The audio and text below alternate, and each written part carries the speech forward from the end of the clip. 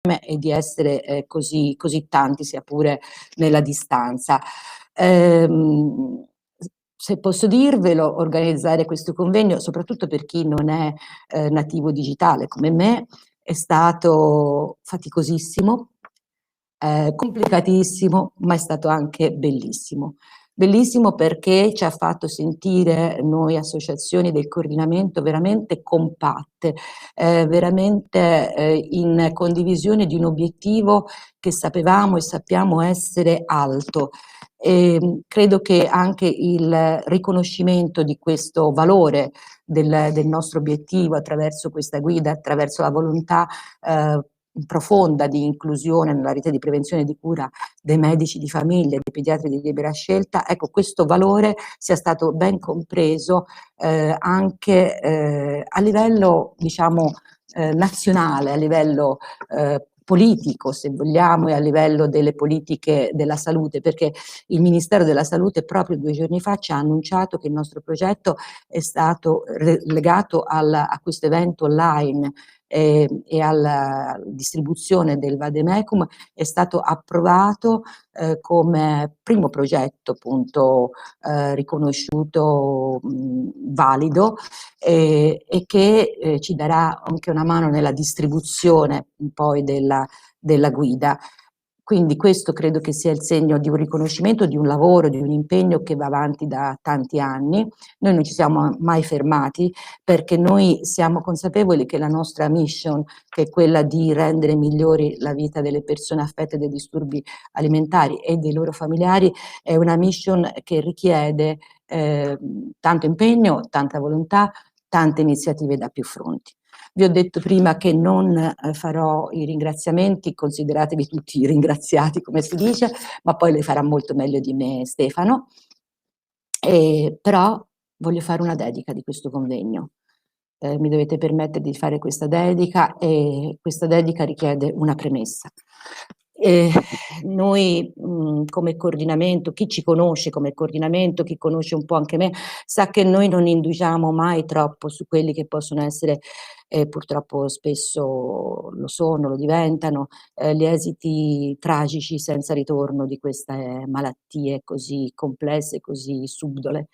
Sa che noi non lo facciamo per un riservo, un pudore nei confronti delle famiglie che ne sono colpite, perché non si può raccontare con parole che non siano le loro, quando non siano loro stessi a darcene il permesso, un dolore appunto inenarrabile, una sofferenza enorme che a volte rischia anche di essere utilizzata per essere spettacolarizzata, e questo noi lo vogliamo sempre evitare. Non lo facciamo anche per non gettare un peso ancora più grosso nel fardello che si porta dietro chi per la prima volta si avvicina ai disturbi alimentari, entra nei disturbi alimentari e per i loro familiari. Perché vedete, entrare nei disturbi alimentari è come entrare in un tunnel buio, del quale non si intravede la fine, ma non si riesce nemmeno a vedere se in questo tunnel ci sia un percorso, quale possa essere il percorso, se ci siano persone capaci di tenderci una mano amica. Allora, mai come in questo momento, noi come associazioni, come familiari, abbiamo raccolto testimonianze, storie di grandissima sofferenza di persone che sono entrate nel disagio o comunque il cui disagio è aumentato causa o è complice, diciamo così, la pandemia che ci ha colpiti, ma anche di famiglie che purtroppo hanno subito la perdita di una persona amata, amatissima, come può essere un figlio, una figlia, un altro familiare, che un tempo si sarebbe detto ha perso la vita nel fiore degli anni, forse non rendendosi conto allora che l'adolescenza spesso può essere un fiore tossico e anche velenoso. Queste persone, questi familiari comunque hanno voluto raccontarci questa loro sofferenza, ci hanno insegnato tantissimo, forse anche inconsapevolmente, ci hanno insegnato il coraggio, e qui mi viene in mente Francesca Angelini che del coraggio ha fatto il nome della sua associazione in memoria di Maddalena, la figlia amata che portava il mio nome, io ne sono orgogliosa, ehm, anche se è stato casuale perché non ci conoscevamo prima. Il coraggio, ci hanno insegnato il coraggio e la speranza, ci hanno insegnato che non è finita la lotta ai disturbi alimentari finché non è finita la speranza di poter cambiare qualcosa, introdurre un cambiamento nel sociale, nelle famiglie, all'interno come ora insomma della prevenzione, della cura dei disturbi alimentari. Ecco, allora io questo convegno idealmente voglio dedicarlo a tutte le persone che hanno perso, come dice Francesca Angelini, con onore la loro battaglia rispetto ai disturbi alimentari e ai loro familiari, fratelli, sorelle, mamme, padri che soffrono tantissimo, ma che nonostante questo resistono perché vogliono in qualche maniera dare un senso a queste tragiche perdite e fare in modo che la storia non si ripeta, non si debba ripetere verso e nei confronti di altre persone. A noi piace pensare e io credo, spero di trasferirvi lo spirito con cui abbiamo anche appunto pensato e ideato questa giornata, ma anche lo spirito col quale abbiamo chiesto al comitato scientifico di scrivere l'opuscolo. A noi piace pensare che forse se sul cammino delle persone che si ammalano di disturbi alimentari all'inizio di questo tunnel, forse addirittura all'entrata, ci fossero sempre di più le mani tese di medici, di famiglia che possono fare la differenza e di pediatri, ecco, veramente potremmo fare un cambiamento, rendendo questa rete di prevenzione e di cura sempre più inclusiva, sempre più forte, sempre più compatta, perché solo insieme si può uscire dai disturbi alimentari e perché nessuno si salva da solo. Io credo di avervi spero di avervi fatto capire. Il convegno di oggi, ho detto, lo dedico idealmente a tutte le persone che hanno perso la loro battaglia e ai loro familiari, ma voglio fare un nome, perché ho avuto il permesso dalla sua mamma. Il nome è quello così evocativo di Vittoria, 19 anni, che il 4 novembre scorso si è tolta la vita. E il nome è quello dei suoi genitori, del suo babbo, perché lei era originaria di Pisa, e anche i genitori di suo fratello e della sua mamma Michela, che dopo un mese ha sentito il bisogno di venirci a raccontare. Qui in associazione non ci conosceva, non la conoscevamo, ma attraverso, diciamo, il tam tam delle persone ci ha trovato, ci ha voluto raccontare questa storia, ci ha detto che cosa possiamo fare, cosa posso fare per cambiare, facciamo qualcosa in memoria di Vittoria. Ecco, io credo che ci abbia dato il permesso, ci abbia consegnato addirittura un compito che è arduo, è difficile, però guardando alla sua storia e guardando alla storia di tante persone che ci hanno raccontato questi dolori, noi abbiamo proprio visto e raccolto anche, oltre al senso di smarrimento, di frustrazione, di isolamento, di colpa, di vergogna dei familiari, abbiamo raccolto anche il senso di disorientamento, il non sapere cosa fare, il non sapere dove andare. E poi chiaramente l'epidemia sociale si è aggiunta, all'epidemia sociale si è aggiunta la pandemia, quindi la difficoltà di trovare risposte veloci, immediate, nell'ambito della cura pubblica come deve essere, allora il pellegrinaggio verso magari centri di cura privati o addirittura singole persone, spesso non in grado di dare le risposte giuste. Ecco, noi crediamo che da questo si debba trarre un ulteriore insegnamento, è questo che consegno nelle mani di tutti voi relatori di oggi, dei medici di medicina generale e dei pediatri a cui è rivolta questa giornata. Non vi vogliamo lasciare soli perché sappiamo che molto spesso c'è stata anche una defezione nei vostri confronti in questo senso, non vogliamo essere lasciati soli. Questo è un appello accorato che faccio come famiglie, come familiari. Io vedo che c'è qui il dottor Muzzetto, che è il presidente dell'Ordine dei Medici di Parma, è il presidente della consulta deontologica nazionale della Federazione Ordini di Medici, Chirurghi e Pediatri e odontoiatri, e gli lascerò la parola, ho voluto però dare anche a lui, far pervenire anche a lui questo mio appello, perché io credo che se arriva questo messaggio, questa giornata sarà la prima di una lunga, proficua, sempre più intensa collaborazione e sarà come è stato per noi organizzare questo convegno. Sarà faticosissimo, sarà complicatissimo, ma sarà anche bellissimo. Vi ringrazio, ci auguro buon lavoro e lascio la parola al dottor Muzzetto. Grazie. Grazie, grazie Presidente Cappelletto e ringrazio tutti i presenti. Devo dire, le sue parole mi hanno fatto pensare a lungo mentre lei parlava, un po' perché questa è l'esperienza del medico comune, del medico che ogni giorno fa, e mi ha riportato idealmente all'inizio della mia carriera, quando feci io la prima diagnosi. Allora è passato qualche giorno, insomma, anche chi mi vede poi può immaginare il tempo che possa essere trascorso. Fu fatta la diagnosi di anoressia nervosa ad una giovane paziente, che tra l'altro era la nipote di un collega, che nella mia veste di gastroenterologo mi fece valutare questa giovane per dei disturbi che erano particolarmente allarmanti, perché dimagriva continuamente, vomitava continuamente, pensando che vi fosse una patologia gastroenterica. È chiaro che allora fu fatta la prima diagnosi, fu fatta immediatamente la diagnosi di un disturbo dell'alimentazione, un disturbo alimentare.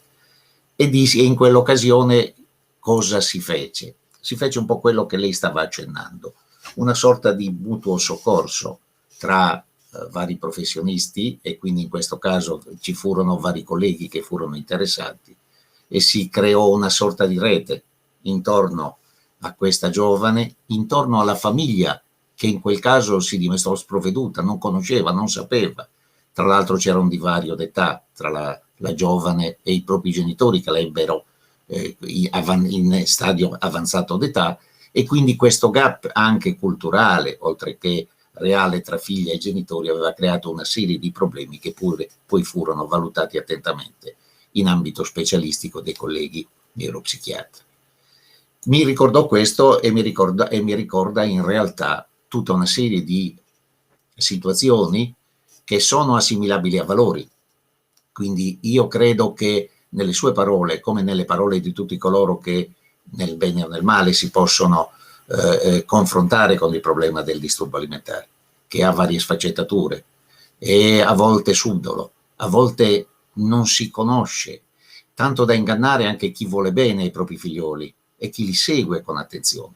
Quindi è una situazione che direi che comporta una serie smisurata di problematiche che investono la famiglia, ma anche investono chi è soggetto a dare una giustificazione di determinata sintomatologia, il medico. Io credo che quando noi parlammo di del caso della violenza sulle donne, sulla violenza sui minori e sulle persone fragili, su un tavolo fatto con la diciamo nostra prefettura, ma che poi ebbe anche un risalto a livello nazionale in vari settori, si parlò di figure che potessero intercettare il malessere e la situazione di disagio. È chiaro che questo ha bisogno di un rapporto molto stretto, e qui mi riallaccio al discorso del volontariato. Il volontariato è preziosissimo, ha un ruolo fondamentale, ma mai, viva Dio, si deve mettere in discussione una collaborazione che è multipersonale, cioè tra varie figure che possano intervenire.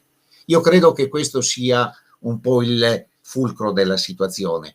Da un lato perché il medico generale di medicina generale, che era uno degli intercettori della violenza, ma che è uno degli intercettori assieme ai pediatri di libera scelta di quelli che sono le problematiche del disturbo alimentare, ma ci deve essere nell'ambito, e quindi parlo come valore deontologico, come valore della professione, non ci può non essere collegialità e colleganza, che significa semplicemente bisogna collaborare tra varie figure senza avere la prerogativa di dire io sono colui o colei che riesce a porvi rimedio.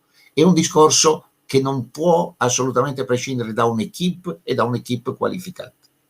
Quindi io credo che in questo, alle figure prettamente mediche, sanitarie, ci sia necessità di un rapporto stretto col volontariato, in un rapporto di collaborazione e in un rapporto anche di sviluppo, perché è una materia che proprio per la sfaccettatura dei sintomi, per la situazione in cui si creano anche situazioni ambientali, familiari, psicologiche, in cui si creano, ha bisogno di più attori, ma soprattutto della partecipazione dei portatori di interesse, degli stakeholder, che hanno un ruolo estremamente importante.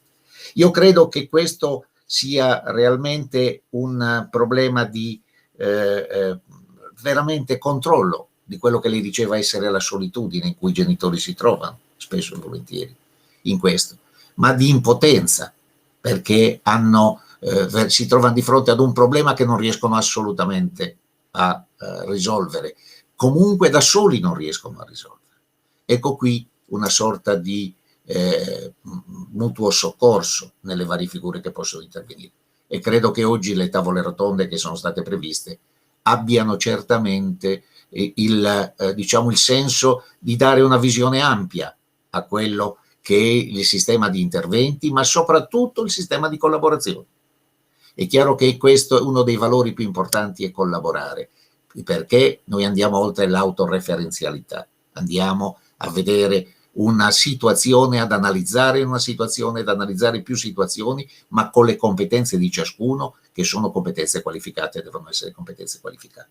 E credo che su questo ci sia il primo, come dire, il primo puntello a quella situazione di cui lei parlava di sofferenza, la vicinanza anche di chi in quel momento partecipa al processo di diagnosi e cura, ma di aiuto anche da un punto di vista umano, perché dal punto di vista umano è un altro dei valori che non va trascurato assolutamente e che diventa fondamentale nel rapporto non soltanto tra medico e paziente, ma anche tra medico, paziente, familiari e società.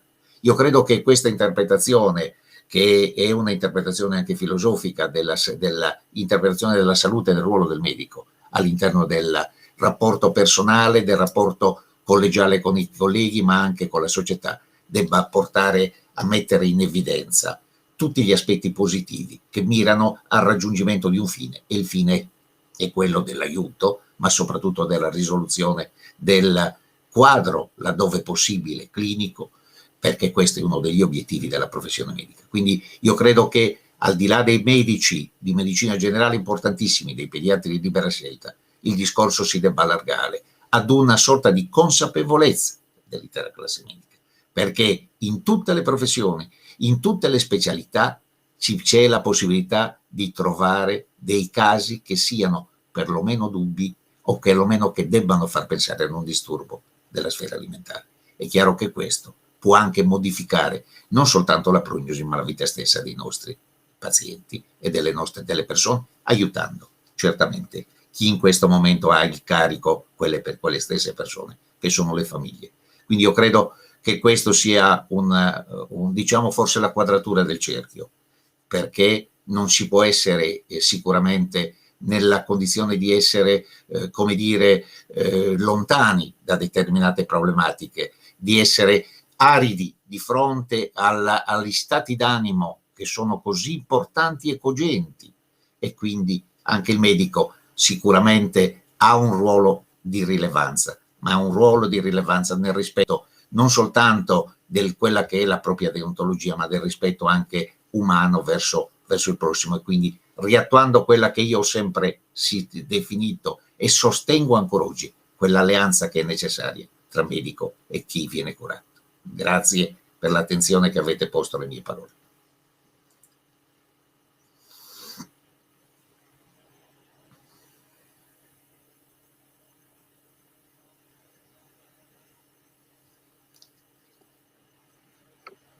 Grazie, dottor Muccetto. Abbiamo ascoltato le sue parole non solo con attenzione, ma credo ci fa un enorme piacere, insomma, sapere che è stato ben compreso la nostra richiesta, la richiesta di tutti i familiari di appunto sostegno, aiuto ad intercettare i prodromi della malattia, indicazione anche attraverso una un atteggiamento umano, protettivo, di conoscenza, di disponibilità che solo il medico di famiglia, proprio perché conosce la famiglia fin dall'inizio, o il pediatra perché conosce le persone, si ammalano giovanissime anche, no? E quindi conosce la storia del bambino, della bambina, ecco, possono effettivamente dare e far la differenza. Allora, ora iniziamo proprio, diciamo, entriamo proprio nei lavori, grazie al perché appunto ha dato anche spessore, qualità e voce ad una rappresentanza importante. Vi ricordo che comunque è importante, come ha ricordato anche il dottor Muzzetto, il ruolo dei familiari e delle associazioni. Ci sarà uno spazio in fondo. Voi potrete, voi familiari, associazioni, inviare domande in chat ai relatori che voi ritenete, insomma, ai quali ritenete di dover fare una domanda, oppure domande generali. E, altre ne abbiamo raccolte già ieri sulle varie chat delle singole associazioni. Sono domande tutte bellissime e credo che siano di interesse comune. Non riusciremo, ve lo dico già, non tutti i relatori riusciranno a rispondere a tutte le domande, però nessuna resterà indietro. Perché comunque abbiamo pensato, questo ve l'annuncio, che anche alla fine di questo nostro evento chiederemo ai medici relatori di rispondere alle domande e faremo delle piccole pillole che manderemo con dei video sui nostri social, sulla pagina Facebook in particolare del coordinamento, ma poi sapete le associazioni condividono, quindi credo che anche questo sia una cosa importante, ve lo volevo dire, poi ve lo ricorderà anche Carla Piccione, che è la nostra voce narrante. Io ne approfitto, io qui 2 angeli custodi, perché senza questi, senza nessuno si salva da solo, ma neanche io mi sarei salvata dall'organizzazione di questo convegno. Qui c'è Carla Piccione e poi c'è Annalisa Panicucci, sono le presenze, loro dicono dietro le quinte, ma neanche troppo, ma sono fondamentali ed essenziali. Io le ringrazio perché sono qui con me, ringrazio loro in particolare, ma ringrazio tutti, veramente. Mi ha scritto qualcuno in chat, hai tanti angeli custodi, penso di sì. Grazie. Grazie Patrizia, grazie mille. Ma come hai detto bene, come dice bene il nostro convegno, nessuno si salva da solo, quindi il gioco di squadra fa tanto. Ecco, vedo che si stanno collegando intanto nel frattempo, è arrivata Giusy Poletti dell'Associazione Sulle Ali delle Menti dell'Emilia Romagna, che guiderà questa prima parte. Insieme a Giuseppina, insomma, chiedo di aprire la telecamera e il microfono anche al dottor Scali e alla dottoressa, la professoressa Chiara De Panfilis. Io tolgo la mia videocamera.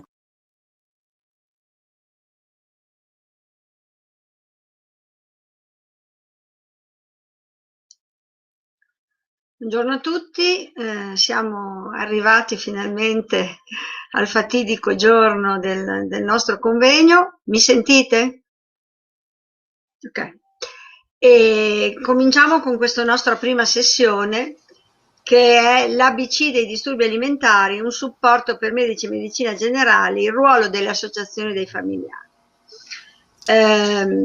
Credo che queste patologie siano un mondo molto sconosciuto e siano state lasciate indietro per molto tempo nel nostro immaginario. Quindi soprattutto si è trovata una grossa difficoltà ad arrivare a curarli subito compiutamente. Da qui l'idea di questo libretto, da qui l'idea di capire quale può essere il ruolo principale dei medici di medicina generale, dei pediatri di libera scelta, per arrivare a capire e a scoprire la patologia di cui soffre un loro paziente dai primi segnali. Se in questo momento loro hanno trovato anche delle difficoltà, oltre ad avere questo ruolo proattivo nel, non dico riconoscere, ma perlomeno capire, individuare alcuni segnali per poi scoprire e andare particolarmente a far riconoscere e prendere in cura le pazienti. Dottor Scali. Sì, grazie innanzitutto per l'invito di oggi. Mi fa molto piacere parlare davanti a una platea, ma come medico di famiglia sono abituato a parlare così, un po' a braccio, un po' spero anche in maniera abbastanza empatica. Allora, è stato detto e ripetuto il discorso dell'importanza del ruolo medico di medicina generale, pediatra di libera scelta, quelle che tecnicamente vengono chiamate le cure primarie. Il nostro è un ruolo fondamentale, anche perché il medico di famiglia, mi piace molto questo perché poi in questo contesto dire medico di famiglia fa capire proprio la cornice in cui noi agiamo. Il medico di famiglia è il primo livello, è il primo snodo a cui fanno riferimento il cittadino, la popolazione. Io ho un paragone che uso sempre: noi siamo un po' come i marescialli dei carabinieri che nei loro paesini conoscono qualunque cittadino a fondo. Ecco, noi dovremmo proprio svolgere questo compito, perché la conoscenza delle famiglie, chi come me comincia ad avere molti capelli bianchi e soprattutto sopracciglia bianche, abbiamo praticamente dai nonni ai genitori, ai figli che sono nostri pazienti. Quindi conosciamo la rete sociale, conosciamo i problemi e soprattutto dovremmo riuscire a intercettare quei segni che ci possono aiutare poi in caso di anoressia o di bulimia. Questo non è facile, perché il paziente non viene a dirti io sono anoressico, io sono bulimico. Magari il bulimico lo puoi riconoscere, l'anoressico anche, però spesso bisogna captare quelli che sono i segnali iniziali. Adesso io non sto qui a fare dei discorsi clinici perché non è questo il contesto, è più che altro inquadrare il nostro ruolo. E lì noi abbiamo bisogno innanzitutto di fare rete. Come diceva il mio presidente, il dottor Muzzetto, è molto importante il discorso delle reti, è molto importante l'integrazione, è molto importante che il medico di famiglia si interfacci con eventualmente le associazioni del volontariato, perché è così che riusciamo a fare poi tutte quelle azioni successive al riconoscimento iniziale. Il nostro è un ruolo clinico fondamentale. Noi vediamo il paziente, noi riusciamo o cerchiamo di capire dai piccoli segni che ci possono essere, come voi sapete bene, l'attenzione eccessiva alla propria immagine, oppure il non riconoscimento di uno stato: sono troppo magra, sono troppo grassa, quando invece una ha un indice di massa corporea più che normale e così via. Quindi questi piccoli segni che devono aiutare il medico di medicina generale ad allertare quello poi che sarà un percorso, identificare quelli che noi diciamo i nuovi casi, no? Perché un ritardo diagnostico può poi precludere, pregiudicare quello che sarà il percorso futuro. Sono pazienti come tutti quelli che hanno dei problemi e che tendono sempre a minimizzare o a negare il problema. Quindi è questo il ruolo fondamentale che dobbiamo avere noi medici di medicina generale. Dobbiamo avere un aiuto, un'apertura con le famiglie, perché anche le famiglie spesso sono il campanello, quasi sempre sono il campanello d'allarme di quello che sta accadendo. E secondo me bisogna anche che a livello formativo della medicina generale, se vogliamo aumentare l'efficacia della nostra azione, bisogna che quelle integrazioni di cui parlavo prima tra medicina generale e associazioni di volontariato diventi sempre più stretta, anche con percorsi formativi, perché il medico di medicina generale, proprio perché è il primo snodo, si trova a dover affrontare decine e decine di patologie molto gravi. Spesso non è facile fare una scelta, spesso non è facile riuscire a percorrere la strada migliore da un punto di vista diagnostico prima e terapeutico dopo, spesso non è facile integrarsi con i colleghi, perché il lavoro quotidiano è incalzante. Vabbè, adesso lasciamo perdere il periodo attuale che è fuori da ogni norma, però l'integrazione formativa, secondo me, cioè sensibilizzare anche la categoria dei medici di medicina generale, quindi con azioni tramite le aziende sanitarie locali formative, in modo da creare una maggiore consapevolezza.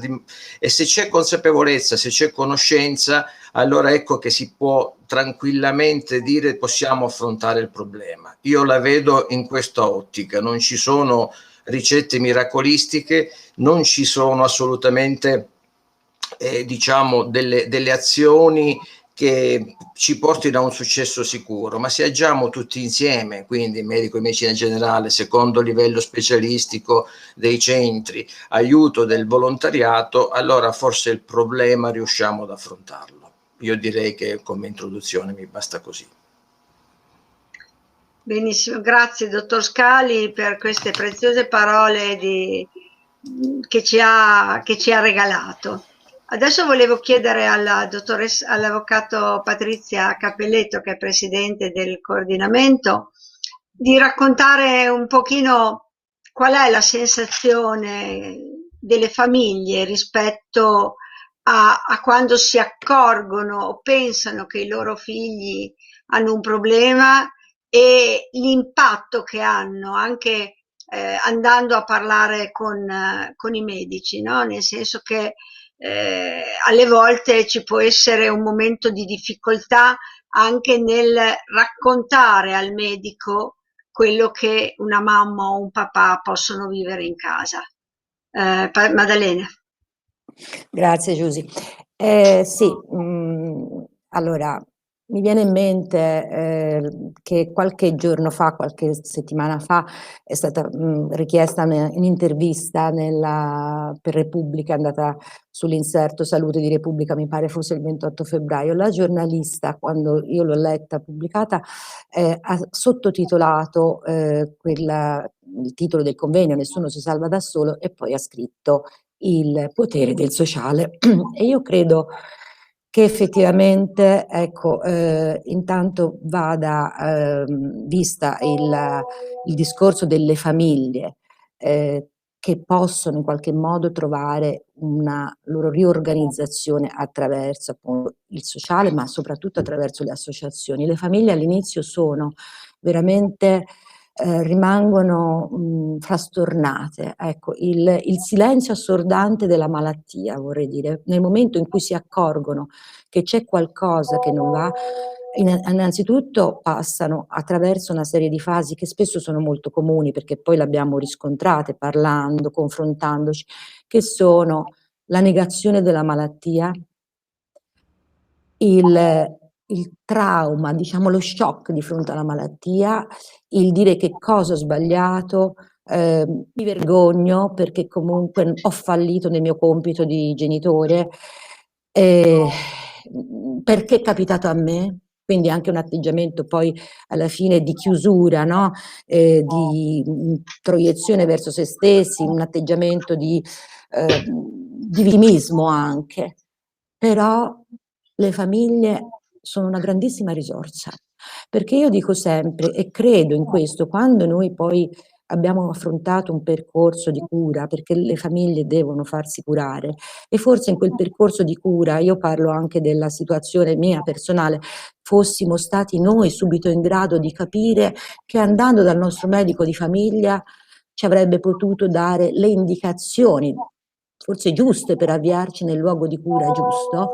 Io non so, perché a quell'epoca non so se il mio medico di famiglia fosse stato abbastanza formato, però dopo l'ho fatto e ho cercato come posso dire, di coinvolgere, di confrontarmi sempre anche con il medico di famiglia. Io credo che in quel momento veramente possa fare la differenza, perché appunto le famiglie sono disorientate e non sanno dove andare e spesso sbandano e a volte purtroppo cadono anche nelle cure sbagliate, perché si fa tutto, si cerca di fare tutto per i figli e non si sa cosa fare.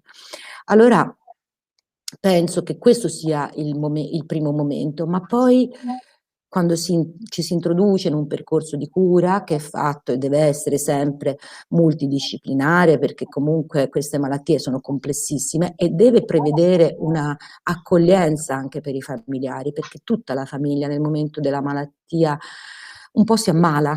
La necessità è proprio quella di sostenere i familiari per fare in modo che possano sostenere la persona che si ammala, altrimenti cadiamo tutti veramente, non direi nemmeno in un tunnel, proprio in un baratro.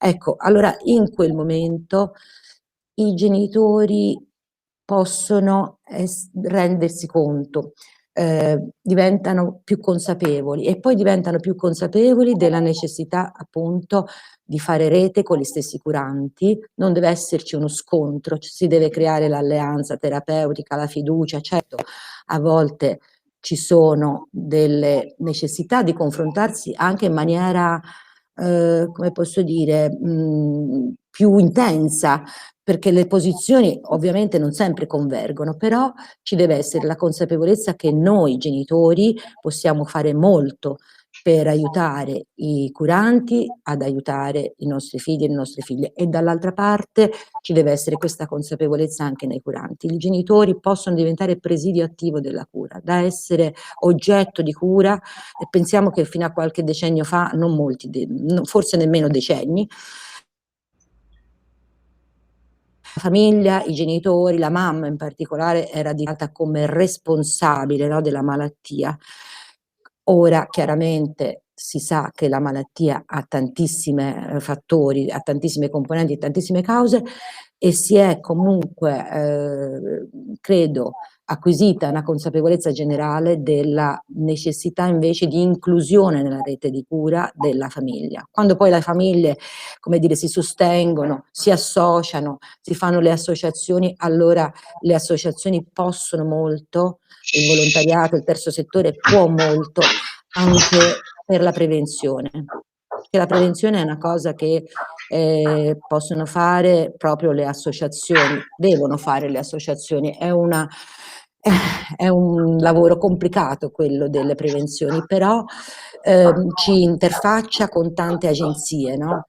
E tutte sono in qualche maniera tenute, chiamate a rispondere anche su questo con un ruolo importante. Io dico sempre, appunto, ognuno con le proprie competenze, però pensiamo, non so, alle scuole, alle figure degli educatori, ma anche ai formatori sportivi. Ecco, un po' sono andata oltre la domanda di Giusy, perché ho parlato del ruolo dei familiari, ma anche di quello che può essere la potenza appunto dei familiari quando si uniscono in associazioni, perché veramente penso che possano fare molto, se hanno sempre presente questa mission di migliorare la vita delle persone con disturbi alimentari e dei loro familiari, poi trovano la strada, no? Trovano il modo per farlo con tutte queste attività, confrontandosi, interfacciandosi con tante agenzie.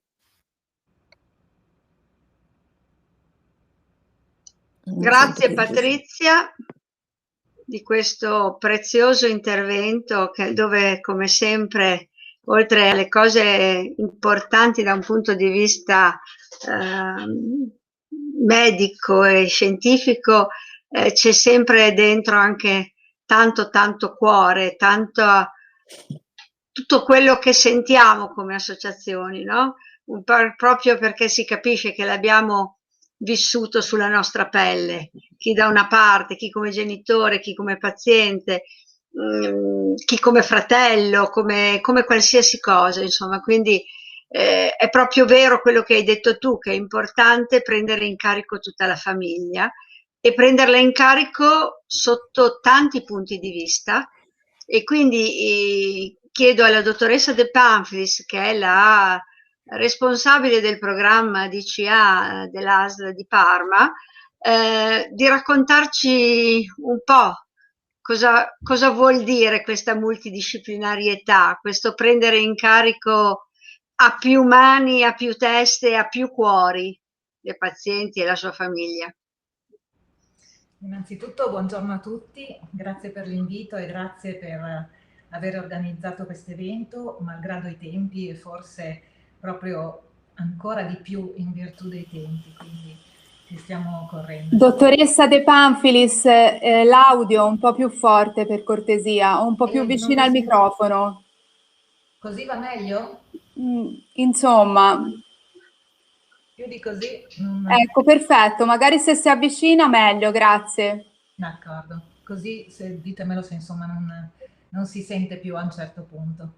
Io volevo ricollegarmi a quello che diceva il mio presidente, il dottor Muzzetto, e anche il dottor Scali. Hanno parlato di collaborazione tra i servizi specialistici e le cure primarie, hanno parlato di rete, hanno parlato della necessità di sensibilizzare e di informare le cure primarie rispetto ai modi di accedere ai trattamenti multidisciplinari specialistici per i disturbi alimentari.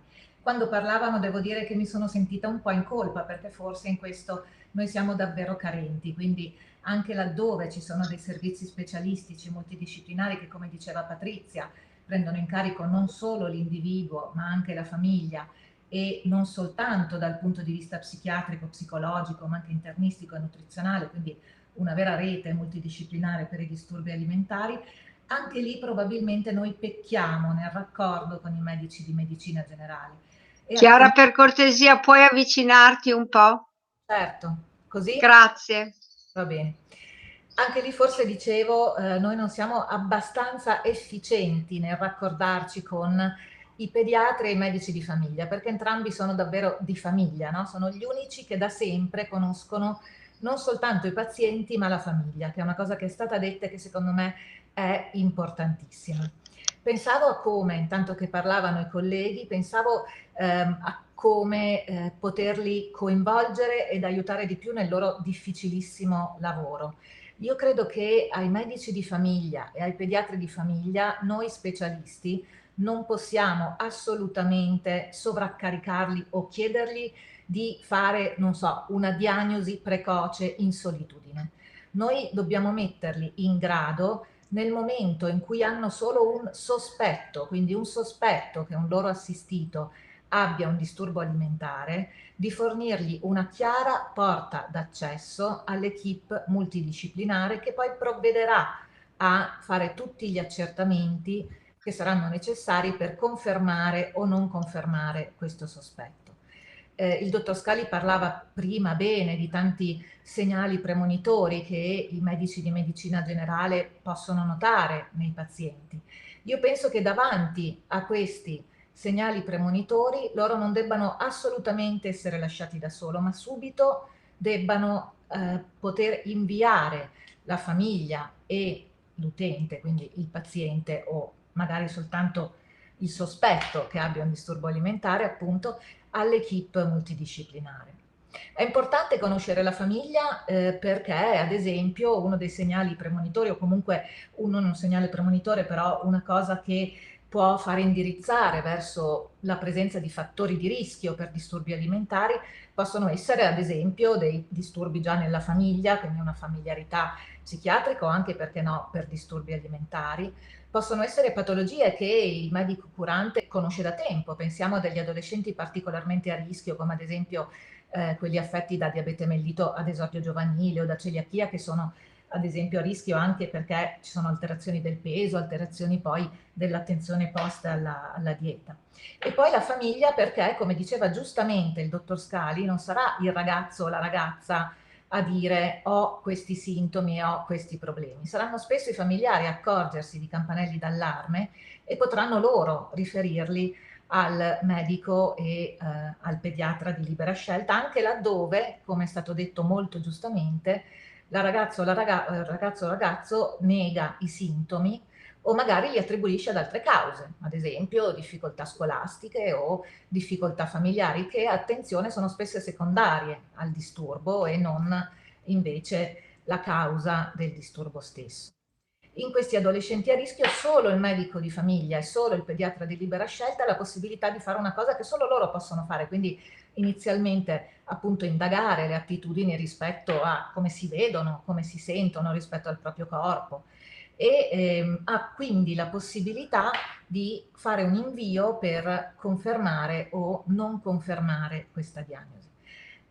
Penso che ecco, dobbiamo impegnarci molto di più, noi servizi specialistici, nel coinvolgere i medici di famiglia e i pediatri di famiglia.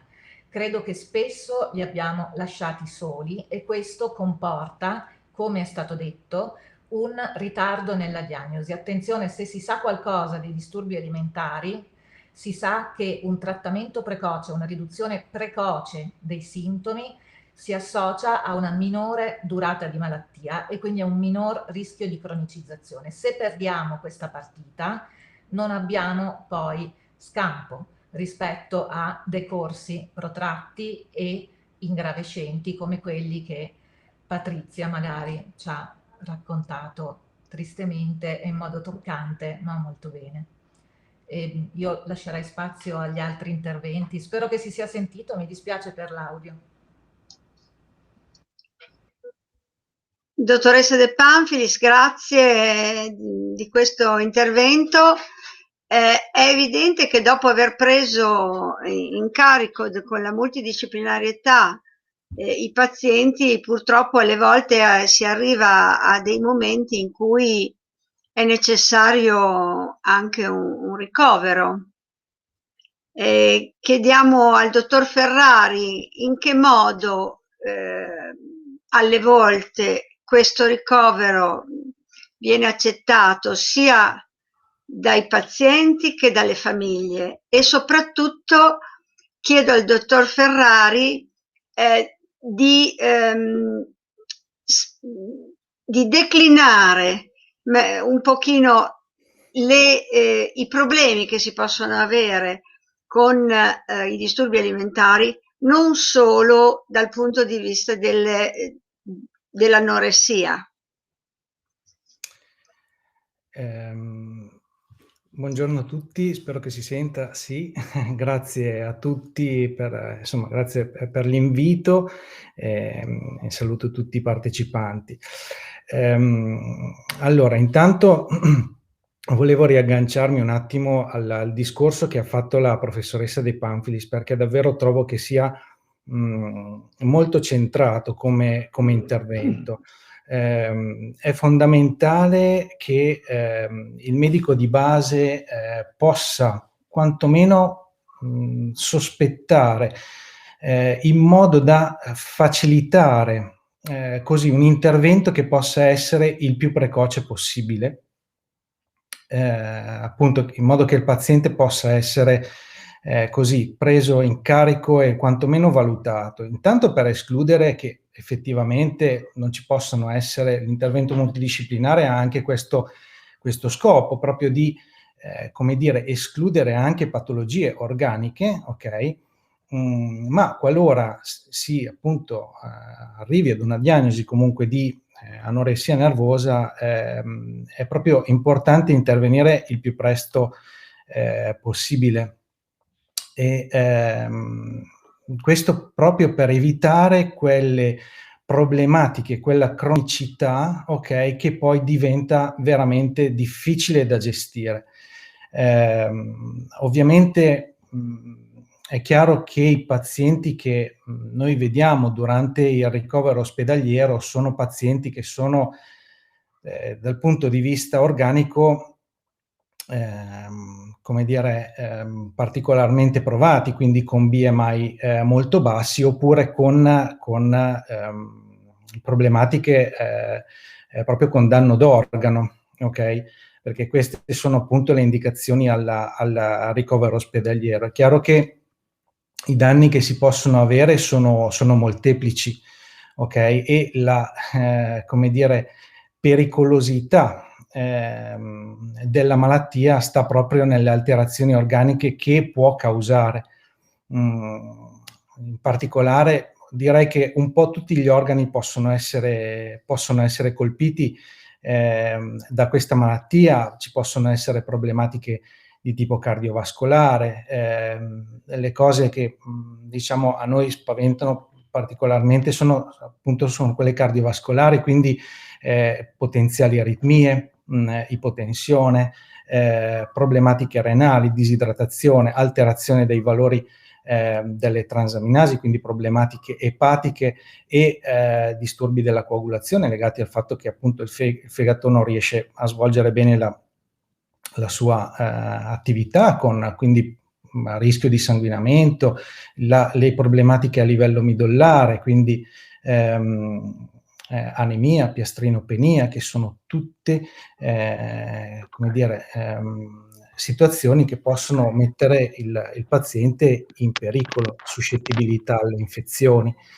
L'intervento precoce ha proprio la funzione di evitare di arrivare a queste situazioni qua, che diventano poi dopo, come dire, di difficile gestione e con una diciamo tempistica anche come dire, piuttosto prolungata. Il ricovero ospedaliero di solito è un ricovero che quando appunto avviene in urgenza organica ha delle tempistiche che sono abbastanza prolungate, ok? Si parla di 2-3 mesi, perché ovviamente dobbiamo cercare di come dire, inizialmente contenere, frenare questa continua perdita di peso e le varie alterazioni che ne possono susseguire, e poi piano piano riportare l'organismo ad una situazione tale di stabilità per poi dopo fare in modo che il paziente possa essere poi preso in carico dalle strutture residenziali e iniziare un percorso riabilitativo vero e proprio, ecco, che in parte, come dire, cerchiamo di fare anche noi, uso forse un termine improprio, nel senso che il nostro compito non è quello di fare riabilitazione, ma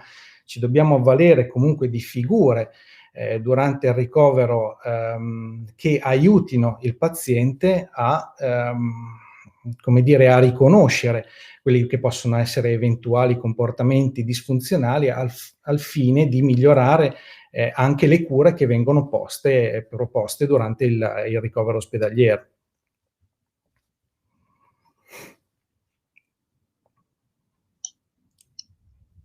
Dottor Salvo, buongiorno, ben arrivato a questo nostro incontro. Dottor Ferrari, come reagiscono le famiglie quando ci sono le pazienti ricoverate? Cioè, nel senso, come accettano questa e come riescono a vivere il ricovero, e come riuscite a interagire con le famiglie dando, tra virgolette, buoni consigli? Allora, c'è da dire che cerchiamo, come dire, sempre di comunicare e cerchiamo di coinvolgere anche le famiglie. È chiaro che le situazioni, parlo ovviamente per l'esperienza che ho, le situazioni che noi abbiamo visto durante i nostri ricoveri erano situazioni comunque che datavano da diverso tempo, quindi diciamo che le famiglie erano come dire, già a conoscenza del problema, vivevano già una storia di malattia da diverso tempo. È chiaro che risulta ed è fondamentale parlare anche con i familiari per spiegare quello che sta succedendo, i rischi che ci sono, e chiediamo loro ovviamente di darci una mano, perché comunque la loro presenza è fondamentale, perché sono le figure di riferimento dei pazienti, e quindi è chiaro che quello che è la loro è importante, insomma, che anche il loro coinvolgimento. Chiedo un'altra cosa, dottor Ferrari, e sì, invece il rapporto, la relazione con il medico curante del paziente, che sia pediatra o medicina di libera scelta, quando sì, il paziente è ricoverato, si riesce a tenere? Quanto è importante per quando rientra poi a casa il paziente? Allora, devo dire che anche qui mi riallaccio un po' a quello che diceva la professoressa De Panfilis. Probabilmente dovrebbe essere maggiore il rapporto tra noi e il curante, ok? Nel senso che dovremmo coinvolgerlo probabilmente un pochettino di più, proprio perché in questo modo si riesce ad avere, una volta che maggior sorveglianza anche una volta che il paziente rientra al domicilio, in modo che appunto sia più facile intervenire qualora ci sia insomma una situazione che non sta andando bene o che appunto fa dei passi indietro rispetto a quanto si era guadagnato. Per questo sono convinto che sia importante interagire anche di più con i medici di base. Io ovviamente seguo pazienti che sono già comunque adulti, ok? Però chiaramente anche chi si occupa di, come dire, minori, quindi neuropsichiatria infantile, che di solito è quella che si occupa dei disturbi del comportamento alimentare nei minori, dovrebbe probabilmente interagire maggiormente, perché è fondamentale avere l'occhio sul territorio e capire che cosa sta succedendo, proprio per intervenire sempre in maniera precoce, che direi che è la cosa fondamentale. Proprio si gioca tutto molto all'inizio. Nel momento in cui la situazione cronicizza, soprattutto data da molto tempo, diventa poi dopo difficile arrivare veramente a una guarigione, ma si arriva spesso invece a una sorta di stabilizzazione, ok, però diciamo che poi dopo diventa più difficile guarire veramente, insomma. Grazie mille, dottor Ferrari, per questo prezioso intervento. Adesso c'era il dottor Salvo che è sparito, può riapparire? Se riesce a riapparire il dottor Salvo, riusciamo a parlare anche con lui. Nel frattempo possiamo dire che le richieste che facciamo ai medici di medicina generale e ai pediatri di libera scelta sono veramente molte. Bentornato, dottor Salvo. Grazie. Ecco, ben arrivato. La domanda, a lei il compito non semplice di fare un po', di raccordare un po' e di tirare un po' le conclusioni di questa sessione da un osservatorio che il suo è un po' omnicomprensivo, no? Partiamo dall'ambulatorio per arrivare a un reparto pediatrico, avere gli adulti, avere anche una comunità, gestire tutto questo, quindi diciamo che si vedono un po' tutte le fasi in cui. E l'altra domanda che le faccio è: ma parliamo solo di ragazze da pediatra e in giovane età, oppure andiamo poi avanti con queste malattie? Andiamo avanti in un'età maggiore, in cui quando poi si cronicizza, e quando si cronicizza, qual è il ruolo del medico di medicina generale e del pediatra, avendo questa visione così omnicomprensiva? Buongiorno a tutti, grazie intanto.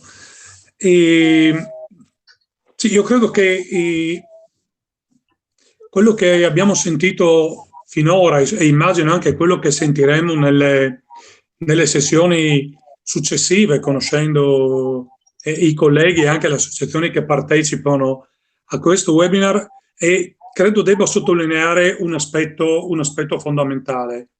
I disturbi dell'alimentazione sono dei disturbi che hanno una caratteristica non unica, però sicuramente peculiare, di attraversare tutte le fasi della vita e di attraversare le fasi della vita con manifestazioni cliniche molto diverse e con necessità di trattamenti molto differenziati.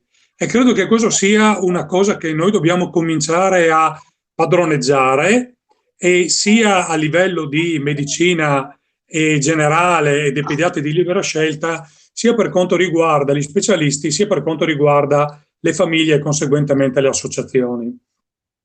E è vero, noi lo sappiamo, lo vediamo tutti i giorni, che oggi come oggi gli esordi sono molto precoci, precocissimi, e sono diventati spesso così precoci e da attenere all'area pediatrica e neanche preadolescenziale o prepuberale. E questo ovviamente richiede una grande capacità da parte di chi osserva il fenomeno, quindi pediatri di libera scelta in quell'età, dei servizi di organizzarsi per poter prendersi carico di utenti così giovani, con tutti i bisogni che questa cosa determina, con tutte le peculiarità che questo tipo di trattamenti in questa età richiedono, e anche col fatto che la modalità di coinvolgimento delle famiglie non può che essere diversa da quella che possiamo pensare per utenti di età avanzata oppure che hanno delle situazioni di lunga durata.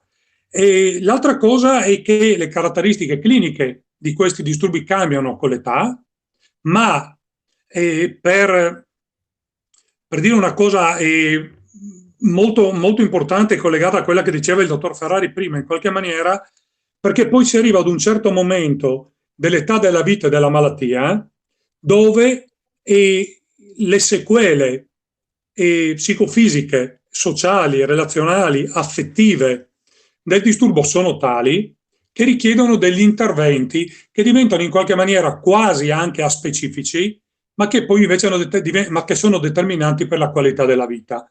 Allora proviamo un attimino rapidissimamente a fare un percorso ipotetico di queste situazioni, tenendo conto a latere di un aspetto molto rilevante. Noi siamo abituati, tutti, lo vediamo anche qua oggi, a parlare dei disturbi alimentari pensando prevalentemente all'anoressia, perché ovviamente è il disturbo più impattante, col maggior rischio di vita e quant'altro. Ma i disturbi dell'alimentazione sono una congerie di disturbi estremamente ampia, molto complessa. Alcuni disturbi hanno una possibilità di essere diagnosticati in maniera categoriale solo da poco tempo, ma noi li vedevamo già da molti anni. Alcuni disturbi, come il disturbo evitante del cibo, hanno degli esordi precocissimi e noi li vediamo spesso già stabilizzati o non sappiamo neppure riconoscerli, se non in contesti molto specifici. E questo cosa vuol dire? Vuol dire che quando noi abbiamo a che fare con degli esordi in età molto precoce, noi dobbiamo avere un obiettivo unico, che nell'ambito di un trattamento sicuro mirare alla guarigione della persona. Perché noi sappiamo che gli utenti giovanissimi guariscono in una grandissima percentuale di casi, purché trattati precocemente bene da persone che sanno fare questo lavoro. Questo apre tutto un grande capitolo che non affronterò io qua, sul fatto che poi ci sono infiniti rivoli di pseudo trattamenti fuffa che vengono proposti alle persone che hanno disturbi dell'alimentazione, come in molti altri ambiti purtroppo della nostra vita.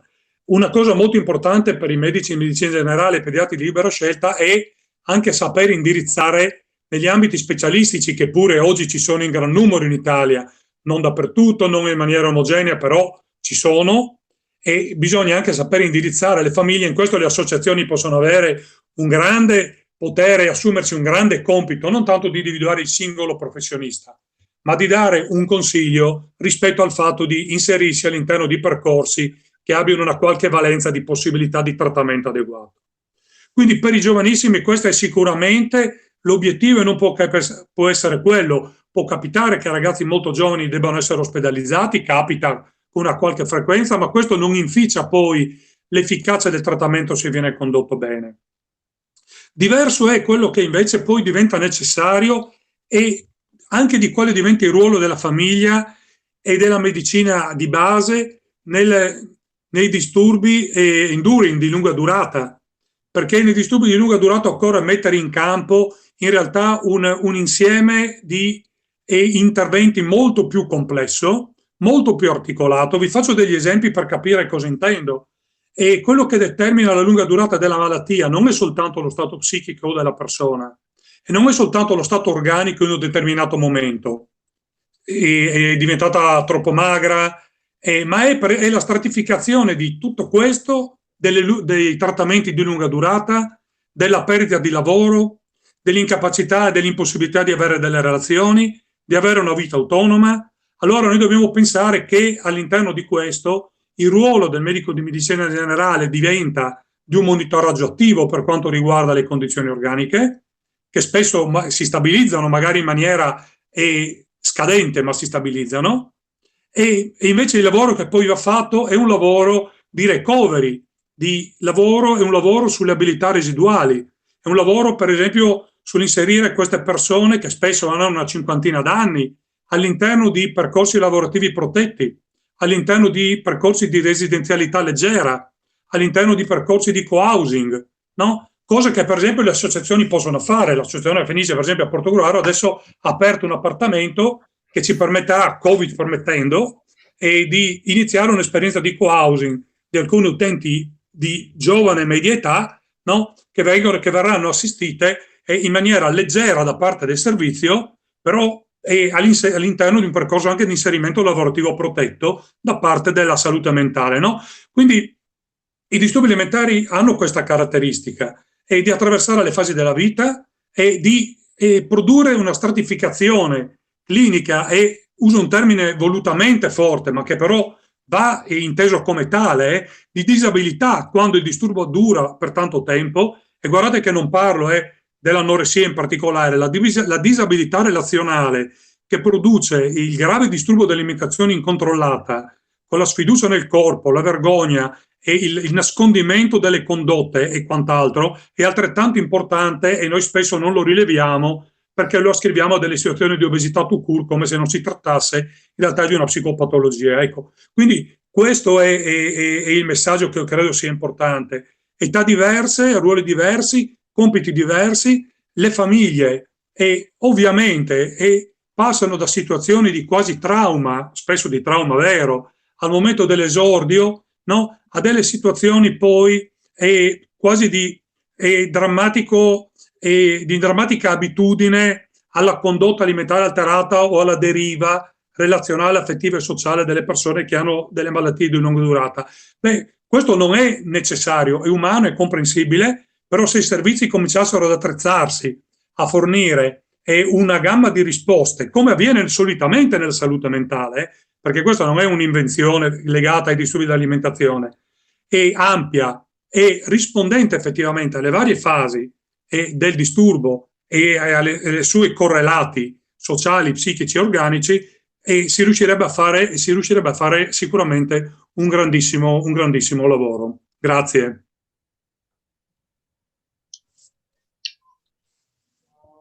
Patrizia, grazie dottor Salvo per questo preziosissimo, chiarissimo intervento che ha messo in luce proprio anche quello che le associazioni, il ruolo delle associazioni dei familiari possono avere durante per assistere i familiari durante tutto il percorso, perché non dobbiamo dimenticarci di dire che dai disturbi alimentari si guarisce, ma che il disturbo alimentare è comunque un compagno di vita che ci accompagna per tutta la vita, perché credo che nel momento della difficoltà di una persona uno si attacchi alla cosa che le dà più sicurezza, e per qualcuno può essere il cibo, per altri altre cose. Patrizia, vuoi aggiungere qualcosa?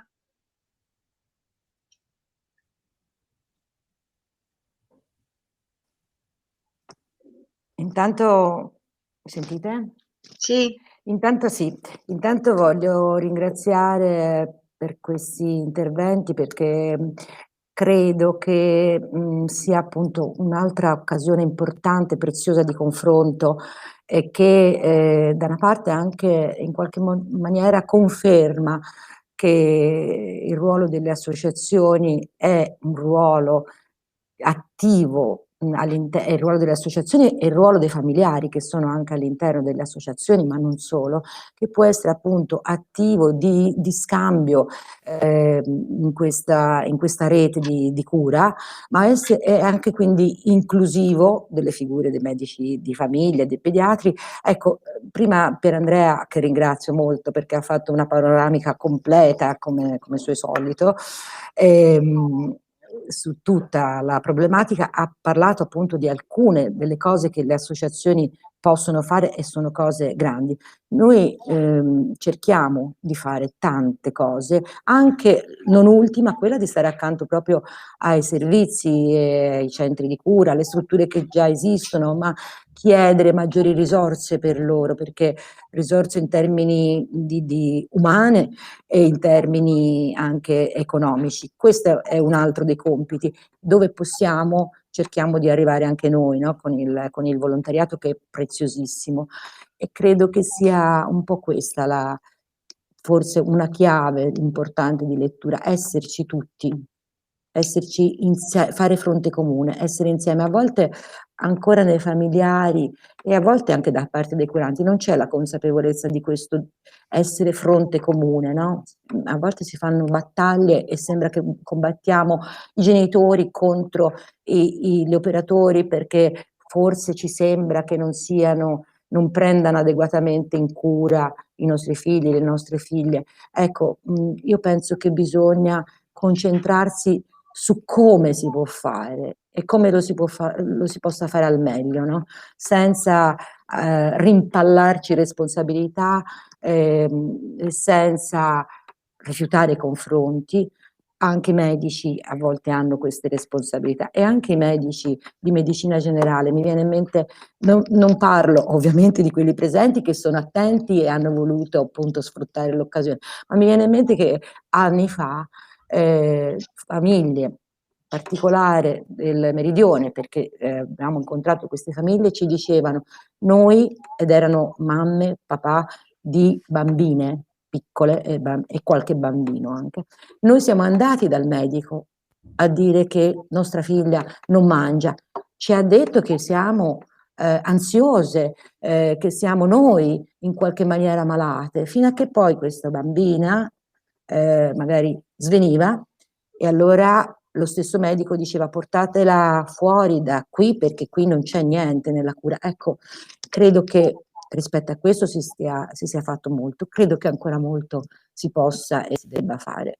Questo è il segno di quello che vi dicevo stamani. Grazie. Va bene.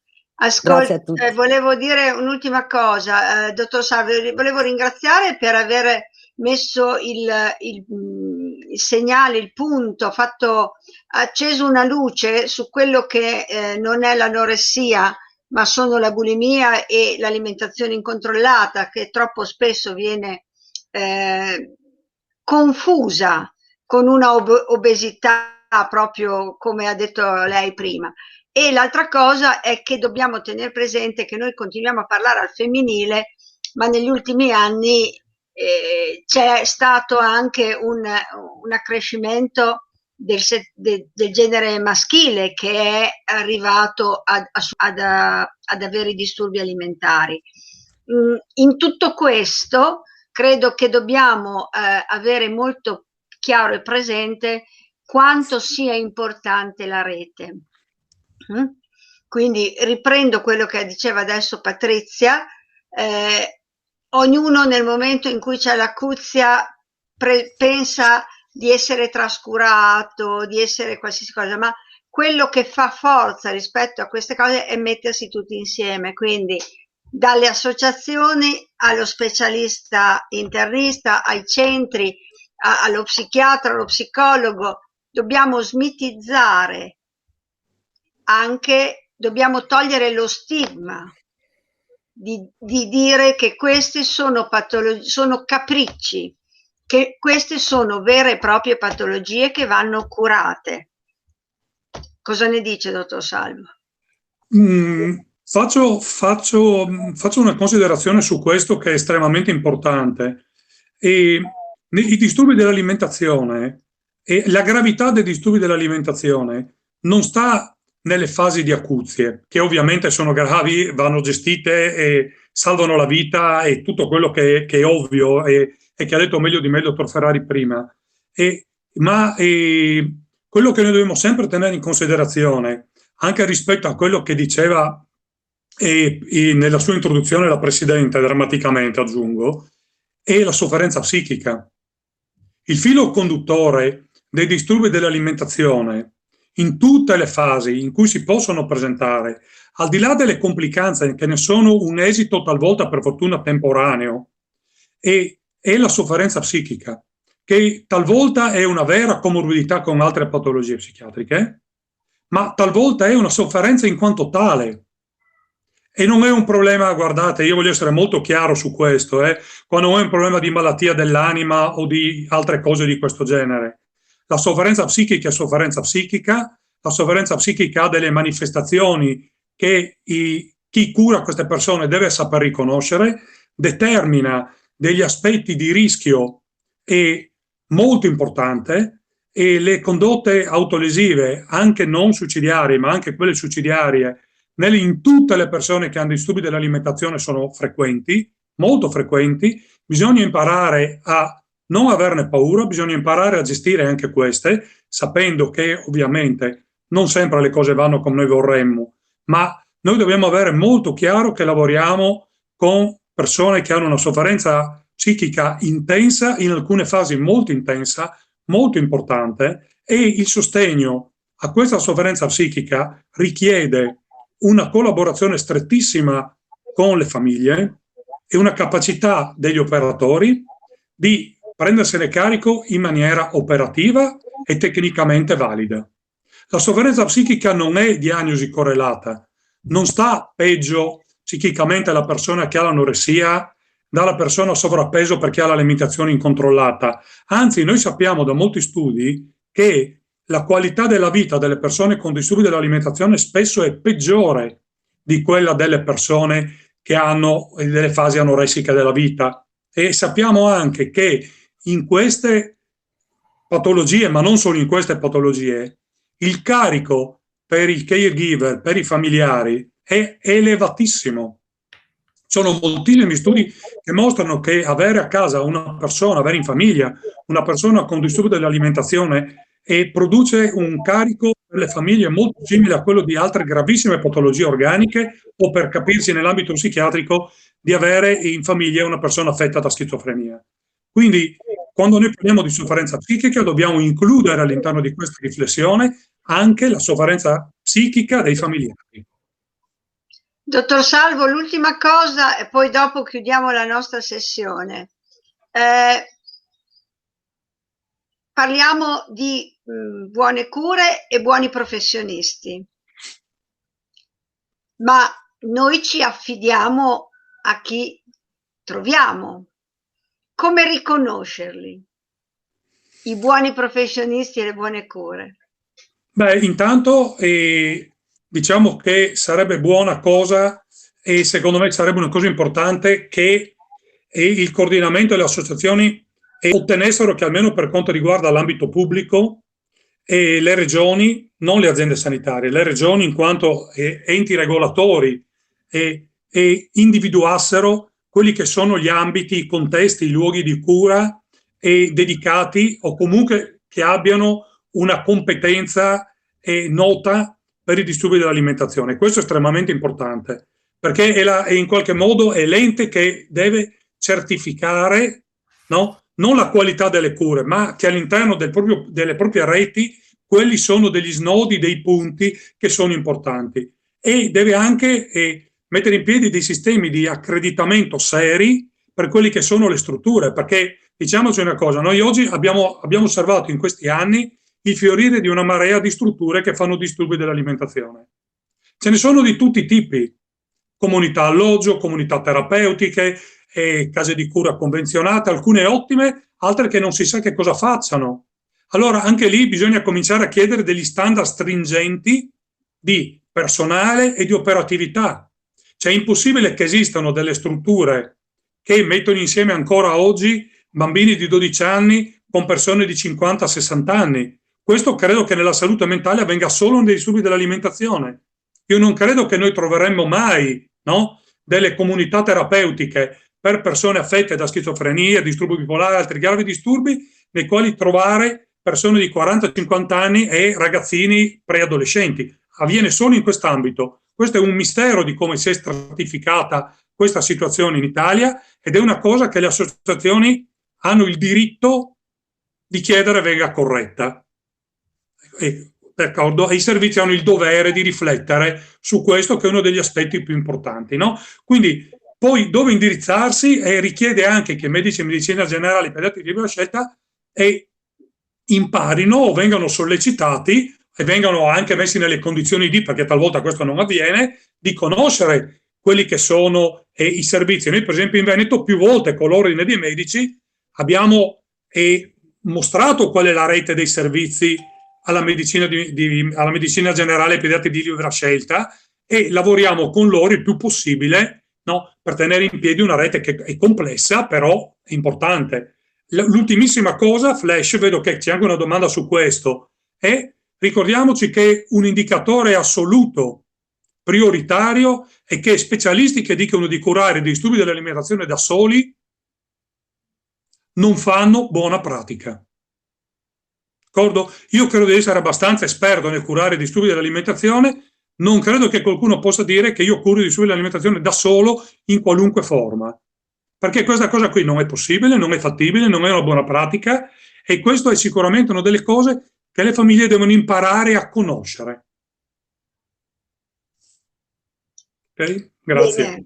Bene, possiamo chiudere questa sessione con questo insegnamento, che oltre ad aver prodotto questo libretto che adesso verrà spiegato da chi lo ha preparato come aiuto per i medici di medicina generale e i pediatri di libera scelta, con questa ultima cosa che ha detto il dottor Salvo, credo che il coordinamento abbia già acquisito un compito da fare per il prossimo anno, che è quello di mettere insieme tutte le cose per poter aiutare anche le famiglie a chiedere quello che devono richiedere alle varie regioni. Un compito che il coordinamento, lo dico, me ne assumo io l'onere di dire, credo che svolgerà con grande piacere, e sarà un compito che porterà a termine, mi auguro che ci auguriamo positivamente il più presto possibile. Ringrazio tutti i relatori e lascio la parola alla seconda parte del convegno. Grazie. Grazie a tutti e complimenti insomma ai nostri relatori, perché anche in chat insomma ci stavano dicendo con quanta chiarezza avete espresso temi così delicati e difficili, e grazie anche al dottor Salvo insomma e agli altri relatori per aver già risposto a qualche domanda, anche perché forse a una di queste domande, come l'ultima, c'è solo una risposta, non ci sono altre risposte. Adesso passiamo invece a una parte un po' più leggera, se vogliamo. È un'intervista, è un confronto, siamo perfettamente nei tempi, quindi anche grazie per questo, e do la parola quindi a Paola Scroccaro dell'Associazione L'Abbraccio Veneto e al primo dei nostri due testimonial, che è Emanuele Conte.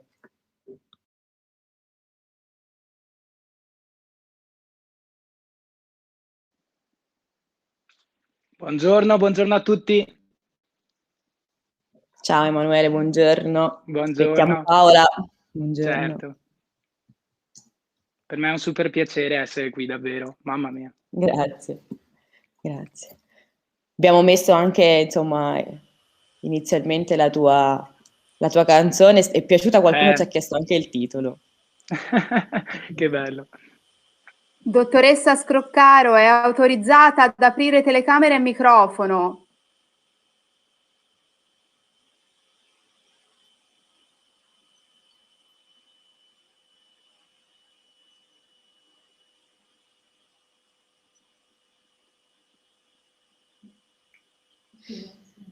Dottoressa, c'è? Francesca, eccola. Scusate, ma eccola. Non sono una nativa digitale, perché questa è una dei requisiti fondamentali per gestire momenti come questi che stiamo vivendo, in cui eventi importanti come questi appunto vengono diffusi così in maniera fantastica, direi, attraverso proprio l'etere, ecco. Io sono Paola Scroccaro, ecco, preciso, non sono una dottoressa, ma sono semplicemente un genitore che ha vissuto sulla propria pelle appunto i disturbi del comportamento alimentare di mia figlia. Io sono presidente dell'Associazione L'Abbraccio di Treviso e entro in questa sezione per presentare un cantautore del nostro territorio, Emanuele Conte, e per condurre con lui una breve intervista rispetto anche alla sua sensibilità che ha dimostrato appunto nel proporre il suo brano ormai da qualche mese e anche una clip, diciamo, di promozione dell'evento stesso. Ecco, innanzitutto io sono consapevole del grande valore che ha questo evento, perché in questi giorni in cui ci siamo appunto confrontati, prodigati per poter rendere possibile anche questo mio intervento, per dire, ho constatato che ci sono persone veramente capaci, lodevoli e animate da uno spirito profondo di supporto, di volontariato, e questo rende possibile anche la costruzione di un bene comune intorno a un tema così importante e così drammatico come quello che stanno vivendo migliaia di persone in Italia.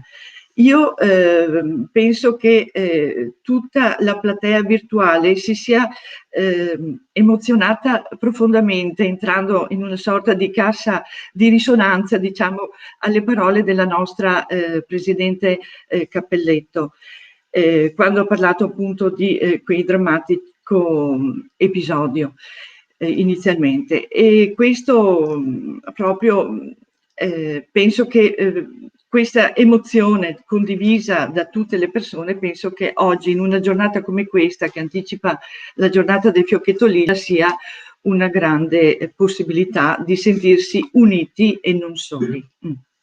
Ecco, io chiudo, lascio la parola a Emanuele. Buongiorno, buongiorno. Buongiorno a tutti. Allora, rifaccio un po', cioè ridico quello che ho detto entrando un po' in chiamata, che per me è davvero un onore e un privilegio essere qui, aver potuto sentire nei giorni scorsi Paola per organizzare un po' questa mini intervista, e lo dico davvero a cuore aperto, se vi confesso che mi sento anche un po' inadeguato perché non mi aspettavo minimamente che una mia canzone potesse avere una tale risonanza, ma soprattutto risonanza importante, no? Centrata proprio su quello che volevo comunicare.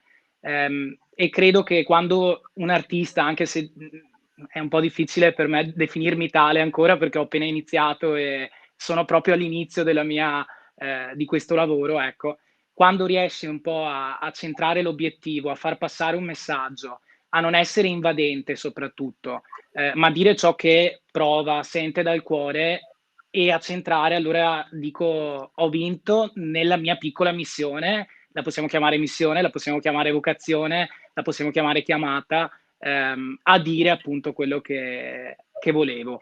In questo tema così anche difficile, forse inesplorato da tanti, e allora ecco, per me è davvero un piacere essere qui con voi.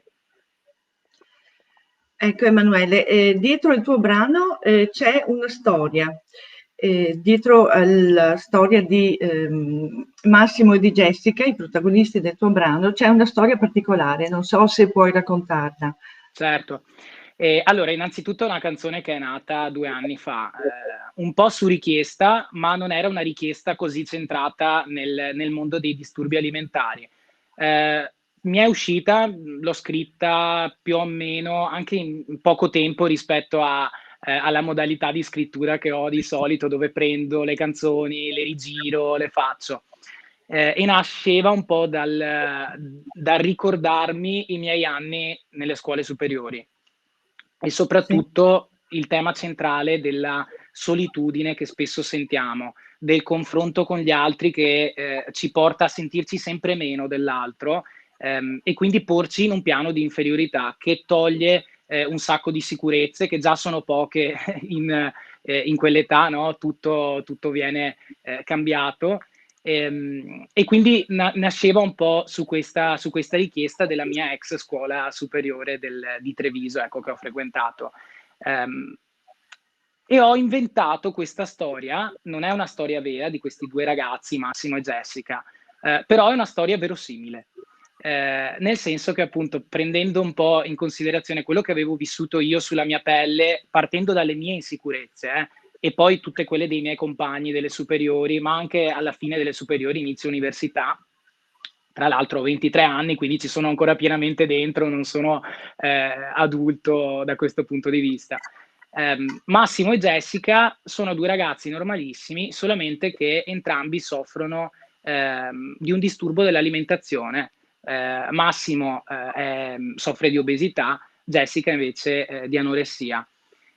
Oltre a questa problematica che si portano dietro, che cercano di affrontare con le loro forze, si trovano ad avere delle persone accanto che più che essere di supporto, di aiuto, sono pronte lì a giudicare. E questo porta con sé una situazione molto molto dolorosa, no? Ecco, per farla breve, altrimenti potrei davvero parlare tanto di cosa un po' ha spinto questa canzone. Nel momento in cui è stata decisa di produrla e di farne anche un video, parlando con il regista Marco Darè, tra l'altro un bravissimo davvero regista, videomaker, ci siamo detti, ma perché non coinvolgere delle persone che non siano solamente attori, ma che possano raccontare davvero la loro storia? E allora in maniera spontanea, esatto, in maniera spontanea abbiamo interpellato un ragazzo trevigiano, Francesco Califano, che pur non avendo vissuto ufficialmente, ecco, questi disturbi alimentari, poi anche dire una cosa ufficialmente siamo sempre al limite, no? Quando è davvero. Comunque ha accettato e si sentiva parte integrante di questa storia. Ancora di più con la ragazza che ha interpretato Jessica, Anna Berti di Mogliano Veneto, e lei proprio in quei giorni e ormai da qualche anno a questa parte sta proprio combattendo l'anoressia. Io non mi aspettavo che potesse dire di sì lei. L'abbiamo tra l'altro contattata senza conoscerla, tramite delle conoscenze. La cosa speciale è che non ci ha pensato su un attimo, ha dato la sua disponibilità del raccontare Jessica, la protagonista di questo pezzo, attraverso i suoi occhi, il suo corpo, attraverso il suo vissuto, esattamente Paola. Quindi è questa la storia grande di questo video che avete potuto vedere a inizio convegno. Ecco, sì. E in effetti poi anche parli della solitudine, ma quanto è diffusa tra i giovani la solitudine? Si pensa appunto nell'epoca dei social che tutti hanno amici, sono interconnessi, ma di fatto poi c'è un lato, diciamo, oscuro che in qualche modo piega anche l'entusiasmo verso la vita e di conseguenza magari che crea complicazioni nelle relazioni. Io credo che la solitudine possa avere due facce, secondo me, una positiva e una negativa. E io ci ragiono tanto anche per le mie canzoni. Il lato positivo è che a volte stare da soli, prendersi del tempo per sé, ragionare sulle cose, andare in profondità e scavare sia essenziale per vivere bene, no? E questa è la solitudine positiva. La solitudine che vedo tantissimo, soprattutto in questo periodo, e i social non aiutano, almeno usati in un certo modo non aiutano, è proprio quella solitudine che ti mette al muro, no? Dove non riesci più a riconoscere delle persone che davvero ti vogliono bene, con le quali tu possa stare e possa stare bene. Quindi nelle mie canzoni spesso parlo di questa solitudine qua e attraverso la musica cerco di dare ai giovani, partendo da me stesso, un motivo per bypassare e sorpassare questo muro che è la solitudine, ecco. Ecco, solitudine che abbiamo sentito bene appartiene anche alle famiglie perché vivono questo senso di giudizio e di inadeguatezza rispetto al loro ruolo, diciamo, che viene percepito come fallimentare o in qualche modo compromesso a causa dei disturbi alimentari, ecco, loro si piegano in un discorso speculare, potremmo anche dire, rispetto a chi ne soffre, di introspezione e quindi anche di isolamento rispetto al mondo, alle famiglie, ai gruppi, alle relazioni che hanno. Ecco, un'ultima cosa, penso, perché il tempo stringe: buttare a terra le insicurezze. Nel tuo brano lo dici anche con una certa enfasi, ma di fatto i giovani hanno bisogno di appartenenza, di sentirsi che appartengono a un gruppo. È così difficile non essere omologati adesso, perché magari di fatto si fanno influenzare dai cosiddetti influencer per sentirsi più sicuri di se stessi. L'omologazione è quasi obbligatoria, diciamo, per essere più facilitati nelle relazioni. Sì, è una tematica difficilissima da valutare e da affrontare, ed è ancora più amplificata in una certa fascia d'età, no? Come quella delle preadolescenza, adolescenza. Non è per forza sempre, cioè io un po' di carattere cerco di vedere anche il lato positivo, no? Una certa omologazione credo sia un po' insita di tutti noi in qualche misura. Però bisogna sempre attuare dei correttivi a questa omologazione. C'è un'omologazione positiva nel momento in cui tu vedi un modello, che può essere anche un influencer, può essere un cantante, eccetera, ma che ti lancia dei messaggi positivi, che davvero ti faccia sentire bene, ti faccia essere felice e dire: aiuta lo sviluppo mio personale, non che io lo segua come un caprone, scusate il francesismo, eccetera, ma che davvero lui mi stimoli a prendere delle decisioni per me.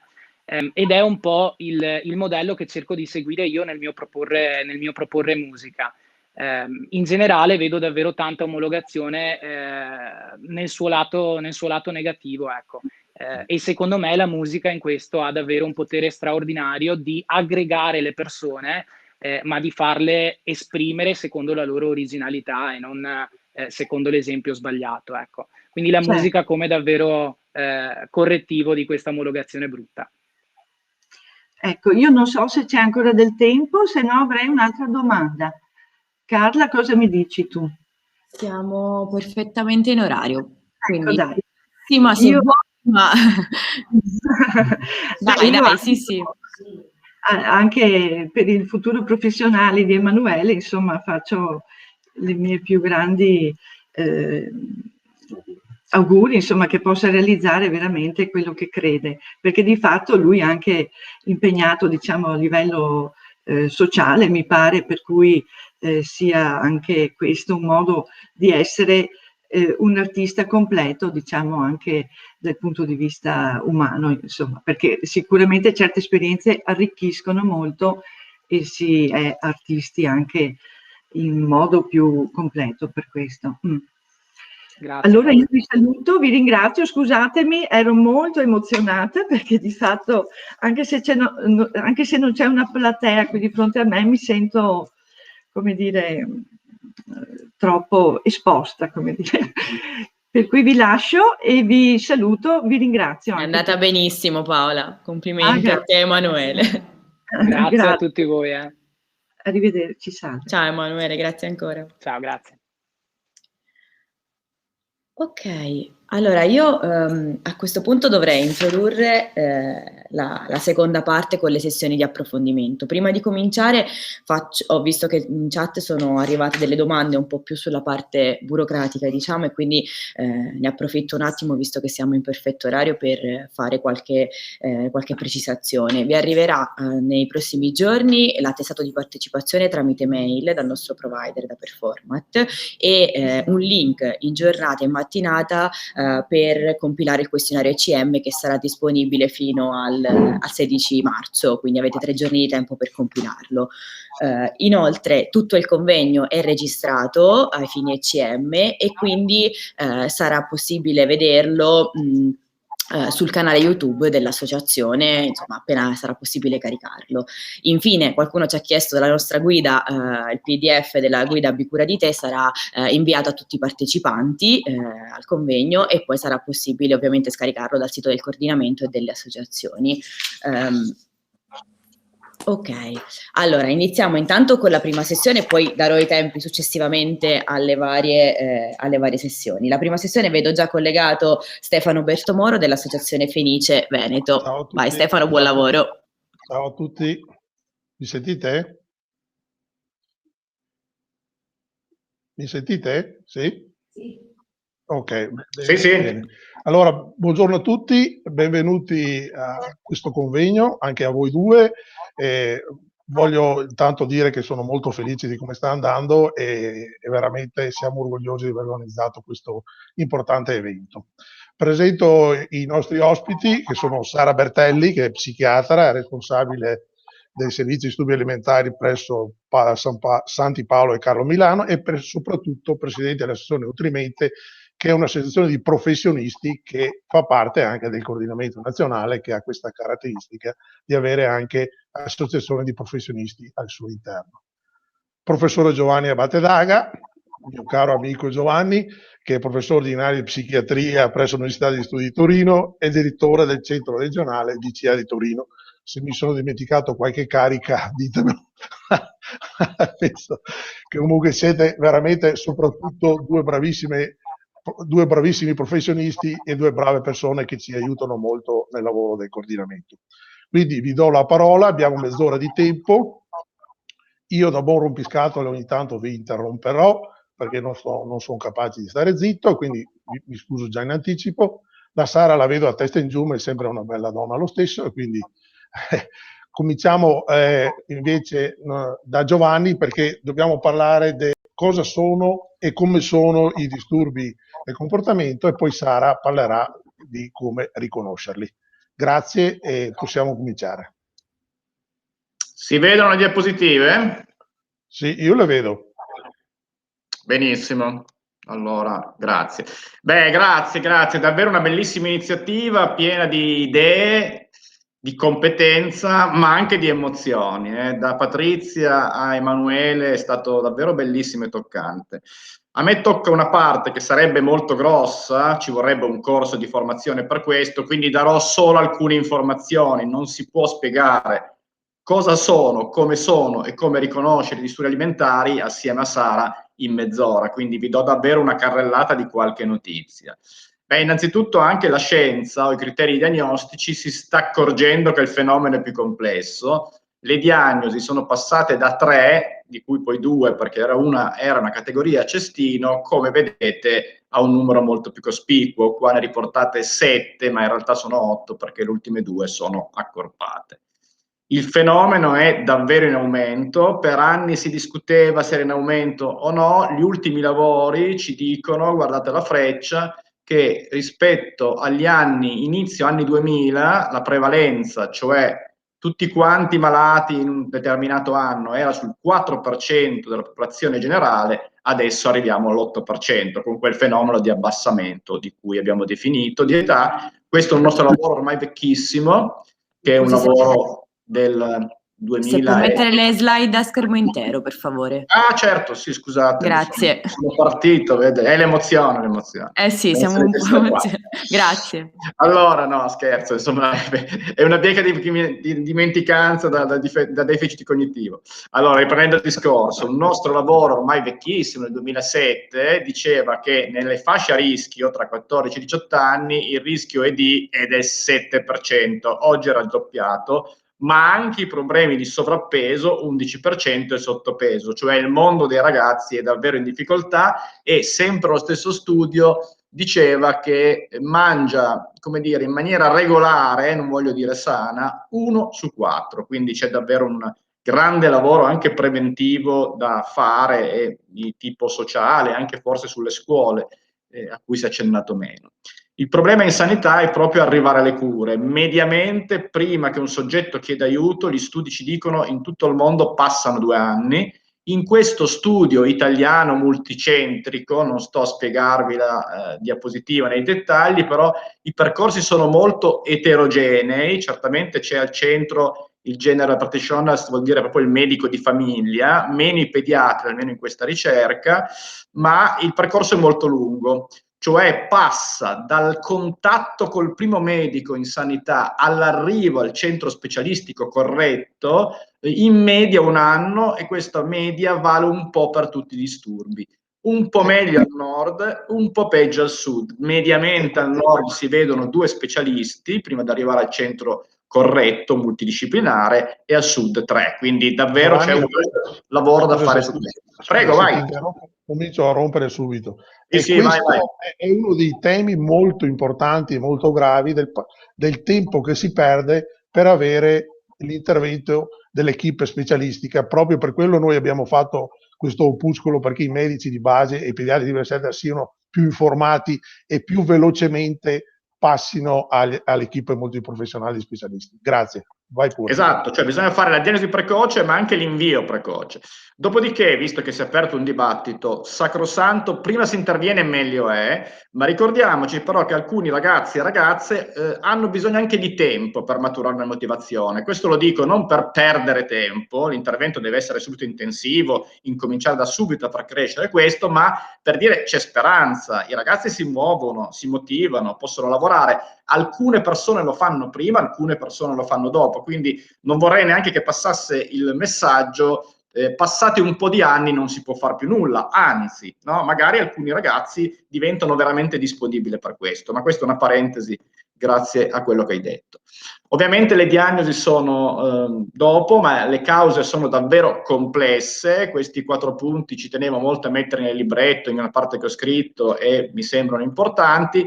Io amo dire che le cause in psichiatria e nei disturbi di alimentazione sono un po' come giocare a Shanghai, no? Ogni volta che fai cascare un insieme di bastoncini, ogni volta cadi in maniera diversa, e in quel caso lì devi vedere quali bastoncini toccare e come muoverlo. Quindi davvero i problemi delle malattie mentali sono una causalità eterogenea e complessa, dove giocano una serie di fattori da vedere da caso a caso. Stesso quadro clinico, spesso storie molto molto differenti e percorsi differenti. Andando i falsi miti, Giovanni, vai. Scusa, ecco, questi falsi miti qua che indicavi, che hai indicato nel libretto, per me sono molto molto importanti, perché veramente bisogna sfatarli perché tante volte io l'ho passato anche sulla mia pelle, perché sono un genitore di una ragazza che sta per morire di anoressia, e quindi lo dico con estrema franchezza che spesso la famiglia viene vista come colpevole, eccetera, o anche invece la vulnerabilità genetica, che è un ruolo rilevante, come scrivi te, e effettivamente studiando si può effettivamente vedere che c'è. Grazie.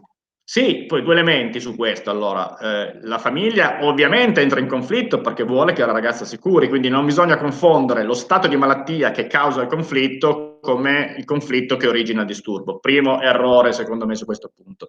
Secondo, ragazzi, sono adolescenti, anche con i miei figli che non hanno un disturbo alimentare, almeno per ora faccio delle battaglie epiche, e se fossero qua vi direbbero no, ieri eravamo al consiglio di classe con mia figlia che sentiva papà sei imbarazzante, stai zitto, ci fosse stato un mio collega che giudica le famiglie avrebbe detto ecco, tua figlia ha problemi perché eccetera eccetera. Cioè non bisogna essere ingenui, davvero è un mondo complesso. Poi nelle cure, questo è importante dirlo, noi diamo molta attenzione a questi vissuti, cioè questo è un discorso però che mi porta a divagare e semmai lo riprendiamo in discussione, cioè viene preso molto sul serio quello che dice il ragazzo, sui genitori o su altro a prescindere, perché entra in quella sofferenza mentale, sofferenza psichica, dolore mentale di cui Pierandreo ha benissimo parlato e su questo mi trova molto concorde, ma siccome tendo a divagare vado dritto con le diapositive, proviamo a vedere soprattutto per i medici presenti che si vogliono formare quali sono le diagnosi. 2 diagnosi di tipo infantili, pica e disturbo da ruminazione. Sono diagnosi, sono disturbi alimentari, ma un po' diversi da quelli che vedremo. La pica è un'ingestione persistente di sostanza che non ha un contenuto alimentare. e che supera ovviamente i primi anni d'età, e nell'adulto è associato a una disabilità intellettiva. Il disturbo della ruminazione invece è una pratica, come dire, di piacere provocata da un rigurgito e di un cibo rigurgitato che viene rimasticato dall'individuo. Ovviamente non ci deve essere una condizione medica, entrambe le situazioni vanno viste in genere in un contesto che noi chiamiamo di neglect, quindi di trascuratezza, di richiesta di attenzione, di problemi di cura, ci sono a volte problemi socio-economici, ma sono quadri davvero tipici della prima infanzia. Veniamo invece ai disturbi alimentari. Primo disturbo, il disturbo evitante restrittivo dell'assunzione di cibo. Questo è un disturbo alimentare puro, vale a dire che manca l'altra componente che vedremo bene nei disturbi, che è invece il problema con l'immagine corporea. Quindi qui parliamo solo di un disturbo di cibo, spesso l'insorgenza è in età infantile o nella primissima adolescenza, ma tendono a protrarsi. Cioè l'individuo sviluppa un problema col cibo, per cercare di semplificare, almeno su 3 grandi argomenti: o non ha interesse verso il cibo, è inappetente, ma sotto c'è un motivo psichico, oppure evita il cibo perché è schizzinoso, disgustato, ma non è solo un atteggiamento di personalità, questo problema è molto importante, oppure, e questo quadro si vede più frequentemente negli adolescenti, è preoccupato per le conseguenze spiacevoli che può avere l'alimentazione. Per esempio, è preoccupato di vomitare e quindi tende a non mangiare. Questo è un problema che diventa un problema omnicomprensivo per il paziente, crea un problema di fabbisogni nutrizionali e in quadro vario si associa ad alcune cose. Ci può essere una perdita di peso significativa, oppure una carenza nutrizionale, oppure la dipendenza da nutrizioni artificiali, cioè mangia solo l'integratore, non riesce ad andare quindi fuori con gli amici, e quella importante alterazione psicosociale che ha a che fare con la sofferenza. I quadri possono essere uno di questi 4 o anche più associati. Uno studio interessante ci dice che nell'ambulatorio di gastroenterologia di pediatria il 2,5% dei bambini hanno questa diagnosi certa, e se andiamo a vedere anche l'alono dei diagnosi possibili, il 4%, quindi sono davvero tanti, sottodiagnosticati, tendono a cronicizzare e quindi vanno curati, e possono essere un fattore di rischio poi in età più avanzata per un'insorgenza di disturbo alimentare di tipo anoressico bulimico. Anoressia nervosa, 3 criteri: una restrizione del cibo e un basso peso, e questo è un limite della diagnosi, quindi non fidatevi troppo del basso peso, guardate soprattutto la restrizione del cibo. E poi il motore della patologia. Il motore della patologia è un'intensa paura di aumentare di peso, che però cresce a valanga al perdere del peso. Questo distingue la ragazzina che magari ha uno screzio, un inizio, ma che dopo magari delle pratiche di questo tipo un mesetto si rasserena, e invece la ragazza che per motivi di sofferenza entrerà in questo problema in cui la paura di diventare grassi diventa sempre più forte e estrema, anche magari a 40, 35 kg, a 30, e quindi dobbiamo cogliere l'intensità e la qualità di questa paura. E poi un'alterazione del modo in cui vivi la tua immagine corporea, che è forse il vero problema. Qualcuno in chat diceva prima è un precursore del disturbo alimentare, giusto, perché la problematica per i ragazzi è l'immagine corporea e conseguentemente solo dopo col cibo, ma molto molto importante. Anche qui ci sono più varietà di avere alterazioni dell'immagine corporea. C'è la ragazza che anche a 25 kg si vede grassissima, altre ragazze riconoscono, o ragazzi, il loro stato di magrezza, ma dicono io sto bene così, è uno stile di vita, non sono malata, quindi negano la malattia. Altre dicono sì, io sono magrissima, lo vedo anche, ma non fatemi prendere peso se no mi ammazzo. E quindi vi è un'alterazione nel modo in cui si vive il corpo, non più un corpo che deve essere sano ai nostri occhi, ma un corpo che deve essere magro, pena una sofferenza psichica gravissima. Ci sono, non ho citato la menorrea, non è più un criterio, però guardate che come clinico vi consiglio sempre di valutarla, perché l'assenza anche precoce del ciclo mestruale può essere un indice di una malnutrizione di tipo anoressico. Vi sono 2 sottotipi, uno con restrizione, c'è una diminuzione dell'introito calorico che prosegue nel tempo, mesi o anni, e non ci sono altre pratiche se non a volte la ragazza o ragazza possono avere anche un'iperattività fisica, che anche qua cresce quando in fase acuta è perdita di peso, diventa anche incoercibile ore e ore allo scopo di dimagrire, ma anche le ragazze vi dicono a scopo ansiolitico, con un'altra sottotipo, un'altra tipologia di ragazze che restringono sulle alimentazioni, ma in certi periodi si abbuffano e poi vomitano o prendono farmaci per dimagrire. E questo è molto pericoloso perché dà il rischio dell'ipocaliemia, come spiegheranno probabilmente i colleghi che verranno, cioè è un rischio maggiore di arresto cardiaco nei casi gravi. Anche da ricordare l'abuso di diuretici e l'abuso di ormoni tiroidei. Nei casi non sono tanti, ma quelli che lo fanno in maniera estrema, tostissima. Arrivano a pigliare anche 10 pastiglie, 20 pastiglie di Eutirox da 100, quindi con tutte le alterazioni di gravità e i rischi per la vita che questo comporta. Invece c'è un criterio di gravità nei criteri che è sbagliato, molti lo dicevano in chat e concordo pienamente, che è il peso valutato come indice di massa corporea o BMI. Questa è una stupidaggine. Il peso non ci dice molto sull'individuo. Vai Stefano.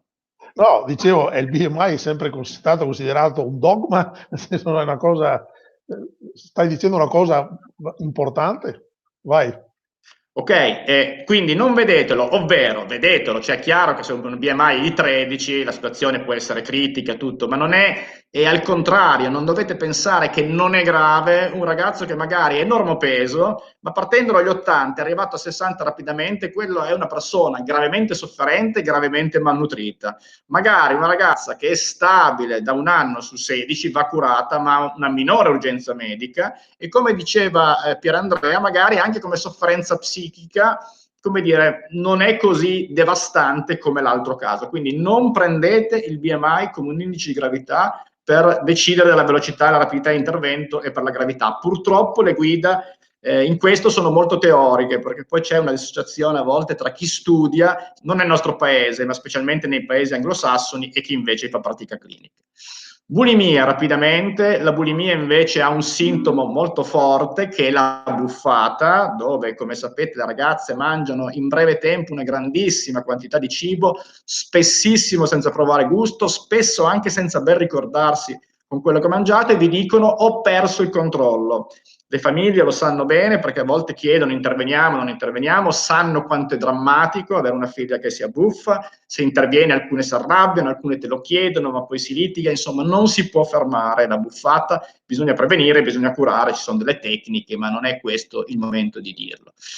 Seguono nel 90% dei casi delle condotte purgative, ovvero vomito autoindotto, sovente con abuso di nuovo di farmaci rilassativi. Un 10% delle ragazze bulimiche compensa con 1 o 2 giorni di digiuno o con un'estrema attività fisica conseguente alla buffata.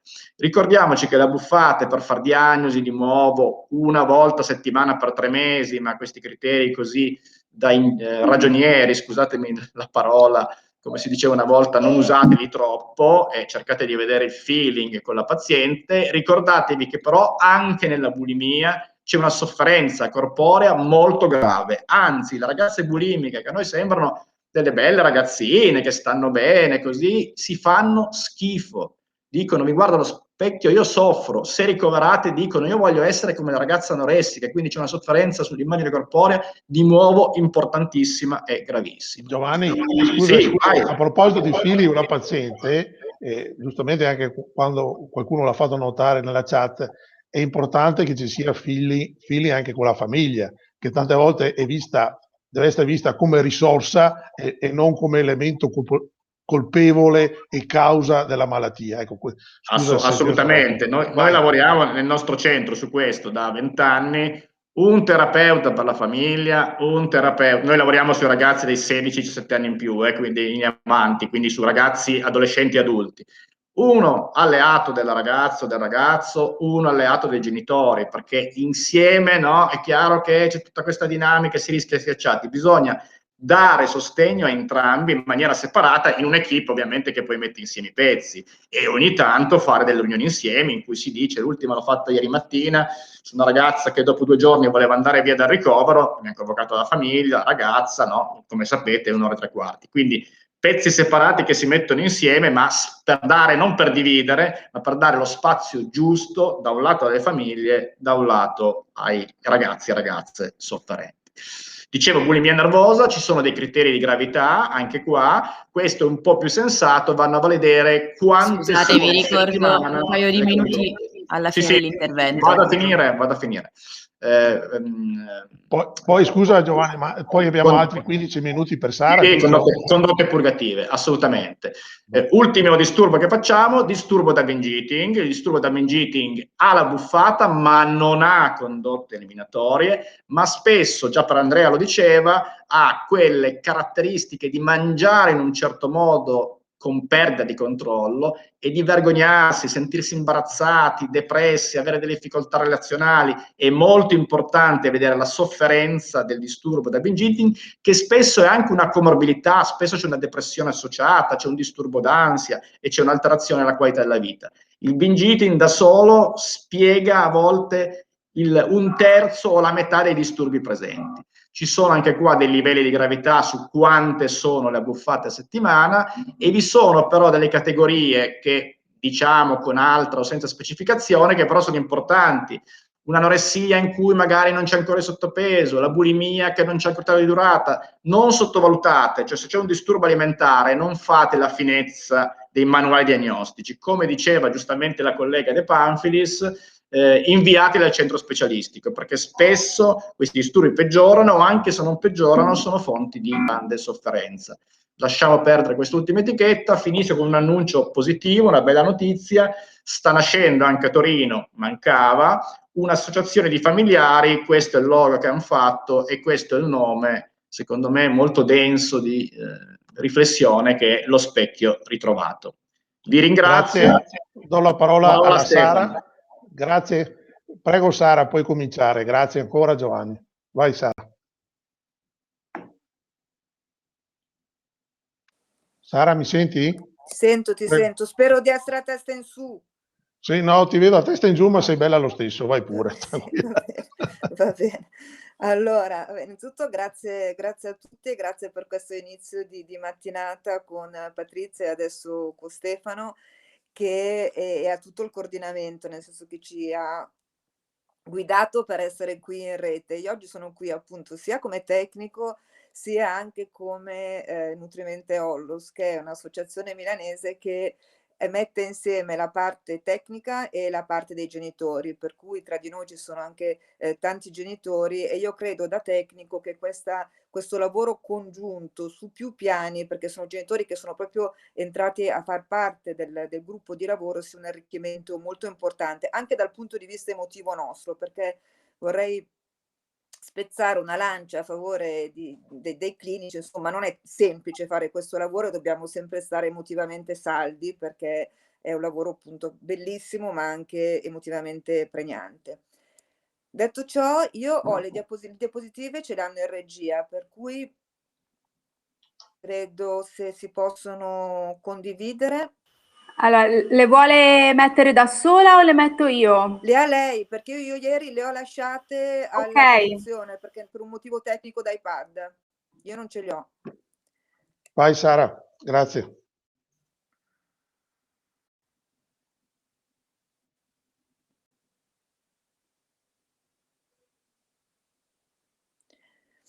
Allora, intanto che le diapositive che io non vedo, spero che arrivino. Eccole, sono arrivate.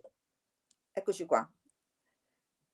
Ok, allora possiamo andare avanti, nel senso che il mio intervento sarà un pochino di prosecuzione rispetto a quello che Giovanni ha appena accennato. Allora, tra il mio intento è quello di dare delle piccole pillole che possano essere semplici sia per i genitori, che tendenzialmente sono molto affaticati e molto attenti, sia anche per i medici. E questa mattina qualcuno diceva: occhio, dobbiamo essere semplici per i medici, non possiamo affaticarli, soprattutto per i medici di medicina generale e per i pediatri di libera scelta, che sempre, ma in questo momento ovviamente in particolare, necessitano di strumenti molto semplici perché sono già carichi di altro. Allora, andiamo a guardare l'adolescenza come periodo critico di insorgenza. È stato già ampiamente accennato a quello che io chiamo il turbinio dell'adolescenza, sia per quanto riguarda i ragazzi, ma sia per quanto riguarda le loro famiglie, e sia anche per chi ha a che fare con gli adolescenti da un punto di vista clinico. Avanti. Lo consideriamo un trigger. È vero che non ci sono solo gli adolescenti, ma la maggior parte degli esordi degli inizi di questo guaio col cibo e il corpo si ha in questa fascia di vita. Anch'io, come Giovanni, mi occupo di ragazzi sopra i 16 anni, per cui non ho l'osservazione in maniera diretta di tutta la psicopatologia che inizia alle scuole medie e inferiori, che sappiamo che è un capitolo importante, ma che poi verrà affrontata negli interventi successivi. Per cui l'adolescenza è un periodo in cui ci sono tantissimi cambiamenti nel corpo, nel cervello, nella vita e come nelle relazioni interpersonali. E se andiamo avanti vediamo come ci sono questi due movimenti, che sono due movimenti auspicabili, ma molto faticosi.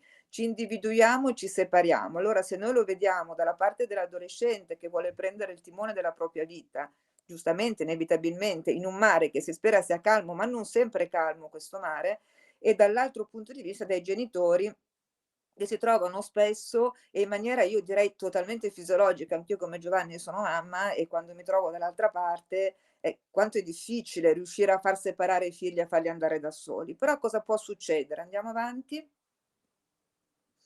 Questi sono i due costrutti che vengono toccati in tutte le adolescenti: un cervello che cambia, una mente che cambia, dei desideri che cambiano, la voglia di far da solo che inizia a costituirsi, ma contestualmente quello va a tutto ciò si muove in un corpo che cambia pure lui. Il corpo degli adolescenti è un corpo che cambia molto velocemente, è un corpo in cui tutti noi siamo stati adolescenti, e se pensiamo alla nostra adolescenza, soprattutto per le donne, ma non solo, cavolo, non ci si riconosce più in quel corpo lì.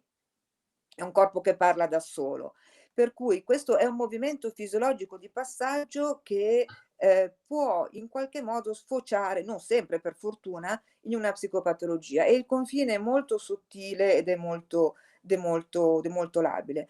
Ha già accennato Giovanni alla difficoltà di fare diagnosi e al ritardo di fare diagnosi. Qui c'è scritto proprio 3 anni. Io ho messo un punto esclamativo, ma sottolineando che non voglio fare allarmismo, perché credo che non serve, ma semplicemente per ricordarci, soprattutto da clinici, cerchiamo di fare diagnosi il prima possibile. E se andiamo avanti vediamo che il ritardo della diagnosi però non è solo perché i clinici non sanno da che parte muoversi, ma proprio per come è fatto questo disturbo e per come è fatto l'adolescenza. Non se ne parla. Gli adolescenti non vengono a chiederti aiuto perché hanno un guaio col cibo, con il corpo, ma se lo vivono tendenzialmente nella loro intimità, nei loro silenzi, per cui non è semplice. Se vediamo questa diapositiva, a me piace tanto, non è così recente come gli studi italiani che ha fatto vedere Giovanni. Io lo chiamo il treno dell'insight, ed è della presa in carico. Come vedete è molto lento, perché c'è un tempo che è un tempo in cui io adolescente devo realizzare di avere un problema, io genitore devo realizzare di avere un problema, dopodiché sono quelle prime 91 settimane che vedete in violetto, dopodiché a un certo punto, quando io prendo consapevolezza, devo capire dove cavolo andare, no? Qui si parla del medico di medicina generale, qui c'è il lavoro di tante associazioni, compresa la nostra, di cercare di indirizzare le persone. Noi non facciamo terapia, ma cerchiamo di accogliere e di lavorare con le ragazze e con le loro famiglie su quel violetto, e poi sulle 58 settimane in cui si dice: ok, ma c'è questo disturbo, ma dove abiti? Dov'è il posto più vicino a casa tua? Come ti puoi muovere? E quindi questo è un lavoro che è un lavoro intenso ed è anche molto gratificante, perché vuol dire, oltre l'aspetto di medici, comunque io sono un medico, per cui nella vita so far questo, per cui poi mi occupo della parte medica, però su tutte queste prime parti di questo treno, tra virgolette, si può lavorare tanto, ed è le associazioni, il coordinamento anche, può dare una grandissima mano. Andiamo avanti. Perché fare diagnosi precoce? Perché ovviamente come tutte le difficoltà, come tutti i disturbi, prima li becchi, prima è. Questo non vuol dire, e sono assolutamente d'accordo con quello che diceva Giovanni, di dire cavolo, è malata da tanto tempo, non si può fare niente. Questo non è vero. Non è vero, lo dimostra la clinica, lo dimostra il tempo emotivo che ciascuno di noi ha per poter affrontare i propri disagi, e quello che noi possiamo fare, io credo, ciascuno con il proprio ruolo, che io sia una mamma, che io sia un medico che mi occupo di altro, uno psicologo che mi occupo di altro, oppure chi, come nel mio caso, si occupa nello specifico di questo disagio, è fare un accompagnamento che necessariamente deve essere cooperativo. Proprio per andare sulle pillole, sulla semplicità, questi sono i 3 punti che sono presenti anche nel libretto, nel famoso libretto che speriamo che al più presto si possa divulgare. Faremo il possibile, Sara. Abbiamo ancora 5 minuti, grazie, scusami. Vado, Vai. sono veloce. Grazie. Questi sono i 3 campanelli, che sono l'eccessiva preoccupazione per il peso e per la forma del corpo e il cibo, per cui andiamo a guardare questi target, una frattura sul mio, a un certo punto c'è un cambiamento e un progressivo e marcato ritiro sociale. Avanti.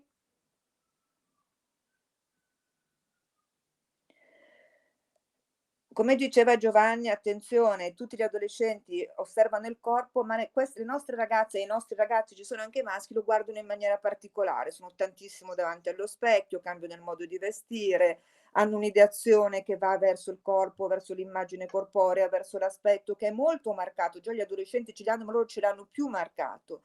Si offendono al volo, una minima osservazione sul corpo, un'offesa mortale, e poi cambiano appunto il modo di mangiare, l'esercizio fisico e un'iperattività. Questa torta che voi vedete già, come dire, costituita, è quello che succede all'identità.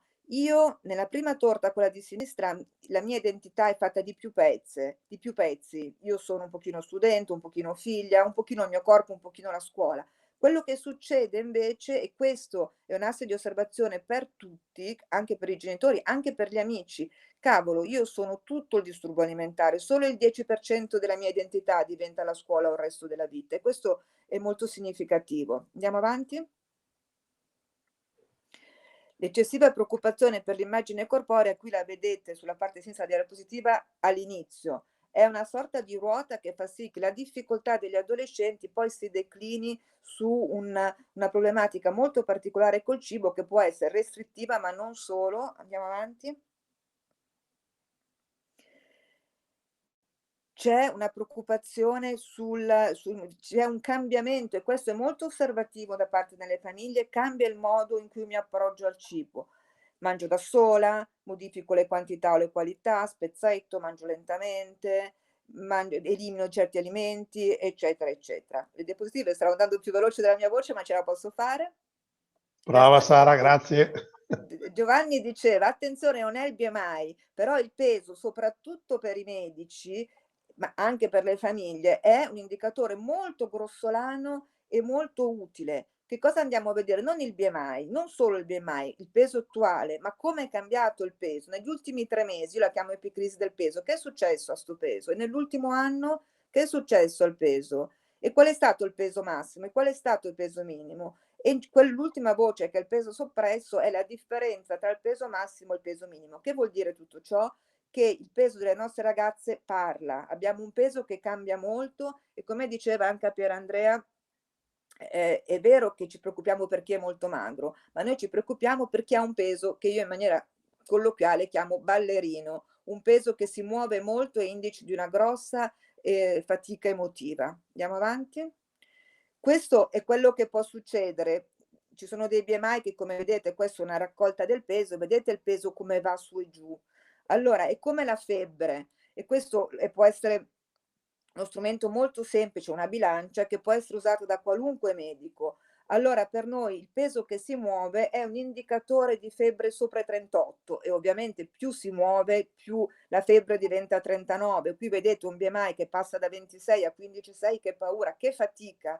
noi ci immaginiamo quello che per Andrea definiva il dolore psichico, passare da 26 da un BMI di 26 a un BMI di 15,6 vuol dire avere un delta di peso di 25 kg, vuol dire fatica bestiale dal punto di vista emotivo e psicologico e psichico. Andiamo? Il disturbo alimentare va molto oltre a quello che è il cibo e il corpo, cioè la fatica emotiva, e qui andiamo avanti, è una frattura con il passato, è un cambiamento nella sfera emotiva, psicologica, e in questo momento sono i genitori in questa fase che vedono il cambiamento. Andiamo avanti. Con dei segnali fisici, qui sono messi sia per i genitori, ma perché se ne accorgono i genitori, si spaventano molto, tendenzialmente i segnali fisici portano un allarmismo importante, ma anche per tutti i medici che sono che sono tra di voi in questo momento, sono segnali che coinvolgono tutto quanto il corpo. Qualcuno me l'ha già accennato, Giovanni, io non vado avanti in questa direzione perché credo che i colleghi medici siano molto bravi sulla diagnosi del corpo. E poi abbiamo dei segnali, io quindi ho scelti qualcuno giusto perché vi possano rimanere delle pillole. L'umore è stabile, un momento in un modo, un momento nell'altro, l'abilità emotiva, piangono, ridono, sono molto irritabili. Le emozioni, la tolleranza alle emozioni, gli adolescenti hanno delle emozioni molto forti e non ce la fanno a gestirle. E poi ci sono dei segni che si vedono molto di più, per esempio l'insonnia, disturbi del sonno e i disturbi alimentari sono elevatissimi. Tutto ciò ha messo in rosso la vergogna perché non vengono detti. Siamo noi adulti o caregivers che dobbiamo andare a beccarli. E un altro segno che noi andiamo a individuare è il progressivo e marcato ritiro. I ragazzi si isolano, stanno in silenzio, stanno appiccicati ai loro device e tendenzialmente si limitano nelle loro relazioni interpersonali, e anche il calo della libido e la parte affettiva relazionale e la sessualità, che è così importante nella vita e nell'adolescenza in particolare. Ci tenevo a due cose insomma, dobbiamo capire come fare a individuarli, ma come li individuiamo in tutto questo anno che obiettivamente per ciascuno di noi è un pelo particolare. La letteratura ha scritto tanto, ci sono due articoli che abbiamo scritto anche noi, questo è anche il secondo in collaborazione con... Andiamo? Se puoi accelerare, Sara, perché Ho finito. mi stanno massacrando. Ho finito, 1 minuto e mezzo. Allora, ho 1 minuto e mezzo. Allora, cosa succede con l'emergenza? Succede che l'emotività, l'ansia, gli stati di depressione, il sonno, si è sballato in tutti quanti noi. Andiamo avanti, si è sballato tantissimo negli adolescenti, e qui uno dei modi in cui si è sviluppata la psicopatologia è la nostra, per cui abbiamo in epoca Covid un aumento del 30% circa dai dati Istat in Italia. È vero, sì. Per cui questo io non ve lo leggo, ma tanto poi credo che le diapositive si vedranno, è l'andamento tipico dell'adolescenza EDA da un'osservazione clinica. Andiamo avanti, che ho finito. Io questo tengo molto. Allora, c'è una finestra di tolleranza emotiva per ciascuno di noi, ovviamente c'è ancora di più per i genitori e per noi quando siamo genitori, nel riuscire a riconoscere le difficoltà di chi abbiamo davanti, perché quando sono troppe non ce la facciamo a vedere, le evitiamo, le banalizziamo, le minimizziamo, le razionalizziamo. Quando invece, e quindi le neghiamo, dall'altra parte ci allarmiamo molto, un'ansia pazzesca, allora quello che può succedere è quello che si faccia fatica da genitori e da clinici a stare in relazione con queste ragazze, e l'aiuto di tutto il mondo della rete è quello di non stare da soli e quindi di riuscire a tollerare emotivamente la nostra fatica. Questo è il nostro gruppo di lavoro, e poi c'è bellissime. Ecco, dello stare insieme. Grazie a Sara, grazie a Giovanni. Prima che la Carla mi ammazzi, volevo solo dire questo. Colgo l'occasione per ribadire l'importanza dell'alleanza, l'alleanza tra noi, voi, e quindi insieme possiamo veramente fare qualcosa di migliore per i nostri figli, fratelli, genitori che si sono ammalati. Grazie. Grazie Stefano. Prego Carla, scusami. E grazie a voi. Grazie mille dottoressa, grazie mille dottore. Grazie. Proseguiamo con la seconda sessione. Chiamo Simone dell'associazione FANEP Emilia Romagna, e la dottoressa Valeria Zanna e il dottor Giovanni Gravina. Qualcuno ci ha chiesto in chat se le slide saranno disponibili. Previa autorizzazione dei relatori faremo in modo, insomma, di fornirvele. Vedremo, vi faremo sapere come fare nelle prossime mail. Grazie Stefano, puoi chiudere telecamera e microfono. Grazie. Ok, grazie. Simone?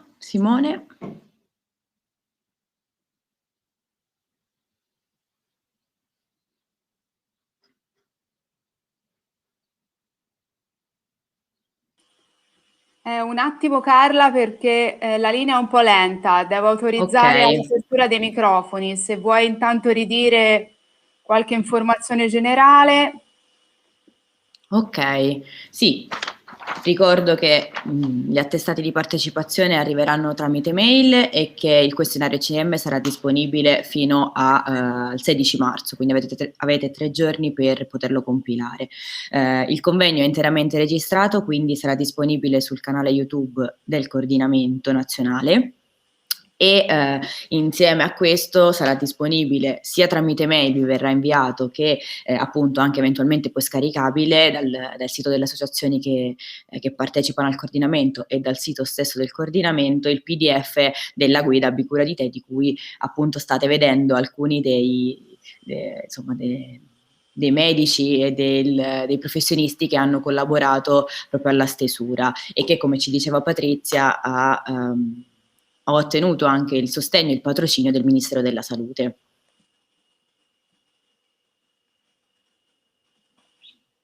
Un attimo, non riesco a autorizzare.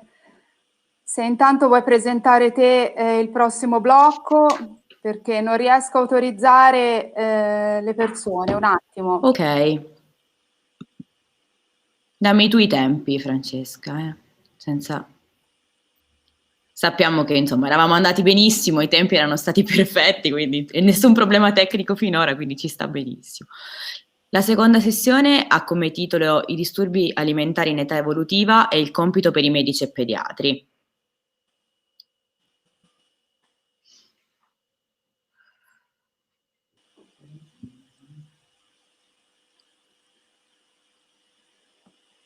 Nel frattempo vi dico, mi hanno fatto notare, scusate non l'avevamo comunicato prima, che Silvia Mezzanotte, che è l'altro dei nostri testimonial, interverrà insieme a Filomena Ferracane alla fine di questa seconda parte, quindi tra la seconda parte e la terza parte, che è quella poi della discussione, diciamo, della risposta alle vostre domande.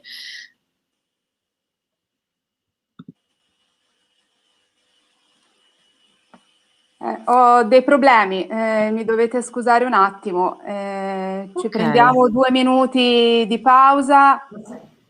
Ok, mettiamo 2 minuti di pausa, abbiamo fatto fretta alla dottoressa Bertelli. Mettiamo. Ok.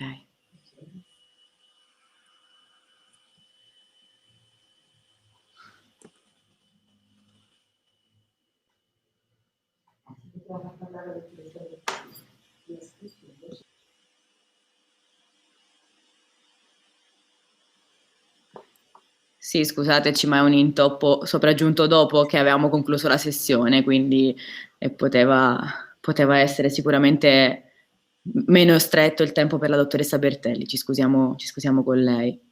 A questo punto però dobbiamo cercare di far entrare i nuovi relatori e quindi non possiamo riprendere e far riaccedere altri, proprio per un problema di piattaforma. Ok, la dottoressa Simone è dentro, se vuole aprire telecamera e microfono. Benissimo, così può presentare intanto i relatori.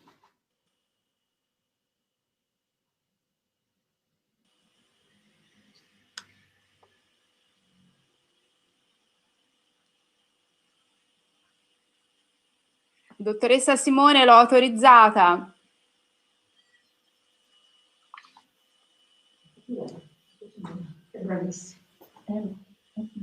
Sì, leggo che molti siete interessati alle slide, faremo in modo di avere insomma la delibera di tutti Anche la i dottoressa relatori. Zanna adesso è autorizzata, può aprire telecamera e microfono, grazie.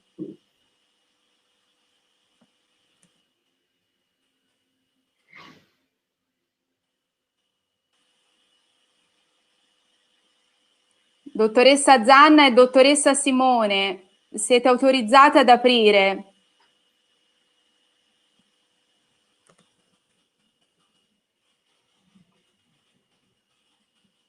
Puoi eventualmente aprirle tu, Francesca? No, devono autorizzare loro, io le ho aperte. Anche il Ok. dottor Gravina è autorizzato. Ecco, vedo la dottoressa Zanna. Perfetto, grazie. Buongiorno. Buongiorno.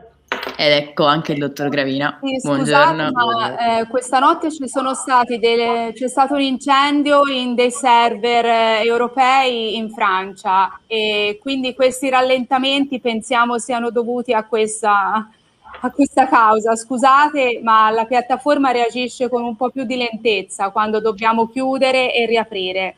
Scusate.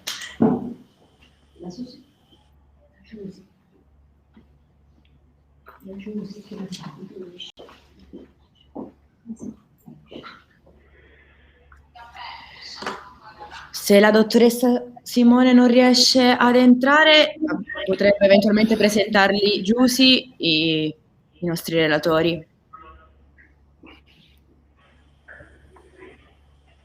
Direi che intanto partiamo con uno di loro due, poi quando la dottoressa Simone riesce ad entrare li presenta. Scusate, ma in questo Va bene, momento ci dai i tempi tu. Sì, c'è questa condividere piattaforma a reagire. Allora, ora inizia la dottoressa Zanna? Sì, allora, se mi aiutate a condividere lo schermo. Ok, sì. L'ho autorizzata a condividere lo schermo. Ok, ci sto cliccando sopra, dovrebbe... Vedete? No, ancora no, deve scegliere schermo intero. Allora... Si vede? No. Lei me le aveva mandate le slide, dottoressa? No. Perché ieri è andato tutto bene alla prova. Ieri è andato tutto benissimo. Allora io clicco sul pulsante rosso, condivisione, mi dice attivata dello schermo. Ok, deve scegliere all'interno dello schermo. Non mi apre il bottone, cioè io ci clicco ma non mi apre il bottone. Forse su impostazioni? No. Non sono autorizzata. Invece è autorizzata. E c'ho un divieto proprio. Allora, prova a chiudere e a riaprire. Adesso lo vede? No. No. Ecco, adesso c'è, però il mio mouse, diciamo, non ho la freccetta, ho un simbolo di divieto, quindi se anche io ci clicco sopra è come se non lo potessi attivare. Allora, intanto facciamo fare l'intervento al dottor Gravina. Dottor Gravina, lei è pronto?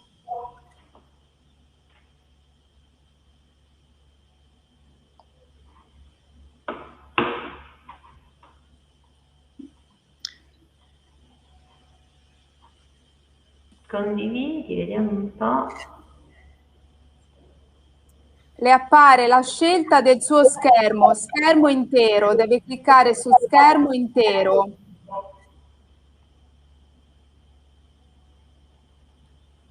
Prima su schermo intero e dopo su condividi. Dunque, io lo sto facendo, non so, e poi su condividi, lo sto facendo, ma non si... Ok.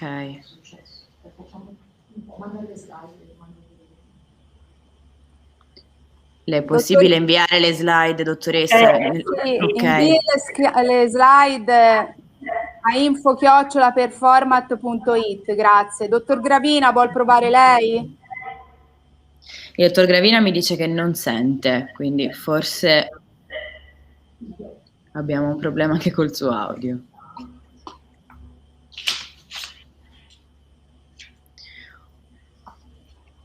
Sto inoltrando, Ok, dottoressa, intanto vuole cominciare senza mi dico un supporto. attimo qual è il titolo? Cioè l'indirizzo mail? info@performat.it. info@performat.it.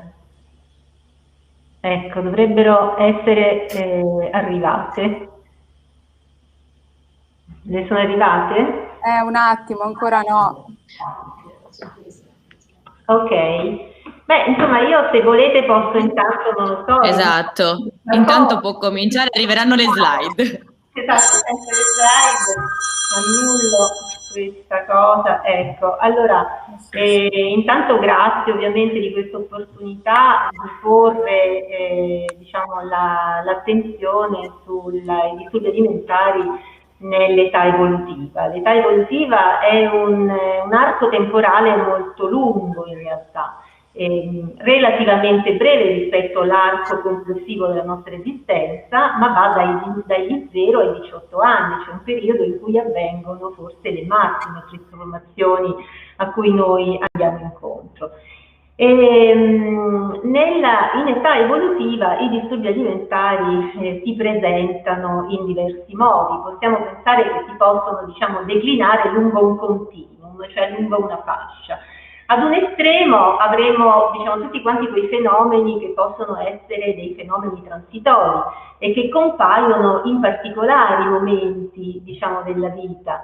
Ci sono situazioni che sono tipiche, per esempio, cioè pensiamo ai 6 mesi in cui inizia lo svezzamento, pensiamo in quella fase che noi neuropsichiatri chiamiamo dei terrible two, cioè dei primi 2 anni di vita, cioè dai 2 ai 3 anni, in cui i bambini iniziano a sperimentare le loro autonomie e spesso, diciamo, l'autonomia, la necessità di autodeterminarsi passa anche attraverso la modalità con cui si approcciano al cibo.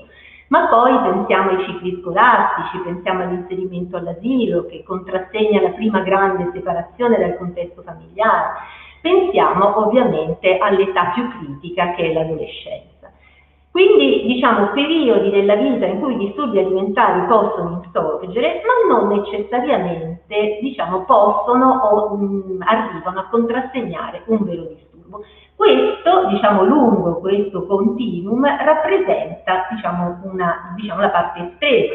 All'altro estremo avremo invece delle condizioni estremamente gravi, in cui la condizione di disturbo alimentare è talmente impegnativa da poter richiedere persino il ricovero e avere un impatto molto forte su quello che è lo sviluppo psicofisico. Dunque, è ovvio che la necessità di conoscere quali sono, diciamo, le caratteristiche che ci possono permettere di fare una diagnosi precoce da una parte e dall'altra di definire quando un problema alimentare diventa un disturbo è molto importante. Non tutti le problematiche alimentari, diciamo, sono gravi. Il 25% dei disturbi alimentari si riscontrano nei bambini normotipici, cioè quelli che presentano un normale sviluppo psicofisico. Questa percentuale ovviamente aumenta, passa al 35% nelle condizioni in cui c'è una problematica di neurosviluppo. Qui avrei una bella slide fatta a piramide che vi fa vedere, ecco, ci siamo, adesso andiamo avanti allora a questo punto, questa era tutta quanta un'introduzione, se me la mette un attimino, ci vorrei un attimo rimanere, ma proprio 2 secondi per dirvi che dall'uscita degli DSM-5 effettivamente i disturbi alimentari hanno cambiato dizione e sono stati nominati disturbi della nutrizione e dell'alimentazione. Che vuol dire questo? Vuol dire che l'alimentazione è stata scorporata in 2 grosse componenti, cioè l'atto del nutrire, che prevede l'interazione tra il bambino e il caregiver, e l'atto del mangiare, che riflette solo le azioni del bambino. Questo l'ho messo, diciamo, proprio così in anticipo, proprio perché nell'atto della nutrizione è già implicita la relazione, cioè la presenza della relazione tra il bambino e i propri caregiver. Lo sottolineo perché ovviamente un punto di forza nel trattamento dei disturbi alimentari in età evolutiva è l'intervento sui genitori. Andiamo avanti velocemente. A questo punto, diciamo, questa ve l'ho già detto a voce, andiamo ancora avanti. Esistono ovviamente delle categorie a rischio, categorie qui non ho rappresentato esaustivamente tutte le categorie, alcune sono state già presentate anche nelle relazioni precedenti, come il diabete mellito, come la celiachia, ma guardate proprio anche tutte le condizioni che caratterizzano la disabilità, quindi sappiamo benissimo lo spettro autistico, in cui prevale l'alimentazione selettiva, ma anche la prematurità, le procedure chirurgiche, le malattie neuromuscolari, le cardiopatie, le sindromi genetiche, sono tutte quante condizioni che devono essere attentamente sorvegliate perché possono favorire una problematica alimentare importante. Andiamo avanti.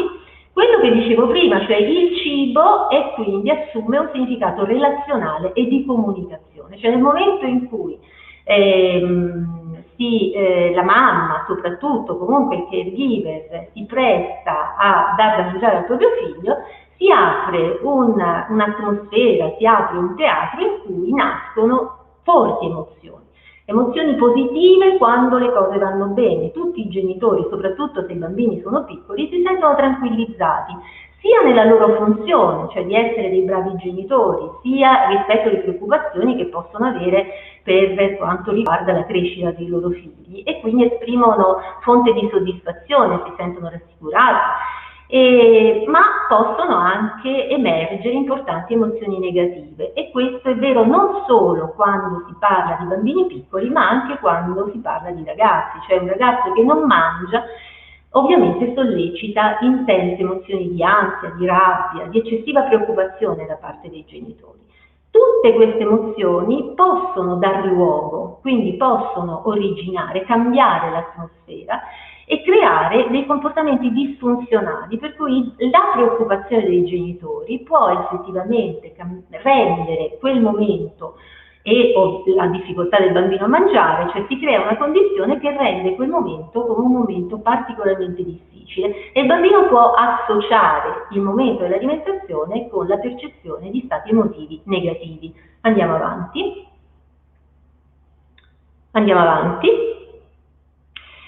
Quando inquadriamo quindi un disturbo alimentare, e questo lo dico chiaramente ai pediatri, ma lo dico anche agli psichiatri che molto spesso, diciamo, questa parte nella raccolta anamnestica la perdono, è importante inquadrare il problema all'interno proprio dello sviluppo globale del bambino, quindi un'analisi attenta a quelle che sono state le tappe di sviluppo psicomotorio, valutare la maturazione neurologica quando i bambini sono piccoli e inserire il problema all'interno di quelle che sono le loro esperienze di apprendimento sociali ed affettive. Quindi è un ambito, cioè questo, che non va mai trascurato. Anche il pediatra, quando diciamo, si trova davanti a un bambino che ha difficoltà sul cibo, questa è un'area che dovrebbe iniziare ad approfondire, ma anche andare ad approfondire quella che è la relazione con il caregiver, la mamma e il papà. Andiamo avanti.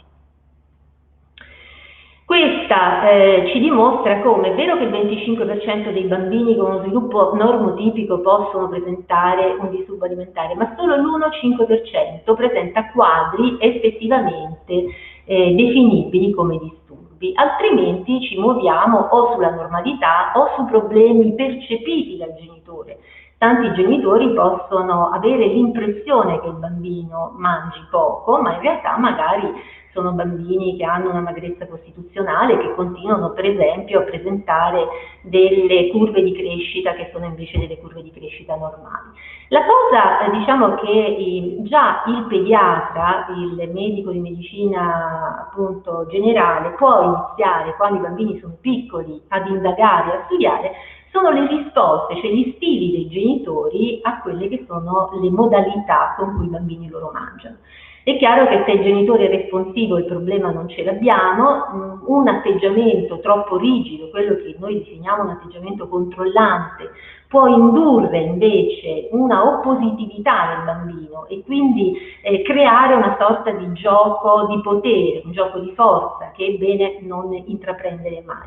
Oppure l'atteggiamento iperprotettivo, cioè quei genitori che pur per far mangiare il bambino gli danno a disposizione tutto quanto quello che loro vogliono e quindi escono da quelli che sono dei canoni di una dieta corretta e sana.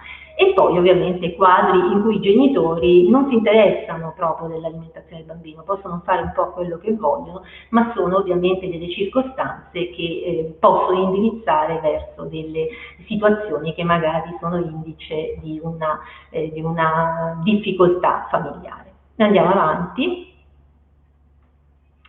Questo lo dicevo prima, cioè quando l'alimentazione diventa un problema, quando assume un tratto stabile nel tempo, quindi non è un fenomeno transitorio, non è passeggero, ma soprattutto si associa ad una modificazione del funzionamento generale, quindi vanno indagate l'alga sociale, iniziano a ritirarsi, a non uscire più con gli amici, a passare molto più tempo chiusi dentro casa, magari investendo la scuola in una maniera un pochino ossessiva, per cui possono, non so, coricarsi tardi la notte per cercare di essere estremamente preparati nei compiti o viceversa alzarsi molto presto la mattina, cioè la scuola diventa una problematica importante e soprattutto notano anche in famiglia che si chiudono, che condividono meno i loro pensieri, chiaramente diciamo c'è un isolamento. In questi casi, quando al comportamento alimentare si associa modificazione del funzionamento generale, è assolutamente necessario iniziare ad aprire un campanello d'allarme. Andiamo avanti. Quali sono i quadri clinici in base all'età? È ovvio che più i bambini sono piccoli, più prevalgono le forme, diciamo, restrittive e quindi il disturbo evitante restrittivo, quello che diceva appunto Abate Gaga precedentemente, l'anoressia nervosa. L'anoressia nervosa, quando esiste un pensiero che ovviamente vuole controllare l'alimentazione per cercare di tenere il controllo sulla propria percezione dell'immagine fisica, hanno paura di ingrassare, mentre nel disturbo alimentare evitante restrittivo c'è una restrizione alimentare che è assente da questo tipo di obiettivo. I bambini non mangiano fondamentalmente per tanti motivi, possono essere disinteressati al cibo, possono essere particolarmente sensibili alle caratteristiche organolettiche, quindi preferire, che ne so, solamente i cibi bianchi oppure evitare i cibi di consistenza molle. Sono comunque delle condizioni estremamente serie che possono, se trascurate, portare poi alla definizione di una malnutrizione o comunque di un disturbo alimentare più serio e più grave.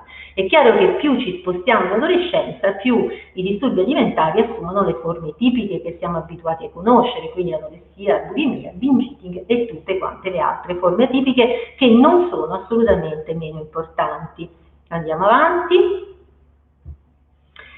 Il disturbo dell'alimentazione evitante restrittivo è già stato detto, basta uno di questi criteri per poter porre diagnosi, quindi una significativa perdita di peso, la carenza nutrizionale, la necessità per mantenere una curva di crescita diciamo adeguata dell'uso di integratori, se non proprio anche di una nutrizione interale, ma guardate che siccome basta anche un solo sintomo, c'è anche la marcata interferenza col funzionamento psicosociale, quindi la componente psicologica, la sofferenza psicologica di questi bambini è chiaramente, diciamo, può essere, diventa importante indagarla anche quando siamo fuori dalla condizione di anoressia nervosa. Questi sono bambini che per la loro, diciamo, abitudini estremamente rigide non possono andare alle feste, quando vanno alle feste non mangiano niente, non fanno le gite scolastiche, hanno difficoltà a essere invitati dagli amici e iniziano chiaramente ad avere dei blocchi in quelle che sono le esperienze sociali che sono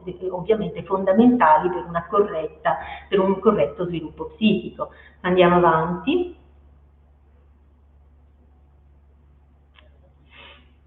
Ok, questa è una diapositiva, queste sono diapositive che sono in qualche modo quanto sono, diciamo, frequenti questi disturbi. La cosa che mi interessava farvi vedere è il tasso di incidenza di ospedalizzazione per anoressia in età da 10 a 19 anni, che risulta essere pari al 22,8 per 100.000 nelle donne e di 2 per 100.000 negli uomini. Cioè considerate che in età evolutiva il ricovero ospedaliero spesso effettivamente, diciamo, costituisce un intervento di urgenza, perché le capacità ovviamente che i bambini hanno di adattarsi alla restrizione alimentare, che spesso più i bambini sono piccoli, più riconosce delle modalità che sono da subito molto rigide, quindi non mangiano niente, non bevono più, ovviamente non c'è nient'altro da fare che ricorrere al ricovero. Andiamo avanti. Ok, questo per indicare che è un dato oramai abbastanza noto, cioè il fatto che sono sempre di più le forme anche di anoressia, quindi forme conclamate, definite esattamente come quelle che siamo abituati a vedere nelle fasce di età più grandi, che compaiono in età diciamo sempre più basse, quindi in età sempre più critiche. Andiamo avanti. Andiamo avanti.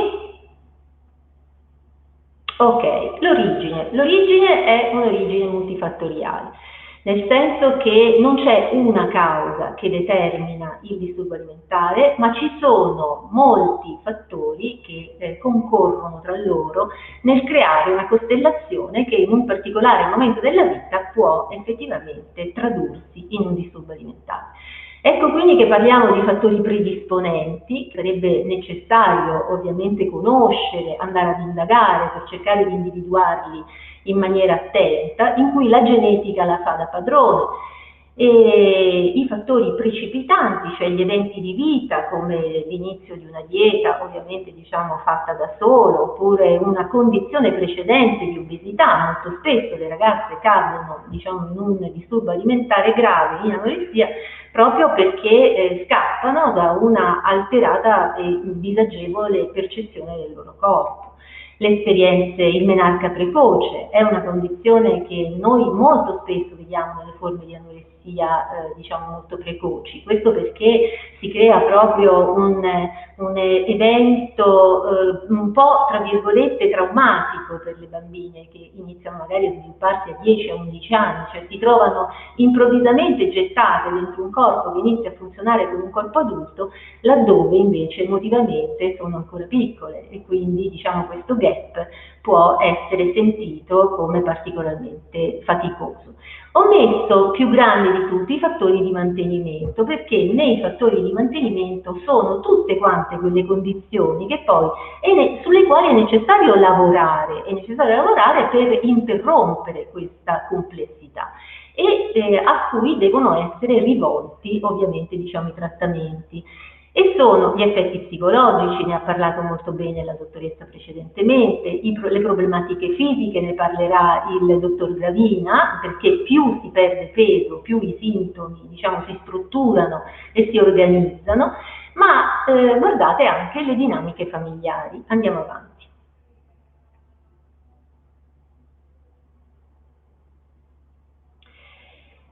Quando parliamo di trattamento, tutte le linee guida nazionali e internazionali sono d'accordo nel riconoscere la terapia familiare come l'elemento diciamo più efficace per l'anoressia nervosa in età evolutiva. Riconosce più alti tassi di guarigione rispetto alla terapia individuale ed è un trattamento consolidato nel tempo. Andiamo avanti. Dottoressa Zanna, se riesce a stringere cortesemente. Sì, allora, grazie. Andiamo avanti rispetto, questa è la parte diciamo a cui io in qualche modo tengo forse di più, cioè la necessità di coinvolgere la famiglia non solamente nelle informazioni, ma proprio anche nel trattamento. Questo è vero in età evolutiva, diciamo, sia per quelle che sono le problematiche che avvengono quando le ragazze sono più vicine all'età adulta, ma è altrettanto vero, se non ancora di più, mano a mano che ci spostiamo verso le età più basse. Perché coinvolgere i genitori? Perché perché c'è una sofferenza enorme che viene aperta dalla presenza di un figlio che non mangia. Il senso di impotenza che loro percepiscono è enorme, perché si possono creare delle dinamiche a quel punto disfunzionali che mantengono l'istinto. Andiamo avanti. Allora, questi sono i fattori di mantenimento, insomma, andiamo avanti. Perché Un minuto, dottoressa. Un minuto. Le stesse linee guida ci dicono che in età evolutiva, quindi questi sono gli adolescenti, i trattamenti basati sulla famiglia sono i trattamenti elettivi. Andiamo avanti. Andiamo avanti. Questo è il trattamento che diciamo è più noto, con una elevatissima evidenza di efficacia, ed è il Family Based Treatment. È un trattamento, vedete, diciamo graduale, nel senso che è costituito da serie di intervento successivo.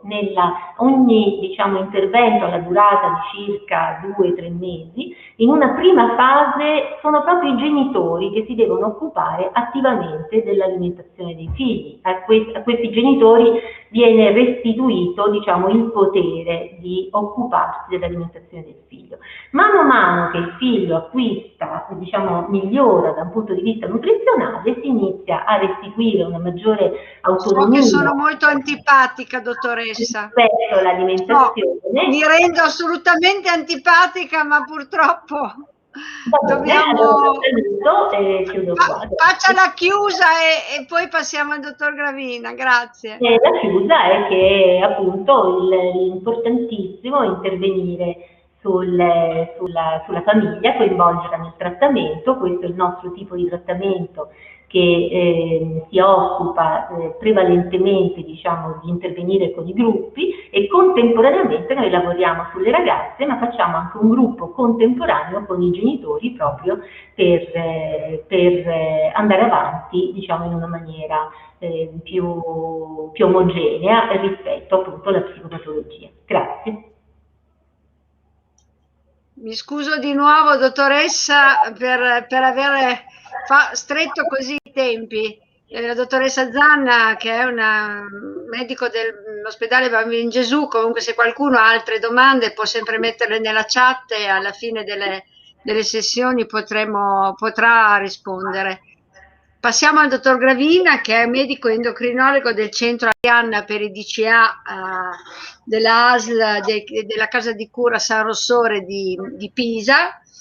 È un docente dell'Università di Pisa, è membro di commissioni ministeriali sui disturbi alimentari e quindi fa parte del Consiglio Nazionale di SISCA e dell'ANSISA, che è l'Associazione Nazionale Specialisti di Scienza dell'Alimentazione. Ed è anche un membro del board della rivista Eating and Weight Disorder. Quindi con tutto questo popò di cariche e di impegni che il dottor Gravina ha, ci sentiamo di chiedergli, nella pratica clinica, dottor Gravina, riconoscere i disturbi alimentari non è facile. E non è sempre facile neanche avviare le cure appropriate subito, trovare subito la cura giusta per la persona. In queste situazioni, il medico di famiglia e il pediatra, quali ruoli hanno a riguardo di queste situazioni? Bene, intanto grazie. Io non riesco a condividere le slide, quindi eventualmente chiedo se è possibile che lo faccia. Vedeva lo schermo, riprovi in quella maniera, si vedeva lo schermo. Sì, ma non si vedono le slide, che pure sono caricate. Adesso deve aprire il PowerPoint direttamente, può aprire il PowerPoint. Questo? Mettere a schermo intero, sì, si vede benissimo. Bene, grazie. Perfetto. Allora, dicevo, uno dei problemi che abbiamo è che abbiamo a che fare con l'alimentazione, e l'alimentazione è una questione di cui si occupano tutti. La difficoltà nel la gestione dei disturbi alimentari è spesso legata a questo aspetto. Se a me vengono delle bolle sulla pelle, in linea di massima, a parte farle vedere allo zio esperto, ma so che devo andare da un dermatologo. Se io ho problemi con il cibo, problemi, qualunque tipo di problema con il cibo, posso parlarne con chiunque. Chiunque si sente autorizzato a parlarne con me e a darmi spiegazioni e indicazioni. E questo è uno dei problemi che abbiamo riguardo a questa situazione che vedete descritta nella slide. I disturbi alimentari sono estremamente diffusi, soprattutto estremamente diffusi in età giovanile e adolescenziale. Stanno aumentando tra i ragazzi più piccoli e le ragazze più piccole, ma ho detto i ragazzi perché stanno aumentando anche nel genere maschile.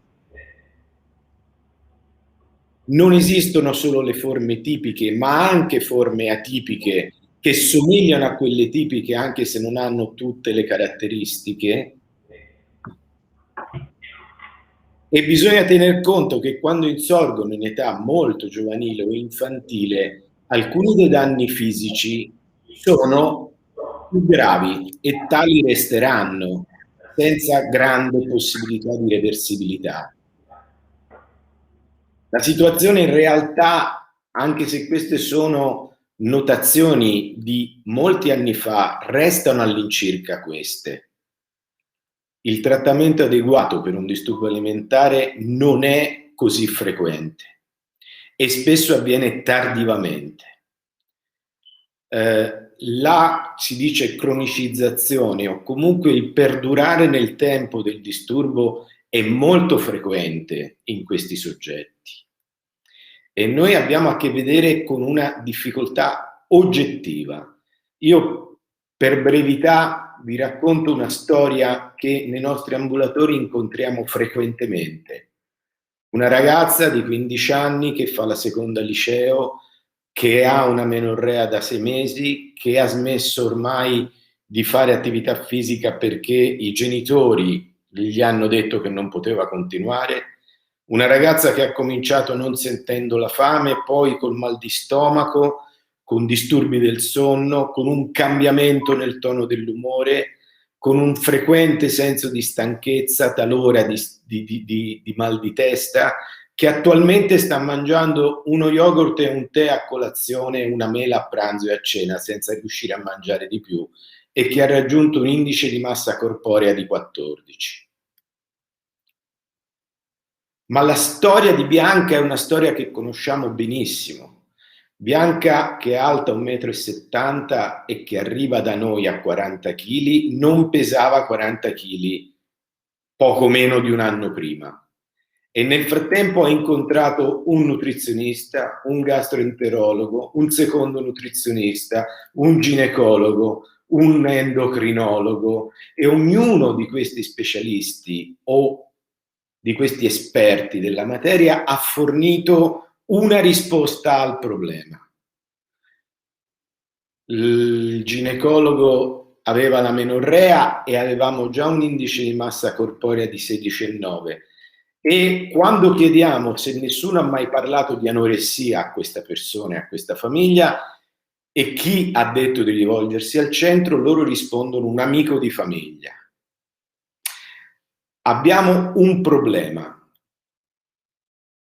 e il problema è che cosa guardiamo quando vediamo i nostri pazienti, che cosa vediamo quando vediamo le nostre ragazze e che cosa non vediamo. Abbiamo 2 o 3 cose secondo me che sono fondamentali e che competono al medico di medicina generale, al pediatra di libera scelta, al medico di famiglia, al primo livello di quelli che chiamiamo i livelli di intensità delle cure. E il primo problema è evitare la normalizzazione, la banalizzazione del problema. È vero, tutte le ragazzine sono preoccupate del corpo, tutte le ragazzine più o meno si mettono a dieta. È normale.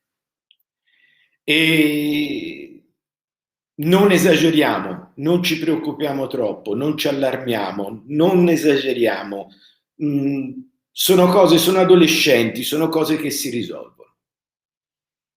La normalizzazione e la banalizzazione sono due grandi ostacoli per affrontare il disturbo alimentare. E il fatto che spesso siano ragazzi, giovani e adolescenti comporta il secondo problema, che non conosciamo abbastanza il dolore che è nella mente di queste persone. E se banalizziamo e se normalizziamo, rischiamo di riconoscerlo ancora meno. È un'operazione delicata, fine, di cui queste persone però avrebbero molto bisogno. Non tanto per essere etichettate come malate, ma per essere prima di tutto riconosciute come persone, perché è lì che si può innescare una qualche alleanza, una qualche solidarietà con la persona, perché sono persone che negano di essere malate, che negano di voler essere aiutate, che stanno bene con il loro disturbo, oppure pensiamo alle persone con l'obesità e le abbuffate che si vergognano di parlarne. E se non facciamo scattare l'alleanza, difficilmente riusciremo a riconoscere il dolore e quindi la malattia. E quando dico normalizzare, parlo ora ai colleghi, tutti noi abbiamo un'esperienza enorme di quante volte a queste ragazze e a questi ragazzi che hanno il disturbo alimentare o che sospettiamo possano avere un problema con il cibo, facciamo fare degli esami del sangue e vengono normali e diciamo è normale, non ti preoccupare, va tutto bene. Ecco, va tutto bene. Va tutto bene di fronte a una patologia che nega che vada qualcosa male. Non funzioniamo bene così. Meno della metà dei casi di disturbi alimentari è identificata a livello della medicina di base, ma la consultazione del medico di famiglia avviene spesso. E se non la consultazione da parte del soggetto direttamente interessato, può avvenire da parte dei familiari, dei genitori, allarmati o preoccupati o che chiedono qualcosa. Ecco, questo è uno degli aspetti che dobbiamo porre al centro dell'attenzione, il dubbio prima ancora della diagnosi. I miei colleghi l'hanno detto, e qualora il dubbio fosse confermato, per favore evitiamo quello che ci sembra il normale buonsenso. Questo è un bellissimo articolo sulla riabilitazione nutrizionale dell'Enrica Marzola, un australiano, in cui letteralmente, ho tradotto, dice: i ragionamenti, il convincimento, le spiegazioni con queste persone non servono molto. Lo dobbiamo sapere che non servono. Lo dobbiamo sapere che non servono la rassicurazione, la banalizzazione, la minaccia. Lo dobbiamo sapere che non servono, perché altrimenti rischieremo di fare tutto questo. E tutto questo non ci avvicinerà particolarmente a loro. E abbiamo già detto più volte stamane che più precocemente inizia il trattamento, maggiori sono le possibilità di avere risultati positivi.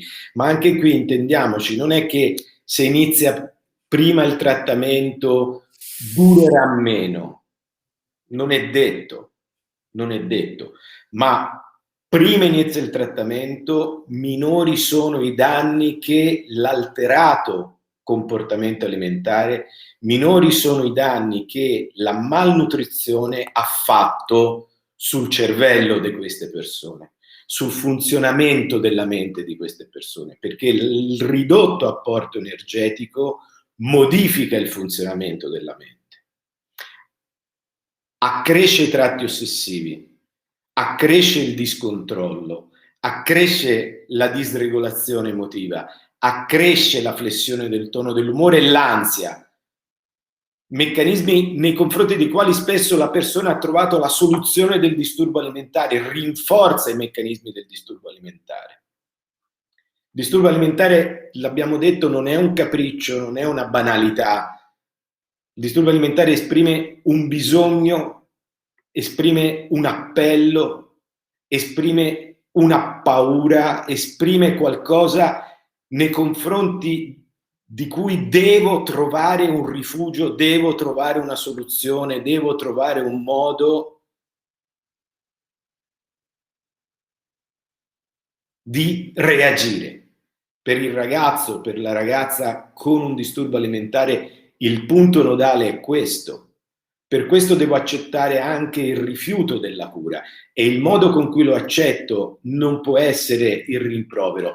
L'abbiamo già fatta vedere questa. Dice quanto tempo di ritardo c'è prima che inizi un disturbo specialistico adatto. Attenzione però, guardate che strano, questa è la bulimia, è quella che ritarda più di tutti, perché è la più segreta, è la più nascosta. Non sono troppo magre queste persone. Questa è l'anoressia, anche qui non è male, anche qui si iniziano molto tardi le cure, però guardate l'overeating, che è la colonna fra le due. Se sono in sovrappeso, i disturbi cominciano prima, siamo attentissimi all'obesità, non siamo attenti alla magrezza, non sappiamo più che cosa è la magrezza. E che cosa è la magrezza? Su questo mi permetto, rispetto a quello che diceva prima Giovanni e che dicevano i colleghi sulla storia dell'indice di massa corporea, del BMI, sulla storia del criterio di gravità clinica del DSM-5 sul peso corporeo. Sì, è vero, non è l'indice fondamentale della gravità clinica, però ci può aiutare noi medici a non sottovalutare il peso corporeo come dato clinico, può aiutare i nostri pazienti che rifiutano di accettare di avere un disturbo, esattamente come non possono negare che 39 di temperatura corporea è febbre, non possono negare che se dico indice di massa corporea 16, sto dicendo secondo i documenti, secondo Dottor Gravina, il mio compito è antipatico. Possiamo provare a stringere? No, siamo a 10 verso la minuti. chiusura. Siamo a 10 minuti e 30 secondi, quindi ho ancora 5 minuti. Grazie. È difficile, quindi ho messo il cronometro, se no lo so che devo durare 15 minuti. E quindi dicevo, abbiamo questo problema, abbiamo l'overeating, abbiamo la magrezza, l'indice di massa corporea può esserci di aiuto per questo. Il problema del medico di famiglia, però, anche quando avesse il dubbio e il sospetto, anche quando fosse molto bravo nell'identificare i disturbi alimentari, e ha molti strumenti per farlo, ci sono molti segni. Il primo di tutto è la richiesta incongrua di una dieta, ma ce ne sono tanti altri, la preoccupazione per il peso.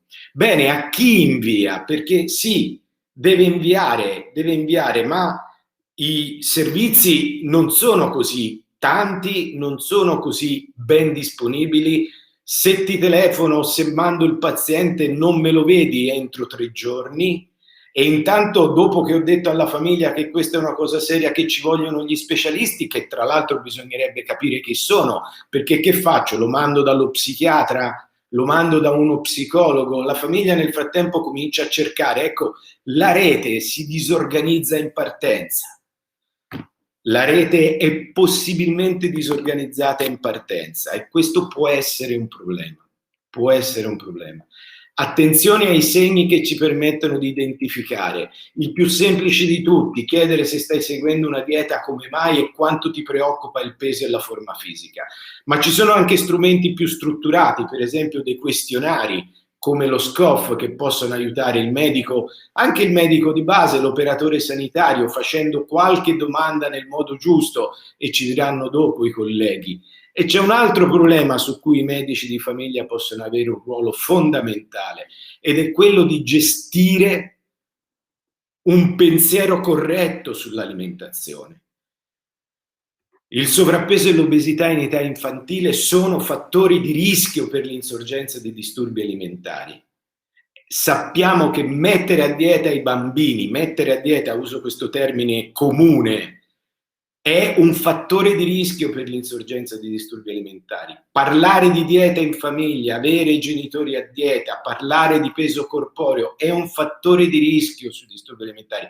Fare i commenti ironici o critici sul peso corporeo di un ragazzino o di una ragazzina è un fattore di rischio. Come affrontiamo queste cose? E come gestiamo il sovrappeso in età infantile?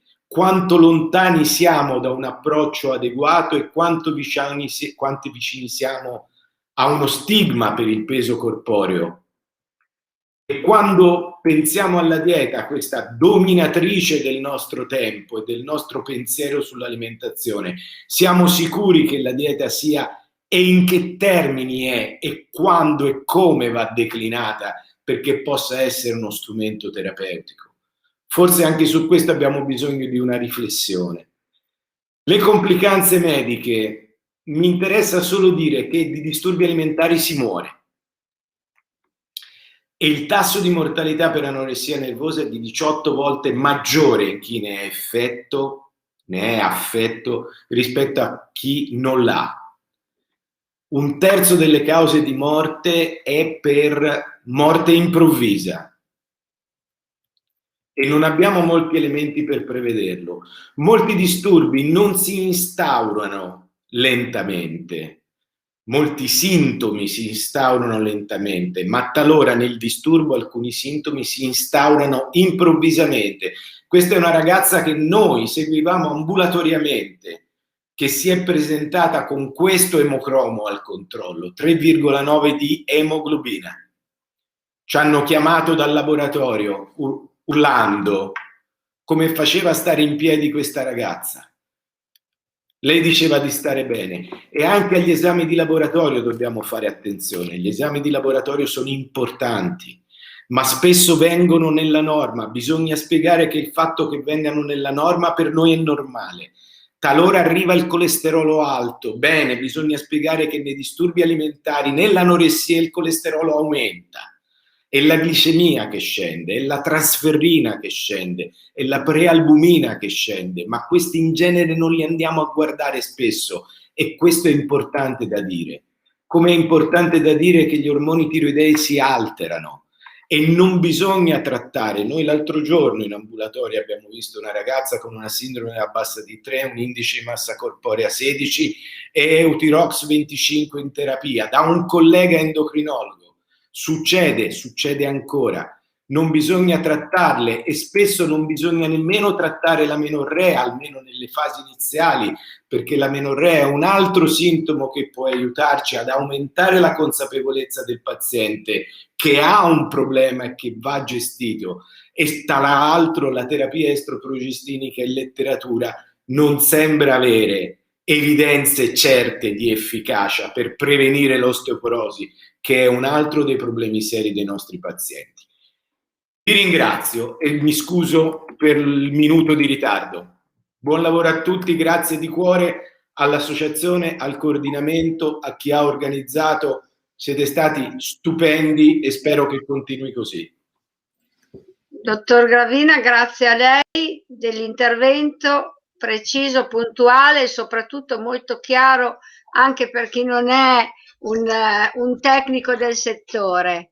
Ha aiutato a aprirci, anche ha aiutato anche, secondo me, le famiglie a fare delle domande più precise al proprio medico, no? Rispetto a quando si legge gli esami e quant'altro, no? Noi li vediamo un po' così, gli chiamano, è così. Qui ci ha dato un po' più di luce. La ringraziamo veramente molto, grazie. Grazie a Adesso, voi. Grazie. Carla, prendi tu?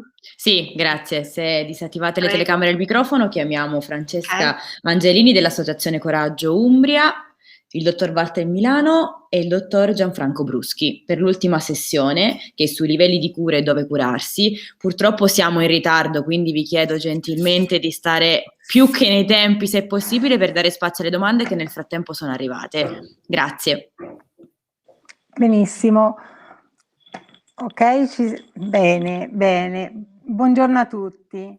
Allora, ho il piacere di presentare il dottor Milano e il dottor Bruschi. Il dottor Milano, che è direttore dell'unità operativa semplice dipartimentale per i disturbi dell'alimentazione dell'ASL Napoli 2. Mentre il dottor Bruschi, che è un dirigente psicologo presso l'ASL di Parma con incarico di alta specializzazione nei disturbi del comportamento alimentare. Allora, dottor Milano, cominciamo con lei. Abbiamo parlato adesso della necessità di inviare le pazienti in luoghi di cura. Come, dove inviarle e quali sono i livelli di cura che possono essere attuati? E c'è una domanda che ricorre molto spesso anche nelle chat. Come può un medico di base aiutare la famiglia a comprendere se il percorso di cura che è stato intrapreso dalla propria figlio o figlia è un percorso valido e quindi da poter proseguire? Quindi le lancio subito questa domanda. Grazie dottoressa Angelini, io la ringrazio per la presentazione, ma volevo ringraziare in particolare Patrizia Cappelletto e Stefano Bertomoro, cari amici del coordinamento nazionale che mi hanno invitato e mi hanno dato questa opportunità di poter fare questa chiacchierata informale con tutti voi. Una delle domande che spesso ci sentiamo chiedere è: ma come si fa a scegliere il livello di cura, dove inviare, a chi inviare? Può andare avanti per favore con le slide, io non ho modo di poterlo fare da remoto. Perfetto, quando parliamo di disturbi dell'alimentazione noi parliamo sempre di patologie che sono complesse, come hanno detto già i colleghi precedentemente, perché utilizzano il corpo come scenario della difficoltà, del dolore del paziente, in cui vengono espressi problemi in moltissime aree della vita, soprattutto di questi giovani pazienti, soprattutto per esempio per l'autostima, per le regolazioni emotive, per i conflitti relazionali. E tentativo di dare una valutazione di vantaggio di questo atteggiamento per cercare in qualche maniera di sopperire a queste difficoltà. È in fondo una strategia, una pseudo soluzione, ma che in qualche maniera funziona decisamente poco. Non dobbiamo considerarli quindi, non sono certo effetti accidentali da cause esterne, ma una parte integrante della vita di chi se ne ammala. Avanti, per favore. E quindi quando parliamo di espressione della sofferenza attraverso il corpo, parliamo di un'espressione attraverso più livelli, e quindi quando parliamo di più livelli abbiamo detto che dobbiamo rivolgersi a maggiori competenze, a una struttura che in qualche maniera abbracci più competenze, che siano di tipo alimentare, di tipo fisico, ma soprattutto di tipo psichico. E quindi questo costa moltissimo impegno, moltissime risorse, anche sotto forma di costi sanitari. Questa che vedete, questa immagine che io spesso faccio vedere, la conoscete sicuramente, è la tomba del tuffatore a Paestum, in cui certamente non riguarda un tuffo, ma il passaggio che il defunto fa dalla vita alla morte. Io in fondo lo utilizzo anche come espressione di disturbi alimentari. In fondo i disturbi alimentari che cosa sono? Lasciano la terra sicura della medicina interna per accedere in quello che è un vasto mare magnum di cui poco si capisce. E quanto di più internistico ci sia in psichiatria e quanto di più psichiatrico ci sia nel mondo psi. E quindi ha bisogno di interventi multidisciplinari articolati su diversi livelli in base alla gravità clinica. Quindi dobbiamo scegliere, dobbiamo fare una diagnosi, fare una valutazione della gravità clinica e successivamente poi provare a individuare il percorso più adatto. Avanti. Ecco, e non solo, ma i disturbi dell'alimentazione nell'ambito dell'organizzazione del sistema sanitario nazionale tendono un po' a scardinare una organizzazione rigida. Pensate per esempio alla neuropsichiatria infantile, che arriva al trattamento, segue i ragazzi fino ai 17-18 anni, poi devono transitare per la psichiatria. Molti dei nostri pazienti hanno anche problemi di dipendenza e quindi in qualche maniera circolano anche all'interno dei servizi delle dipendenze. Moltissimi hanno comorbidità o addirittura delle contiguità con le patologie psichiatriche, come si accennava prima, per cui rientrano anche nel percorso della salute mentale. Tutta questa serie di barriere rischiano di cronicizzare, rischiano di far perdere tempo, come si vedeva anche prima dalle slide di Giovanni, se non si creano delle reti, dei veri e propri percorsi che facilitano la presa in carico di questi pazienti e che tengano però anche presente l'integrazione non soltanto tra i singoli professionisti del team, ma anche tra le varie agenzie esistenti sul territorio. Avanti. Ecco, questa è un'immagine che mi piace molto, questa, come dire, è la metafora della rete, questa è la statua del Quirolo, che nella cappella di San Severo è uno dei maggiori esempi, uno dei maggiori capolavori del barocco napoletano, ma sta ad indicare la rete proprio come un insieme non solo di professionisti, ma anche di luoghi diversi in cui devono esercitare questi professionisti e nei diversi enti preposti alla gestione di questi pazienti. Avanti.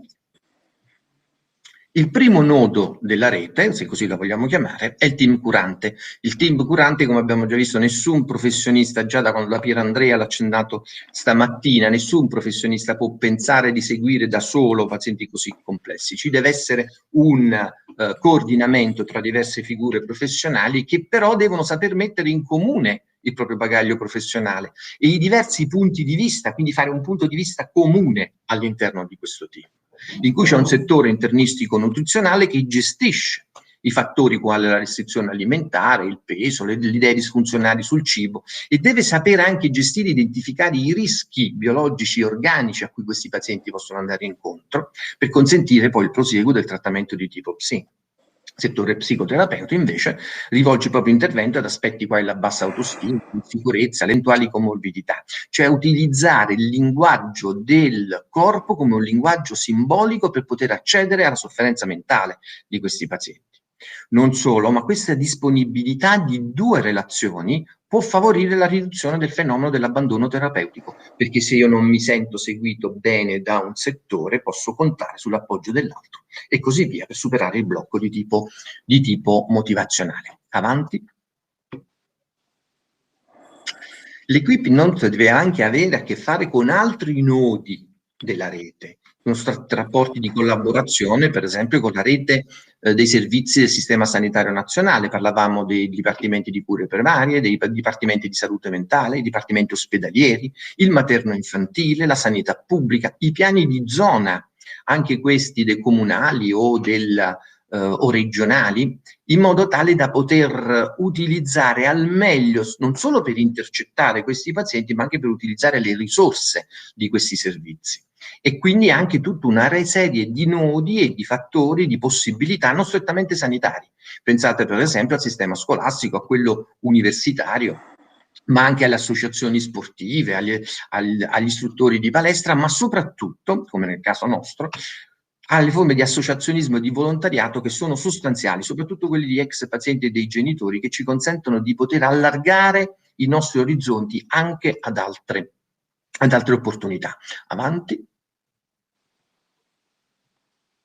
E la domanda che ci diceva prima la Francesca era proprio questa: spesso lo psichiatra, il nutrizionista o lo psicologo si sente rivolgere la domanda dai pazienti o dai familiari o dagli amici, non solo qual è il tipo di trattamento più adatto, ma anche il luogo in cui questo trattamento può meglio essere esplicato. Ancora avanti. In linea di massima noi dobbiamo fare una valutazione ed una diagnosi della situazione obiettiva in quel singolo paziente e come abbiamo visto già anche prima, il medico di medicina generale, che a me piace chiamare però medico di famiglia, e il pediatra sono un po' le prime sentinelle che possono avere l'opportunità di valutare questo tipo di presenza. Poi dopo ci sono altre strutture che vedremo poi singolarmente, con l'ambulatorio specialistico, le strutture semiresidenziali, la struttura residenziale fino al ricovero ordinario. Avanti. Ma la valutazione della scelta del luogo deve essere fatta secondariamente sulla base di una valutazione clinica che deve tenere presente una serie di svariati elementi, di tutta la definizione diagnostica, fare una diagnosi più o meno precisa sul disturbo dell'alimentazione, sulla sua durata, sulla sua gravità, una valutazione delle condizioni fisiche generali del paziente, il profilo psicopatologico e personologico del paziente, l'eventuale coesistenza di altre patologie psichiatriche o mediche, la storia di eventuali trattamenti precedenti, ma anche il contesto in cui vive il nostro giovane paziente, quindi le dinamiche familiari, le situazioni socio-ambientali, compresa anche la capacità di prevedere quanto sia aderente alla cura e quanto la famiglia possa in qualche maniera supportare questi pazienti. Avanti.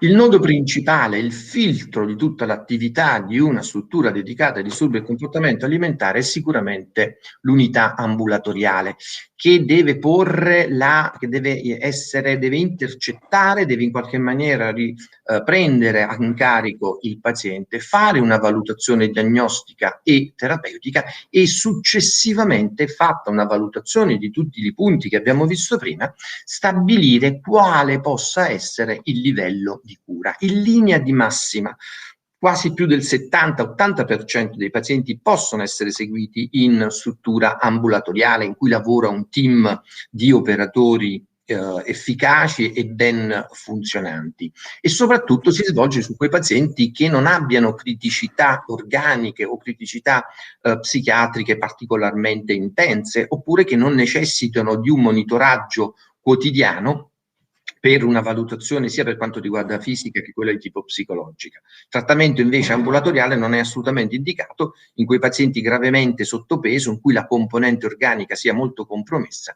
oppure che non abbiano una sufficiente, un'alta motivazione al trattamento o il sostegno di una famiglia o la disponibilità di una famiglia a contenere il disagio di questo paziente.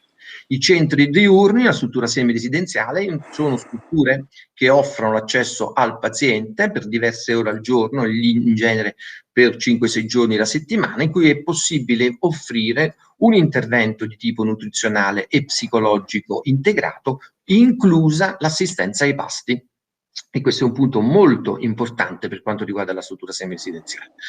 Necessita di operatori specializzati e che siano in stretta contiguità con gli operatori della struttura ambulatoriale. La struttura residenziale invece offre, invece di livello intensivo, nel proprio funzionamento, deve offrire un servizio 24 ore su 24, 7 giorni su 7, e deve avere un'equipe molto specializzata, molto competente nel trattamento di queste persone, che sono persone che hanno un livello di compromissione fisica, un livello di compromissione psichica più elevato rispetto a quelli del trattamento ambulatoriale o semiresidenziale, e che ci deve essere sempre un particolare scambio di informazioni e di interazione con l'equipe della struttura ambulatoriale.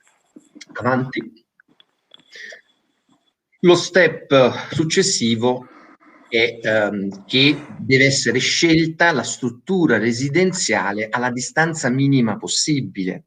Non ha molto senso inviare un ragazzo o una ragazza già sofferenti in una struttura magari lontana 1000 km, 800 km, come succede in qualche caso, dal proprio contesto sociale, dalla propria abitazione, perché in questo modo non riesce a mantenere quei legami sociali, di studio, professionali, di amicizia con la propria famiglia, che è molto importante. L'allontanamento da casa può essere un vantaggio in molte situazioni, perché tira fuori da una famiglia complessa delle persone particolarmente fragili e le mette in un contesto protetto che in qualche maniera può lavorare sulle motivazioni, sulla presa di coscienza della malattia e delle proprie capacità residue per rispondere alla malattia. Aiuta anche a tendere verso le autonomie di questi ragazzi.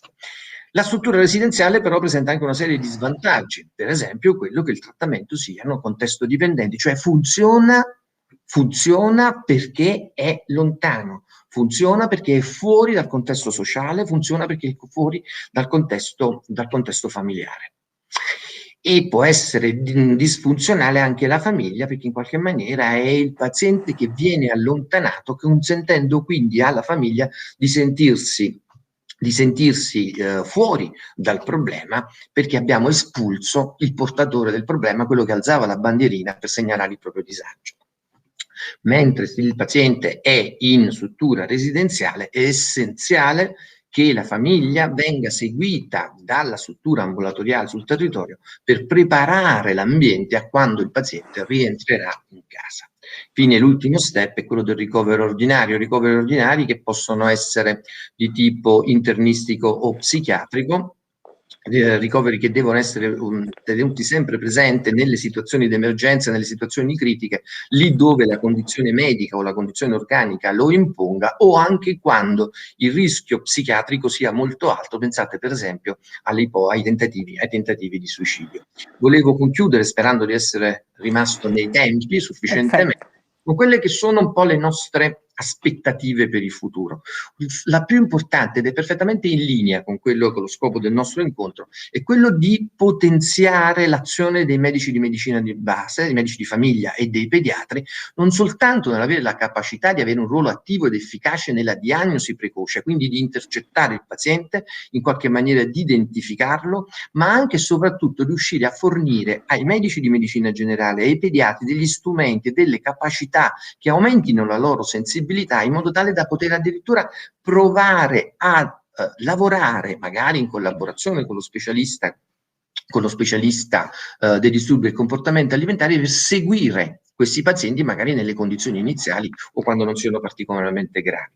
Ed infine quello di creare, nell'ambito della rete di cui accennavamo prima, un continuum di cure che vada dall'intervento ospedaliero forte o psichiatrico, alla terapia intensiva, alla terapia alle unità ospedaliere specializzate, fino a quelle che sono delle strutture di day hospital, di strutture di semiresidenziale, alle terapie ambulatoriali, ma soprattutto nel post-cura, cioè nel seguire queste persone anche nel tempo, in contesti territoriali diffusi, ma che offrono una supervisione decrescente quando si pensa e si realizza una transizione verso una vita indipendente. Avanti. Bene, dopo tutte queste notizie così inquietanti, volevo lasciarvi, anche perché vista l'ora, con questa immagine più rassicurante di questo pranzo sul mare di Posillipo. Grazie. Grazie infinite, dottore, molto chiaro in tutta la sua esposizione, grazie tante. È chiaro che pensare ai luoghi di cura per le nostre figlie e figlie è molto importante mi rendo conto che forse vorremmo caricare di un lavoro importante anche i medici di famiglia, proprio perché sono medici di famiglia, nell'aiutarci a seguire le nostre figlie, i nostri figli in questo percorso, aiutarci a valutare se il percorso sta andando bene. E qui entra un po' in ballo il discorso che più psicologico, che forse anche i medici di famiglia dovrebbero, o a cui noi chiediamo come familiari, una attenzione particolare, perché è difficile dire ad una famiglia: tuo figlio, a un genitore, diciamo, tuo figlio, tua figlia ha questo problema, ma sicuramente insieme ce la possiamo fare, no? E ci saranno delle parole chiave che un pediatra o un medico di base possono utilizzare, vero dottor Bruschi? Possono utilizzare anche nei confronti dei figli, dei fratelli di questi nostri pazienti o vostri pazienti e nostri figli, in modo tale che veramente la famiglia si senta presa totalmente in carico in un momento di grandissima difficoltà. Dottor Bruschi, a lei la parola. Grazie Francesca, grazie anche a Walter per la sua relazione e a tutti i relatori che mi hanno... Pronto? Sì, scusi, dicevo dottor Bruschi, chiedo di chiudere i microfoni a Francesca e al dottor Milano. Ok, grazie. Sì, volevo ringraziare anche tutti i relatori precedenti perché si è costruito come un filo, insomma, una storia un po', insomma, delle nostre relazioni e del nostro cercare di riflettere, di scambiarci informazioni, contenuti, immagini riguardo al disturbo alimentare, per cui io arrivo in qualche modo a completare un po' il tessuto che si è costruito via via durante la mattinata e lo facciamo appunto con questo tipo di relazione che ho pensato di portare, che poi appunto è all'interno del libretto che poi speriamo di poter ampiamente diffondere, ancora di più di quanto non sia in qualche modo conosciuto, e per parlare appunto di quanto sia importante nella rete delle cure non solo l'insieme dei servizi, ma anche l'insieme delle associazioni, certamente dei familiari, ma le stesse singole famiglie sono un importante fattore di cura. Per cui ho voluto indicare appunto la famiglia come un contesto di relazioni base per la terapia, cioè fanno parte dell'approccio terapeutico che cerchiamo di attivare. Almeno sicuramente qui a Parma noi lavoriamo in questo senso. Io sono uno psicologo sistemico familiare, quindi cerco di insistere molto su questo tipo di atteggiamento, insomma, nei confronti della cura. È stato detto in vari modi, è importante secondo me sottolineare che le famiglie, il tipo di famiglia non è una matrice di sviluppo di un disturbo alimentare, piuttosto all'interno di una famiglia come contesto di relazioni si possono certamente costruire a un certo punto, per tanti fattori in gioco, le condizioni per cui si sviluppa un disturbo alimentare. E nel momento in cui si costruisce questo tipo di disturbo, certamente la famiglia se ne sente coinvolta pienamente e quindi il sistema si riorganizza attorno a questo problema.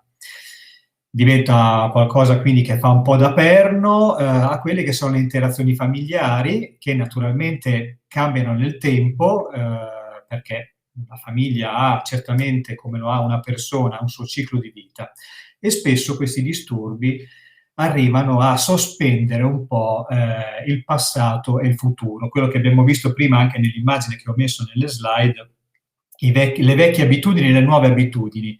Ci si rimane un po' sospesi, i cambiamenti vengono bloccati, congelati e il disturbo diventa, diciamo così, l'unico grande paravento che blocca appunto il circuito evolutivo della famiglia. Quello che vogliamo dire è che piuttosto che concentrarci su da che cosa è arrivato il problema, che cosa abbiamo fatto di male, di sbagliato, eccetera, l'importante è che noi andiamo a cercare le risorse, perché le risorse che ci sono all'interno del contesto familiare ci permettono poi anche di costruire meglio il percorso di cura. Quindi vi parlerò un po' sommariamente, insomma, ecco, per il tempo che ho a disposizione, della comunicazione empatica e di come questa sia connessa con il processo di cambiamento, di come sia importante un contesto di comunicazione efficace, in particolare nell'ambito dei primi approcci al disturbo, che possono essere certamente realizzabili all'interno dei contesti del medico di famiglia e del pediatra. Parlerò dell'ascolto come una pratica con la quale lavoriamo, insomma, ci lavoriamo noi professionisti, ma ci lavoriamo anche con i familiari, tanto che diventa per noi una specie di principio operativo sul quale coinvolgere appunto gli interlocutori con i quali veniamo a dover operare, e in particolare appunto il paziente e la sua famiglia. Andiamo avanti. Dunque, comunicare in maniera efficace, in maniera empatica, chiara, è certamente una cosa difficile.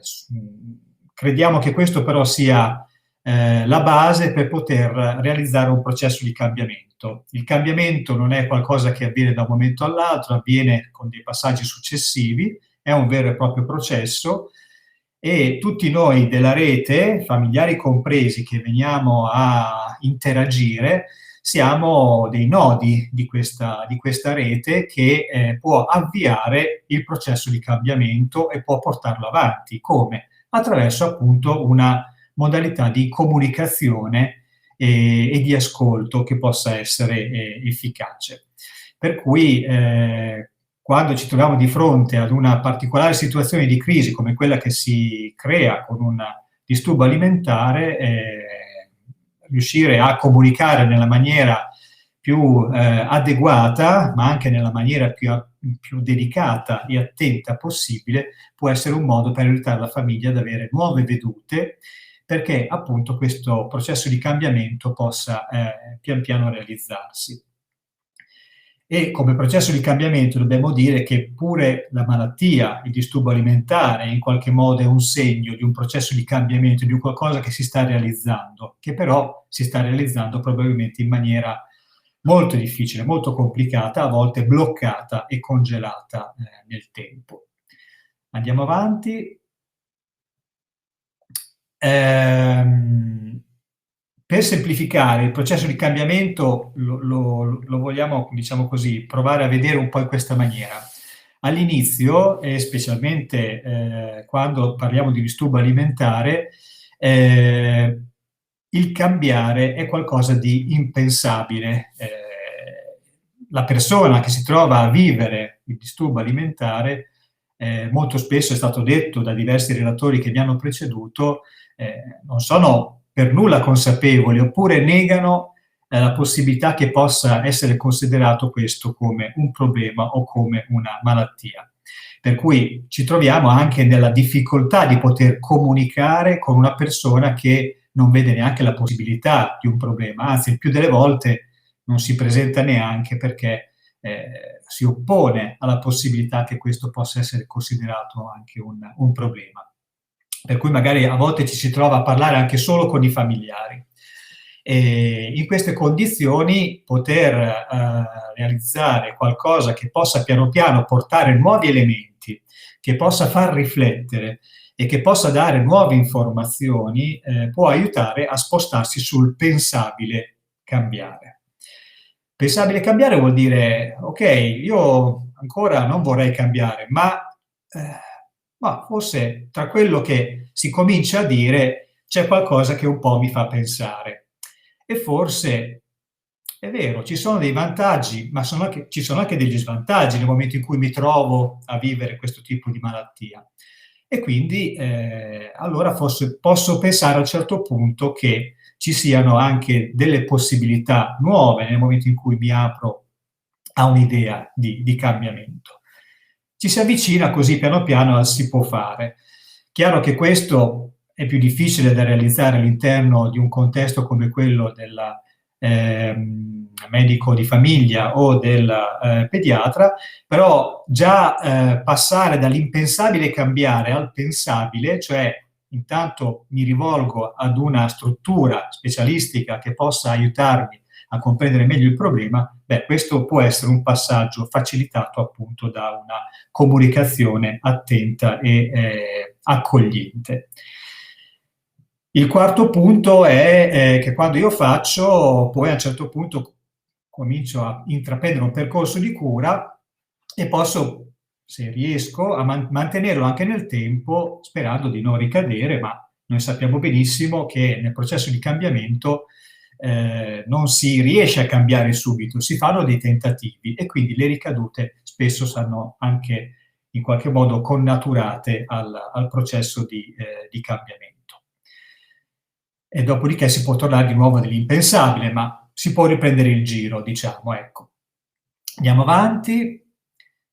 Quindi è molto importante in una situazione che è spesso ad alta emotività, perché c'è delusione, c'è rabbia, c'è sconcerto, c'è ansia, ci sono tanti sentimenti, tante emozioni che si provano in questo tipo di situazioni.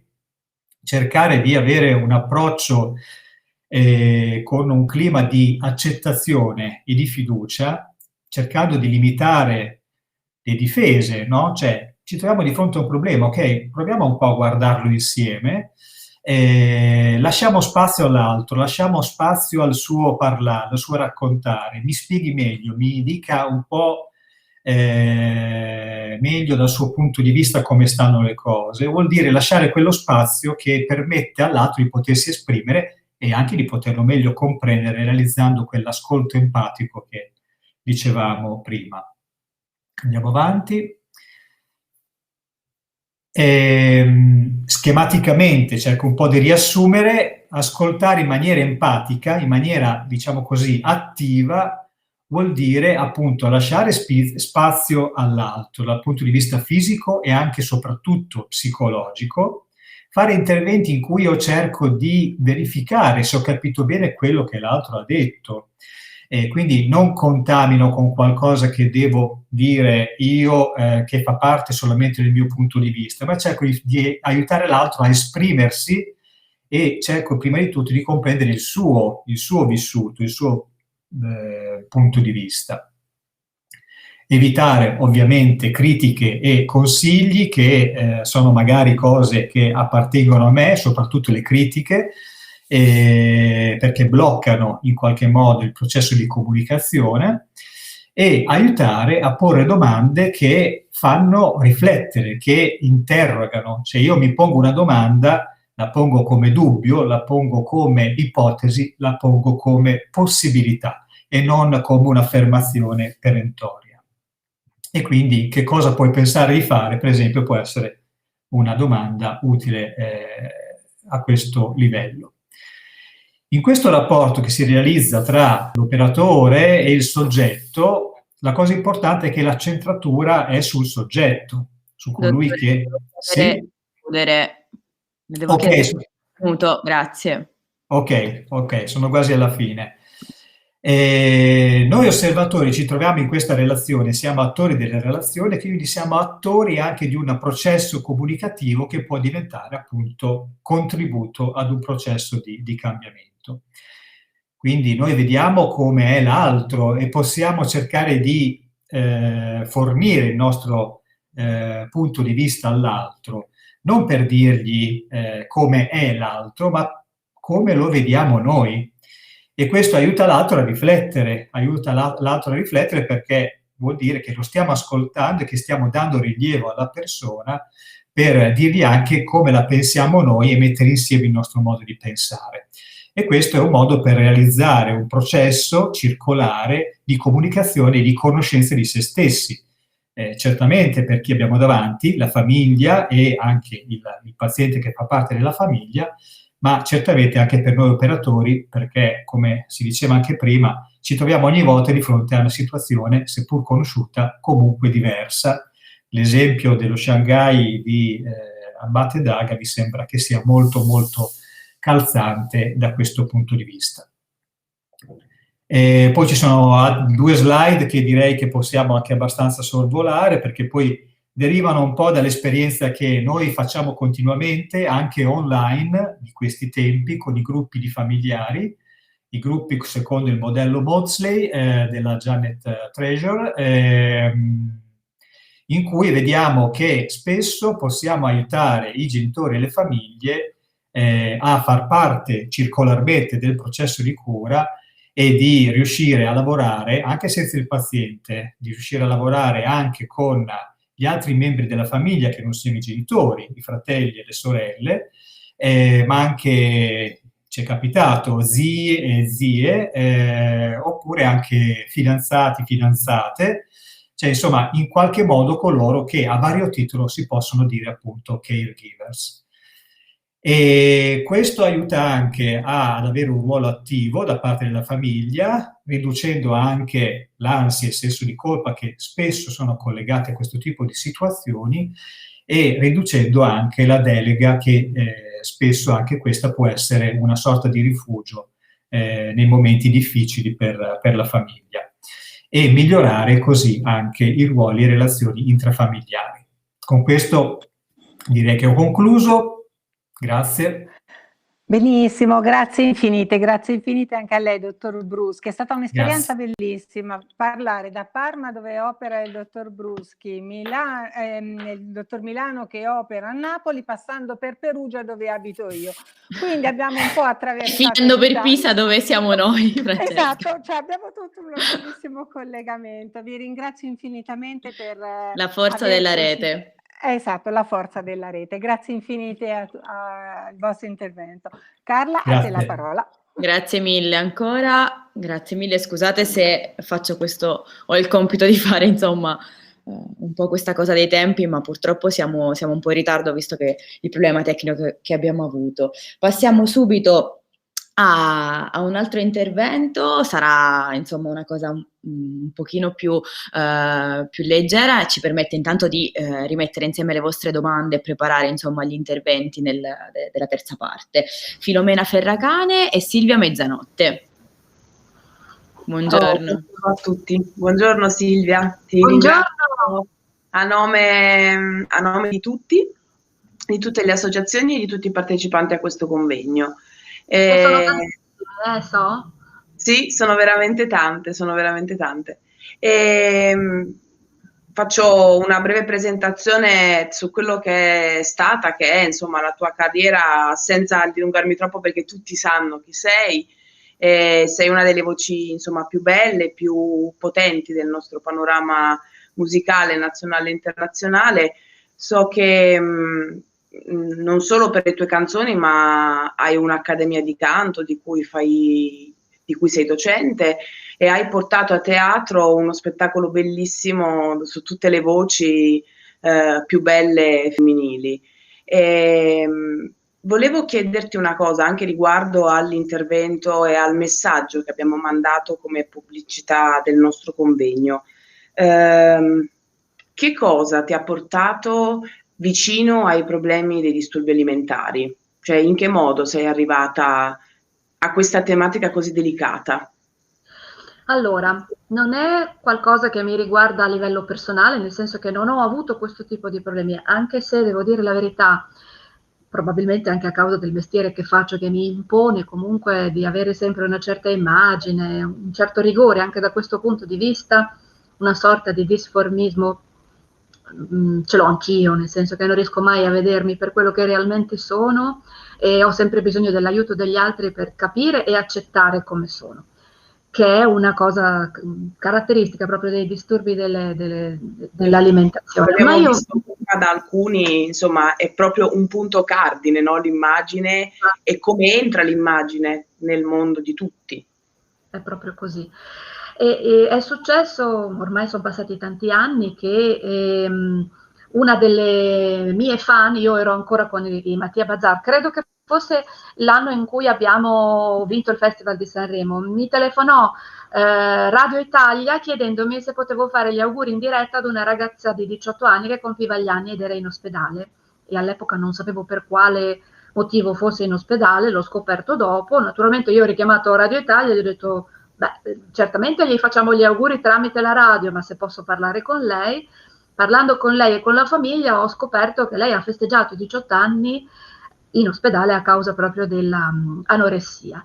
E a quel punto, essendo completamente impreparata sull'argomento, io abito a Bologna, mi sono rivolta alla FANEP, e quindi attraverso questa specifica associazione, i volontari della FANEP, mi sono fatta spiegare quale potesse essere l'approccio migliore per parlare con una ragazza che soffriva di questi disturbi. Ho seguito qualche corso, sono andata a trovare le ragazze in ospedale, ho avuto modo di parlare sempre con il professor Franzoni, insomma ho ricevuto le informazioni necessarie perché ero veramente ignorante, mi sentivo del tutto impreparata. Piano piano ho instaurato Ti interrompo perché voglio veramente farti i complimenti, perché non è una cosa così scontata, soprattutto per chi fa il tuo mestiere e come dire, si trova tutti i giorni magari di fronte a richieste continue, anche semplicemente di auguri. Porsi delle domande così importanti e mettersi in gioco chiedendo aiuto, cioè non è scontato. Ti faccio veramente i miei complimenti personali. Grazie. Fatto sta che l'aiuto per fortuna l'ho ricevuto e lentamente sono riuscita a creare un dialogo con questa ragazza. Ora, attenzione, lei era già sotto cura, parliamo di Roma come zona, e quindi io ho avuto probabilmente sarà stata una piccola scintilla, però questo contatto, il cercare comunque di parlarle e il fatto che lei si sia affidata a me come persona, tra virgolette, confortante, morbida nel modo, morbida nel corpo, probabilmente le ha dato una piccola mano in più. Poi c'è stato un problema successivo con un'altra ragazza, ma questa ragazza nello specifico è uscita da questo disturbo, si è sposata, ha avuto un bambino, ha scritto un libro sull'anoressia ed è in questo momento, insomma, è assolutamente a tutti gli effetti, vive la sua vita con grande serenità, con grande felicità. Io e la famiglia e lei siamo sempre ovviamente in contatto, e, insomma, è stata una cosa molto bella per me, l'apertura verso un mondo che non conoscevo. Io ho sempre cercato di fare nel mio piccolo, per quanto possibile, volontariato, ho fatto anche altre cose, ma mi sono resa conto che nello specifico di questo tipo di malattie potevo lasciare un segno, perché in qualche modo potevo essere un punto di riferimento. Ecco perché mi sono resa disponibile, compatibilmente con il mio lavoro e con quant'altro, per quello che si può fare per queste ragazze. Infatti la mia seconda domanda era proprio questa: in quale modo e quanto è importante nel tuo lavoro mandare un messaggio, e quanto può essere, come dire, può entrare nella vita delle ragazze, dei ragazzi, delle donne, degli uomini, insomma, quanto la musica può avere un peso in questo contesto? La musica, proprio dal punto di vista della fruizione, per fortuna, bypassa ogni tipo di dinamiche mentali, e quindi arriva in profondità e spesso fa scattare dei meccanismi che noi, chiacchierando, parlando, analizzando, psicanalizzando, non riusciamo a far scattare. Quindi questo è sicuramente fondamentale. Dal mio punto di vista, io sono una formatrice, anche parlavate ti do del tu, Filomena, perdonami. Assolutamente. Parlavi del mio ruolo in accademia. Io seguo tanti ragazzi, anche molto giovani, che affidano le loro problematiche, le loro sensibilità al canto e alla musica, e questo spesso li aiuta a, come dire, portare all'esterno emozioni e sensazioni che altrimenti non saprebbero come esorcizzare. In particolare in questo momento storico, devo dire che noi abbiamo tantissimi ragazzi che continuiamo a seguire con il web, e gli abbiamo chiesto di scrivere canzoni che magari non sono canzoni, come dire, sono ancora fragili, però lì dentro ci sono tutte le loro problematiche, i loro dubbi, le loro ansie, le loro grida di aiuto. Ecco, perché queste malattie sono grida di aiuto, quindi bisogna cercare di ascoltare questa cosa. Quindi per me è tutt'uno quello che faccio, ed è quindi automatico, ecco, poter dare una mano per quanto possibile anche da questo punto può di vista. avere un effetto davvero, e tu me l'hai insomma confermato da questi ultimi pensieri, che può anche davvero avere un effetto terapeutico, ecco, sì, perché può essere un linguaggio, come dire, alternativo alla non parola. Cioè, spesso chi soffre di questi disturbi non ha proprio la capacità cioè, se fossi capace di sedermi e parlare col mio terapeuta in maniera tranquilla di quello che ho, di quello che penso, di quello che è, magari invece la musica, come magari il disegno, ma adesso in questo caso particolare la musica può veramente probabilmente permettermi di esprimere quello che penso e quello che sento. Assolutamente, anche la scelta dei brani.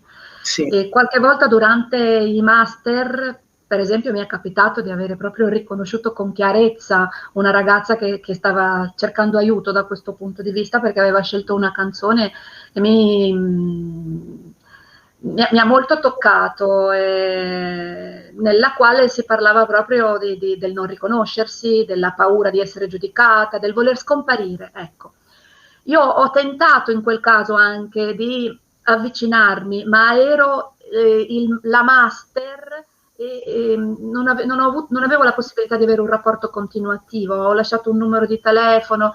Il messaggio mio purtroppo non è stato colto, ma io l'avevo colto, perché attraverso quella canzone lei mi aveva detto delle cose molto chiare che con le parole non era stata in grado di dire. Quindi, e purtroppo questa è una, come dire, è una delicatezza d'animo, una sensibilità d'animo che non sempre come dire, è intrinseca, no, di alcune persone. Probabilmente tu ce l'hai per un percorso che hai voluto fare, ecco, anche.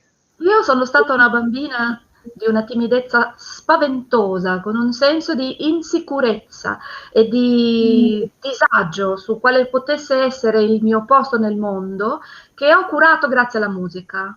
Lo dico sempre che se non ci fosse stata la musica io avrei potuto avere dei altri problemi più importanti. Fortunatamente ho capito che era la voce, cioè avevo una grande paura di essere giudicata, ma è stata la voce che mi ha costretta a farmi giudicare, che mi ha anche costretta a fare quel salto. E con quella paura lì, con quelle insicurezze, scendi a patti, perché non le vincerai mai del tutto, anche se poi ti lasciano un'eredità meravigliosa, che è quella di voler allargare le braccia e condividere il tuo problema con tutte le persone che pensi che possano averlo avuto e togliere le distanze.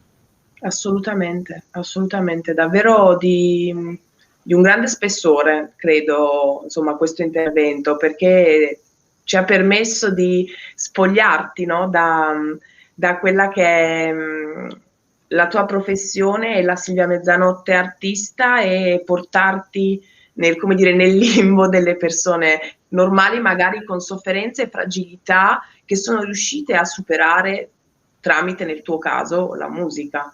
Sì. È davvero un bel messaggio quello che hai mandato, davvero, cioè, non credo soltanto per chi magari fa parte di famiglie, ma anche per i professionisti, cioè potrebbe davvero essere una chiave di lettura molto molto bella. Vedo la faccia di Carla e ho capito che probabilmente siamo alla fine.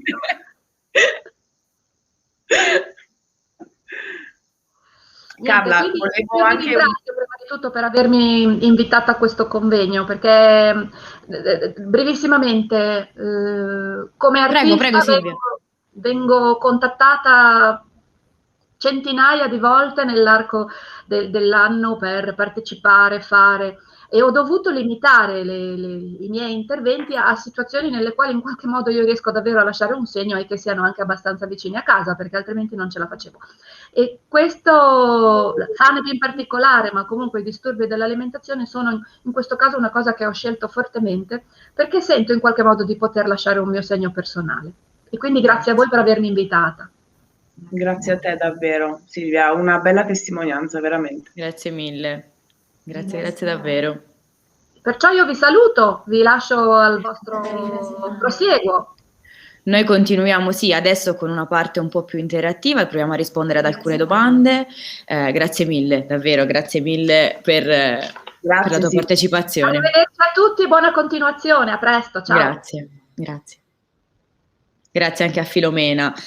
Ok, adesso proviamo a lasciare la parola a Antonella Cornale dell'Associazione Veneto Midori e Roberto Berselli della Fondazione CEIS Emilia Romagna. Prima di darvi la parola volevo dire che abbiamo ricevuto parecchie domande, quindi probabilmente in questa mezz'oretta che ci è rimasta come spazio finale non riusciremo a rispondere a tutte le domande, quindi vi faremo, insomma, vi diciamo di seguire le nostre pagine social, Facebook, il nostro sito, perché verranno pubblicati dei piccoli video in cui le domande che non hanno ricevuto risposta oggi, non riceveranno risposta oggi, verranno appunto poste ai nostri relatori e riceveranno risposta. E poi volevo ringraziare ufficialmente, purtroppo per un problema tecnico, Simona Simone, che è stata fondamentale nell'organizzazione di questo convegno e anche proprio nella promozione dell'evento, che purtroppo per un problema tecnico non ha partecipato ed è stata sostituita da Giusy. Basta, non rubo più tempo nemmeno io, buon lavoro. Sì. Benvenuti a tutti, io e Antonella abbiamo un po' il compito di coordinare questa sessione di domande. Non sappiamo quali saranno i professionisti che appariranno adesso, abbiamo cercato di suddividere un attimo le Roberto, buongiorno a tutti, intanto grazie per essere ancora qui con noi. Se dici Roberto, io direi di fare le domande, poi così ammettono i vari relatori. Parto io con una domanda per il dottor Salvo, ed è da una dietista che ha partecipato oggi al convegno e dice: buongiorno, sono una dietista, mi ritrovo spesso di fronte a pazienti con forme di anoressia nervosa cronicizzata. Come consigliate di gestire in linea generale questo tipo di quadro clinico appunto cronicizzato per cercare di creare i presupposti di una possibile guarigione, soprattutto sul fronte del nucleo psicopatologico dell'anoressia stessa? E poi chiamerei anche il dottor Abate Daga su un'altra domanda, che è: Cosa possiamo dire ai familiari di chi passa da un disturbo di anoressia in bulimia? Come supportarli senza che cadano nello sconforto?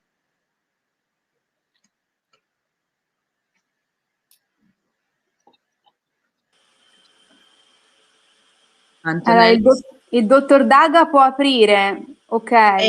Ti chiedo, scusami per praticità, può di rispondere chiamare lui. eventualmente prima i medici, perché qualcuno purtroppo anche per motivi di lavoro, di connessione, magari non Allora è... Roberto può già anticipare i prossimi, così li Abbiamo fatto la li domanda mettete. alla dottoressa De Panfilis e al dottor Milano. Sì. Ok, grazie Bene. mille. È senza microfono, dottor Milano. Deve attivare il microfono. Sì, ecco, a posto. Allora, beh, è chiaro che distinguendo per diagnosi sembra un cambiamento, un peggioramento. In realtà le diagnosi importanti fino a un certo punto, i disturbi dell'alimentazione hanno tanti punti in comune, quindi il passaggio da anoressia, restricter, bimpargine, poi bulimia non è infrequente. Bisogna vedere poi da situazione a situazione, a volte un aggravamento, a volte invece un miglioramento. Quindi di non perdere la speranza. Se in un buon trattamento questo viene considerato, vuol dire che le cose si stanno comunque smuovendo o per terapia o per la natura della psicopatologia, bisogna proseguire nelle cure.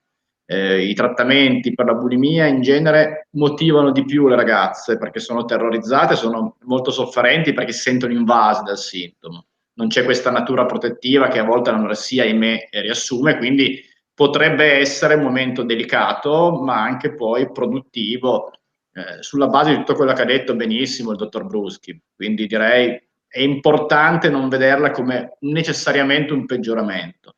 È la figlia che sente il peggioramento, ma in realtà è sempre un disturbo di alimentazione che ha diverse fasi. Grazie. Non so se c'è Salvo. No, c'è il dottor Milano. Il dottor Milano può aprire la telecamera.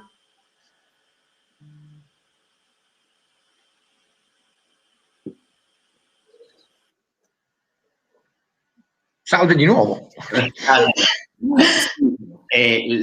Questa domanda ci chiedevano se all'interno del sistema di cura che lei ha rappresentato e dei vari luoghi di cura non ritenga che vi sia un problema più complessivo del sistema di cura che non tiene conto della specificità dell'adolescenza, che è un po' una terra di mezzo in cui se ne occupano un po' i pediatri e un po' i medici di medicina generale, un po' la neuropsichiatria, poi c'è il problema del passaggio alla psichiatria adulte, molto spesso senza una continuità, e quindi proprio non sia un problema di non aver posto con più attenzione, il sistema non abbia posto attenzione a questo.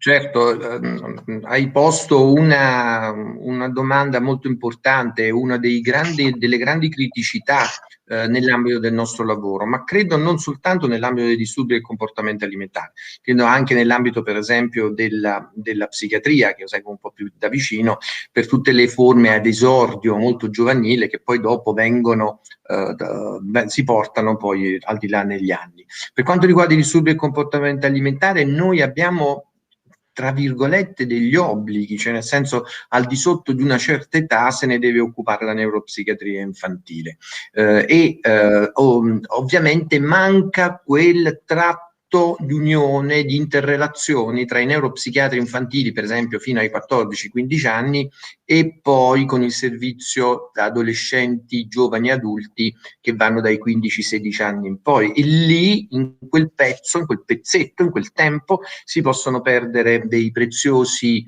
momenti per poter intervenire in maniera significativa. Già ho sentito per Andrea stamattina quando diceva che bisogna farsi sentire a livello istituzionale per evitare che le strutture residenziali o semi-residenziali abbiano commissioni di età così ampie, cioè magari avere nella stessa struttura pazienti con disturbo dell'alimentazione di 30-40 anni insieme a ragazzine di 12-13 anni e che debbono essere sistemate in ambienti completamente diversi, perché le tecniche di terapia sono completamente diverse, vanno modulate in maniera diversificata. Questo è una delle criticità maggiori sulle quali dobbiamo riflettere, proprio a proposito di quel continuum di cure di cui accennavo prima io alla fine della mia chiacchierata, in cui dobbiamo tenere presente che questi pazienti non possono essere etichettati in base all'età o in base alla patologia, ma che debbono essere seguiti per un tempo sufficientemente lungo, anche quando vengono poi dopo, quando poi vanno in guarigione, ma devono essere seguiti per un tempo sufficiente. Non so se sono stato chiaro, se ho risposto alla domanda. Penso di sì, penso che assolutamente. Antonella? Chiedo se c'è il dottor Gravina che può rispondere a un'altra domanda. Intanto lo aspettiamo un attimo. Intanto cercavamo se c'era la dottoressa De Panfilis, la dottoressa Zanna, ma so che... Io non so perché mi Sara. hanno detto di schiacciare. Sara. Bene. Scusate. Molto bene. Buongiorno a tutti. Allora, attendiamo un attimo, dottor Gravina. Mi sentite? Sì, la sento benissimo. Okay. Posso farle la domanda? Volentieri. Allora, L'immagine non importa, non è così rilevante. ok. Vai. Allora le faccio la domanda che ci hanno rivolto, e cioè cosa si può fare quando un figlio o una figlia non accetta l'aiuto dei professionisti perché crede di essere in grado di autogestirsi, e soprattutto nel caso, come capita a noi genitori di sentire, spesso si tratta di ragazze maggiorenni e in tal modo la loro età impedisce una chiara comunicazione tra i curanti e i familiari. È una questione cruciale questa. Direi che se la persona vive ancora in famiglia è possibile aiutare i familiari a trovare le modalità per aiutare la figlia. Per esempio, qui a Pisa, nell'Associazione della vita oltre lo specchio, ma anche altre associazioni in Italia sicuramente hanno degli sportelli di ascolto o dei gruppi di autoaiuto rivolti proprio anche ai familiari per avere indicazioni e suggerimenti su come modulare la comunicazione rispetto al disturbo. Può essere un amico, può essere un insegnante, possono essere molte le modalità attraverso cui pian piano si aiuta la famiglia a lavorare con, e già quello è un inizio della cura, già quello è un inizio della cura, già quello è un modo per cominciare a comunicare con la persona. La costrizione, la minaccia in genere sono meno efficaci, ma ci sono molti altri metodi che si possono apprendere proprio attraverso il colloquio con un professionista. Per cui se io fossi il genitore di quella ragazza andrei nel centro specialistico che si occupa di disturbi alimentari del mio territorio e gli direi come posso fare per affrontare questo problema. Grazie. Okay, grazie. Sara, due domande a te.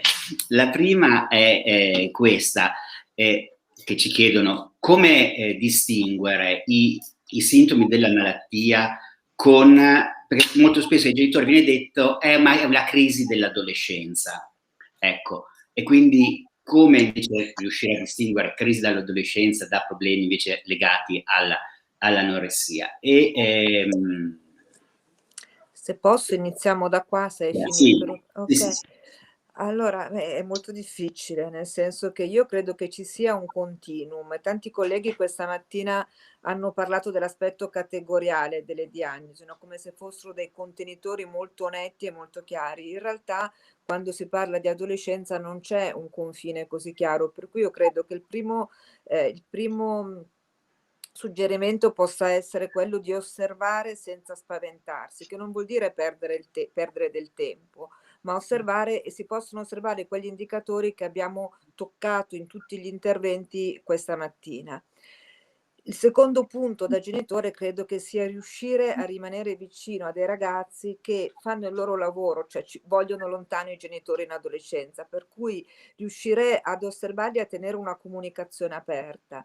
Il terzo punto può essere quello che diceva il dottor Gravina adesso: se i nostri ragazzi si chiudono in maniera ermetica, possiamo essere noi genitori che ci avviciniamo, che esprimiamo la nostra difficoltà. Io sono in difficoltà a capire cosa ti sta succedendo, io ho degli indicatori di spavento, di apprensività, vado io nei centri più vicini, vado io nei gruppi di mutuo aiuto, vado io e mi confronto con genitori che hanno la mia storia e le mie difficoltà. Allora molto spesso questo è un semino per i ragazzi che li fa dire: cacchio, se ci va la mamma, se ci va il papà, forse posso muovermi anch'io.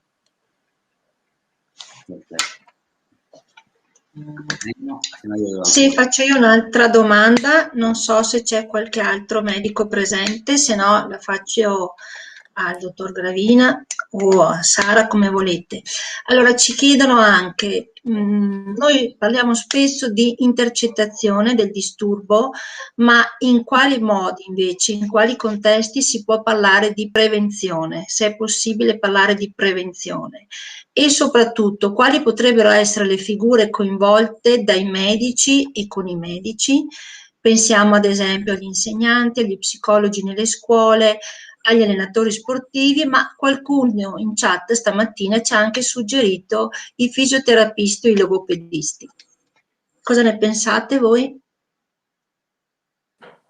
Sì, un attimo, c'è anche il dottor Abate Daga e il dottor Bruschi, se vogliono aprire la telecamera, via che si libera un posto, possono intervenire, grazie. Io intanto dico solo 2 parole, così poi lascio spazio ai colleghi, sulle figure, su tutte quelle figure che in qualche modo entrano nel percorso educativo dei ragazzi, no? Per cui gli insegnanti, i vari allenatori, i vari contesti di aggregazione, ma anche gli oratori, cioè a secondo della realtà locale in cui i ragazzi vivono. Allora, fare prevenzioni vuol dire, una volta si chiamava prevenzione secondaria, cioè queste figure intermediarie possono riconoscere prima di noi, possono avere anche un gancio. Gli allenatori, per esempio, il valore di un allenatore di basket in una ragazza che gioca a basket è elevatissimo, la capacità comunicativa è elevatissima, per cui tutte queste figure sono io credo fondamentali per fare il gancino per le nostre ragazze.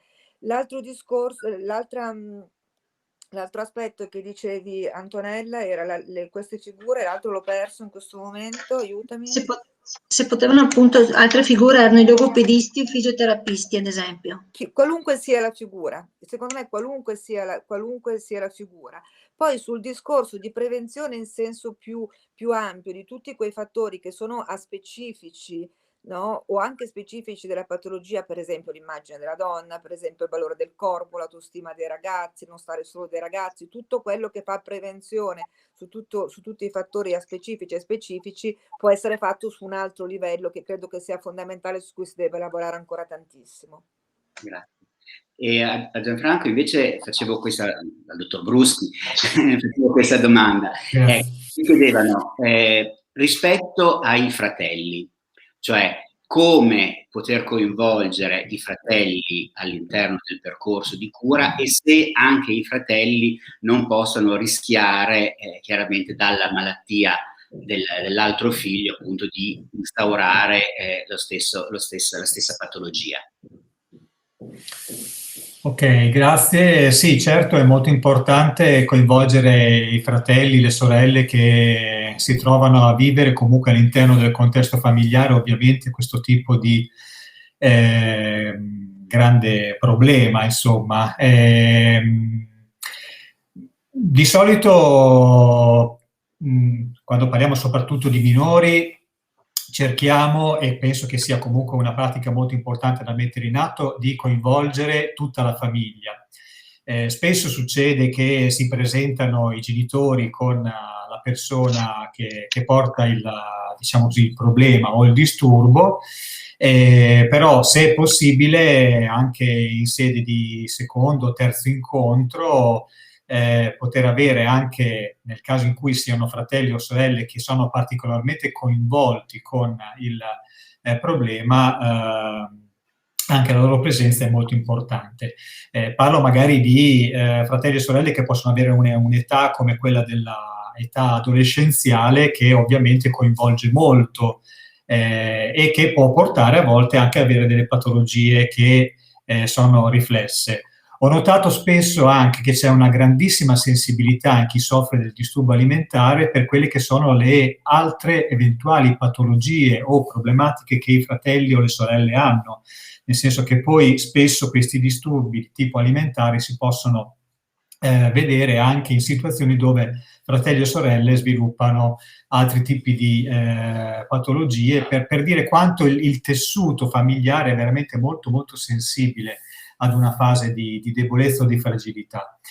E credo che poi in una fase successiva, quando si è costruito anche l'aggancio con la famiglia, procedere con un trattamento di tipo familiare sia come supporto motivazionale ad affrontare la malattia, sia poi successivamente come vera e propria terapia familiare che coinvolga quindi anche i fratelli e le sorelle, sia assolutamente importante. Grazie mille. È arrivato il dottor Eccoci, è arrivato il dottor Salvo, buongiorno. Buongiorno, ciao Antonella. Bene. Ciao Roberto. Ciao, bene, bene. Allora rifaccio un attimo la domanda che ci ha posto una dietista prima in chat, e cioè mi ritrovo spesso di fronte a pazienti con forme di anoressia nervosa cronicizzata. Come consigliate di gestire in linea generale questo tipo di quadro clinico appunto cronicizzato per cercare di creare i presupposti di una possibile guarigione, soprattutto sul fronte del nucleo psicopatologico dell'anoressia stessa? I disturbi alimentari hanno una caratteristica potenziale di lunga durata, che è diverso però dal concetto di cronicità. No, la cronicità implica il fatto che ci sia una cosa strutturata, inamovibile, che rimane sempre uguale a se stessa e che non prevede la possibilità in qualche maniera di un transito verso situazioni migliori. Nelle situazioni di lunga durata, noi per esempio nella struttura degli adulti abbiamo molte persone di 45-50 anni con 20 o anche 25 anni di malattia attiva, no? E il lavoro, una volta tenuto in sicurezza la persona da un punto di vista organico e nutrizionale, va fatto ampliando il focus del trattamento.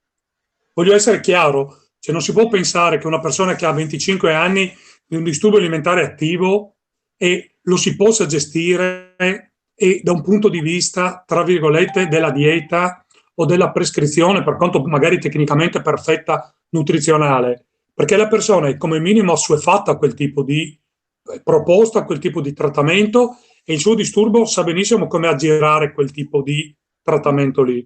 E proprio per questo che io questa mattina dicevo che bisogna pensare a dei trattamenti allargati, a dei trattamenti che includono aspetti che non sono neanche sempre solo il core psicopatologico, il pensiero della magrezza, piuttosto che le condotte di perdita di controllo nella bulimia. Le persone che hanno delle forme bulimiche dopo alcuni anni si abbuffano e vomitano, eliminano il cibo per abitudine, in maniera programmata, in maniera organizzata. Viene assolutamente meno l'aspetto impulsivo o compulsivo che noi osserviamo all'inizio della malattia. E se noi pensiamo di trattarle come se fossero in quella fase, sbagliamo tecnicamente. No? Mentre invece è molto più importante riuscire a tenere in sicurezza la persona da un punto di vista nutrizionale. Diceva prima, mi pare, il professor Abbatedaga con grande chiarezza, e talvolta delle persone a 16-16,5 di BMI o che hanno un insieme di condotte di eliminazione tutto sommato tollerabile, stanno in sicurezza organica, e noi dobbiamo approfittarne per lavorare su altri aspetti. E questo è estremamente importante. Assolutamente sì, assolutamente sì. Non so se abbiamo ancora un po' di tempo, però qualcuno ci sollevava anche il problema del grande effetto che ha avuto la pandemia in questo periodo, no? Anche sui disturbi del comportamento alimentare, per cui ci chiedono addirittura di fare un convegno su questo, però è una cosa grande, ma 2 parole su questa cosa la possiamo dire. Certo. Vai pure, Pier Andrea. Sì, guardate, il problema dell'impatto della pandemia rispetto ai disturbi dell'alimentazione è un problema importante. C'è il gruppo di Salerno che insieme a tutti i centri che sono in Italia sta facendo degli studi, ne ha già pubblicati 2 e ne stanno preparando degli altri molto interessanti. Il problema della pandemia è un problema rilevante rispetto alla salute mentale in genere, non rispetto ai disturbi dell'alimentazione in maniera specifica. E la preoccupazione per l'abbandono da parte dei curanti o delle strutture, l'impossibilità di accedere in maniera organizzata alle strutture perché magari vengono parzialmente chiuse o passano in modalità online o tipo smart work per i trattamenti, che per carità è meglio che lasciare le persone in mezzo alla strada, però ovviamente non è la stessa cosa che vederle di persona. Le strutture residenziali che a periodi vengono aperte e chiuse perché ci sono i focolai di Covid, no? O perché finiscono in zona rossa, per cui noi magari adesso avevamo da fare dei ricoveri, li abbiamo dovuti sospendere perché andiamo in sorveglianza sanitaria, no? E è chiaro che questa cosa qui genera nello specifico una serie di problematicità, però la problematicità come impatto psichico e di tutta questa situazione è molto rilevante in termini soprattutto di ansia, questo è stato visto in maniera molto chiara in tantissimi studi, e di umore deflesso. Quello che noi osserviamo, e questo è decisamente palese, ma l'hanno già testimoniato ben altri oltre a noi, è il fatto che in maniera proprio, questo è evidente, aumentano le condotte autolesive. Certo. Non le condotte suicidarie, ma le condotte autolesive, sì. E hanno assunto in questi mesi, in quest'anno, una proporzione che pure è sempre rilevante nella nostra utenza, è debordante. Debordante. E che però mi dicevano, per capirsi, la stessa cosa i colleghi dei SERD. Quindi non credo che sia un problema diagnosi correlato, credo che sia un problema di fragilità, e se facciamo fatica noi a pensare che a distanza di un anno ritorniamo chiusi per un altro mese, le persone che sono in difficoltà e proprio probabilmente perdono quel po' di tenuta che hanno, anche emotiva. Noi per esempio vediamo in questo periodo delle ragazzine piccolissime di età con dei disturbi della condotta non alimentare, ma nell'ambito di disturbi alimentari mai viste, che devastano casa, devastano i reparti, incontenibili. No. E questa qui non succede solo da noi, perché ci stanno raccontando la stessa cosa in altri centri. La neuropsichiatria infantile di Padova è uscita sui giornali nei giorni scorsi segnalando la stessa identica situazione. Il dottor Vicari a sua volta ne ha parlato non tanto tempo fa anche sulla stampa, in televisione, e evidentemente questo è un problema. Per i ragazzi questo è un problema oltretutto enorme, perché i ragazzi vivono di relazione, vivono di contatto fisico, a differenza di noi che in qualche maniera intellettualizziamo alcuni passaggi della nostra vita. Per i ragazzi non è così. Proviamo ad immaginare come eravamo noi a 16-19 anni, chi ancora se lo ricorda, io a fatica ogni tanto rispolvero delle foto, però quando ogni tanto qualche neurone ancora mi permette di ricordarlo, no, posso ben capire cosa vuol dire per un ragazzo non stare con una ragazza, non stare con i suoi coetanei, non mettersi le mani addosso, non rincorrersi, non fare sport. E chiaramente chi è fragile in queste situazioni va veramente in grandissima difficoltà al di là del disturbo alimentare. E questo è uno sforzo che i servizi devono fare in questo periodo per essere, per quanto possibile, inclusivi il più possibile, molto più di prima. Non è facile, però ve lo dico proprio sul campo, non è facile, però bisogna. Certo. Grazie. Noi lasciamo perché vedo che posso dire solo una cosa? Siccome ci sono tanti educatori che stanno scrivendo, sì, ho visto. Me l'ero notato prima. Volevo dire agli educatori che non è vero che nell'ambito dei disturbi dell'alimentazione non hanno un ruolo. In tutte le strutture e anche in molti ambulatori gli educatori ci sono. Noi ne abbiamo 3 o 4, seguono le ragazze nelle strutture. So che nella struttura in Volo ci sono, immagino che ci siano in moltissime altre strutture, e soprattutto con i giovani e gli adolescenti nella nostra esperienza svolgono un ruolo fondamentale nel trattamento. Lo dico perché ho visto un certo scoramento tra alcuni che si scrivevano tra loro, ma non è così, assolutamente. Confermo che c'è anche a Vicenza. Confermo che c'è anche da noi, assolutamente. Grazie a tutti. Lasciamo la parola a Carla e al vicepresidente per le conclusioni, e vi assicuriamo che per quanto sarà possibile faremo in modo che tutti i relatori rispondano alle moltissime domande. Anzi, può essere un modo per approfondire temi che non abbiamo avuto tempo e modo di fare oggi. Ecco, Stefano, arriva anche... Grazie Antonella, grazie Roberto. Arriva anche Patrizia. Se disattivate il microfono e la videocamera, perfetto. Doveva Ci esserci la avviamo, ringata dei ringraziamenti. arriva anche quella, ci avviamo verso le conclusioni. Presidente e vicepresidente. Benissimo. Allora, io dico, rubo un minuto alla nostra presidentissima, bravissima Patrizia, per dire che sono felicissimo, abbiamo lavorato molto, abbiamo lavorato per anni. Nel 2014, quando siamo partiti, non pensavamo di arrivare a tanto, ma avevamo già l'idea di fare questo. Nessuno si salva da solo. Bene, oggi abbiamo dimostrato che le associazioni di familiari e di ammalati e i medici possono lavorare insieme. L'unione fa la forza. Quindi gli attori protagonisti di questa battaglia possono unirsi assieme, fare risorsa uno dell'altro, e devo dire che noi familiari di solito ci mettiamo molto il cuore. Ecco, diciamo che i medici, se mettono la loro conoscenza, la loro sapienza, ci daranno una mano e insieme veramente possiamo vincere questa battaglia, che è una battaglia epocale, come avete potuto sentire, è molto difficile. E giustamente, come dice Pier Andrea, se penso anch'io ai miei neuroni a 16 anni cosa facevo, mi arrestano immediatamente, e quindi chiudo con una battuta: cerchiamo di darci su morale, forza, noi ci siamo, il coordinamento ci sarà sempre, sempre di più, e anche le associazioni nei territori, che sono importanti e basilari per questo. Ringrazio tutti del lavoro fatto, perché c'è stata tanta gente che ha lavorato nell'ombra, e quindi sono veramente felice di come è andata la giornata. Passo la parola a Maddalena, a Patrizia, e un abbraccio forte a tutti. Grazie Stefano, io non dovevo nemmeno intervenire, veramente, i ringraziamenti erano tutti tuoi, ma ne ho sentito il bisogno perché veramente credo che ci sia stata oggi una dimostrazione di quello che si può fare quando si fa in sinergia, un grande lavoro di squadra, e spero che questo continuum di interazioni fra tante agenzie possa veramente proseguire in maniera sempre più efficace.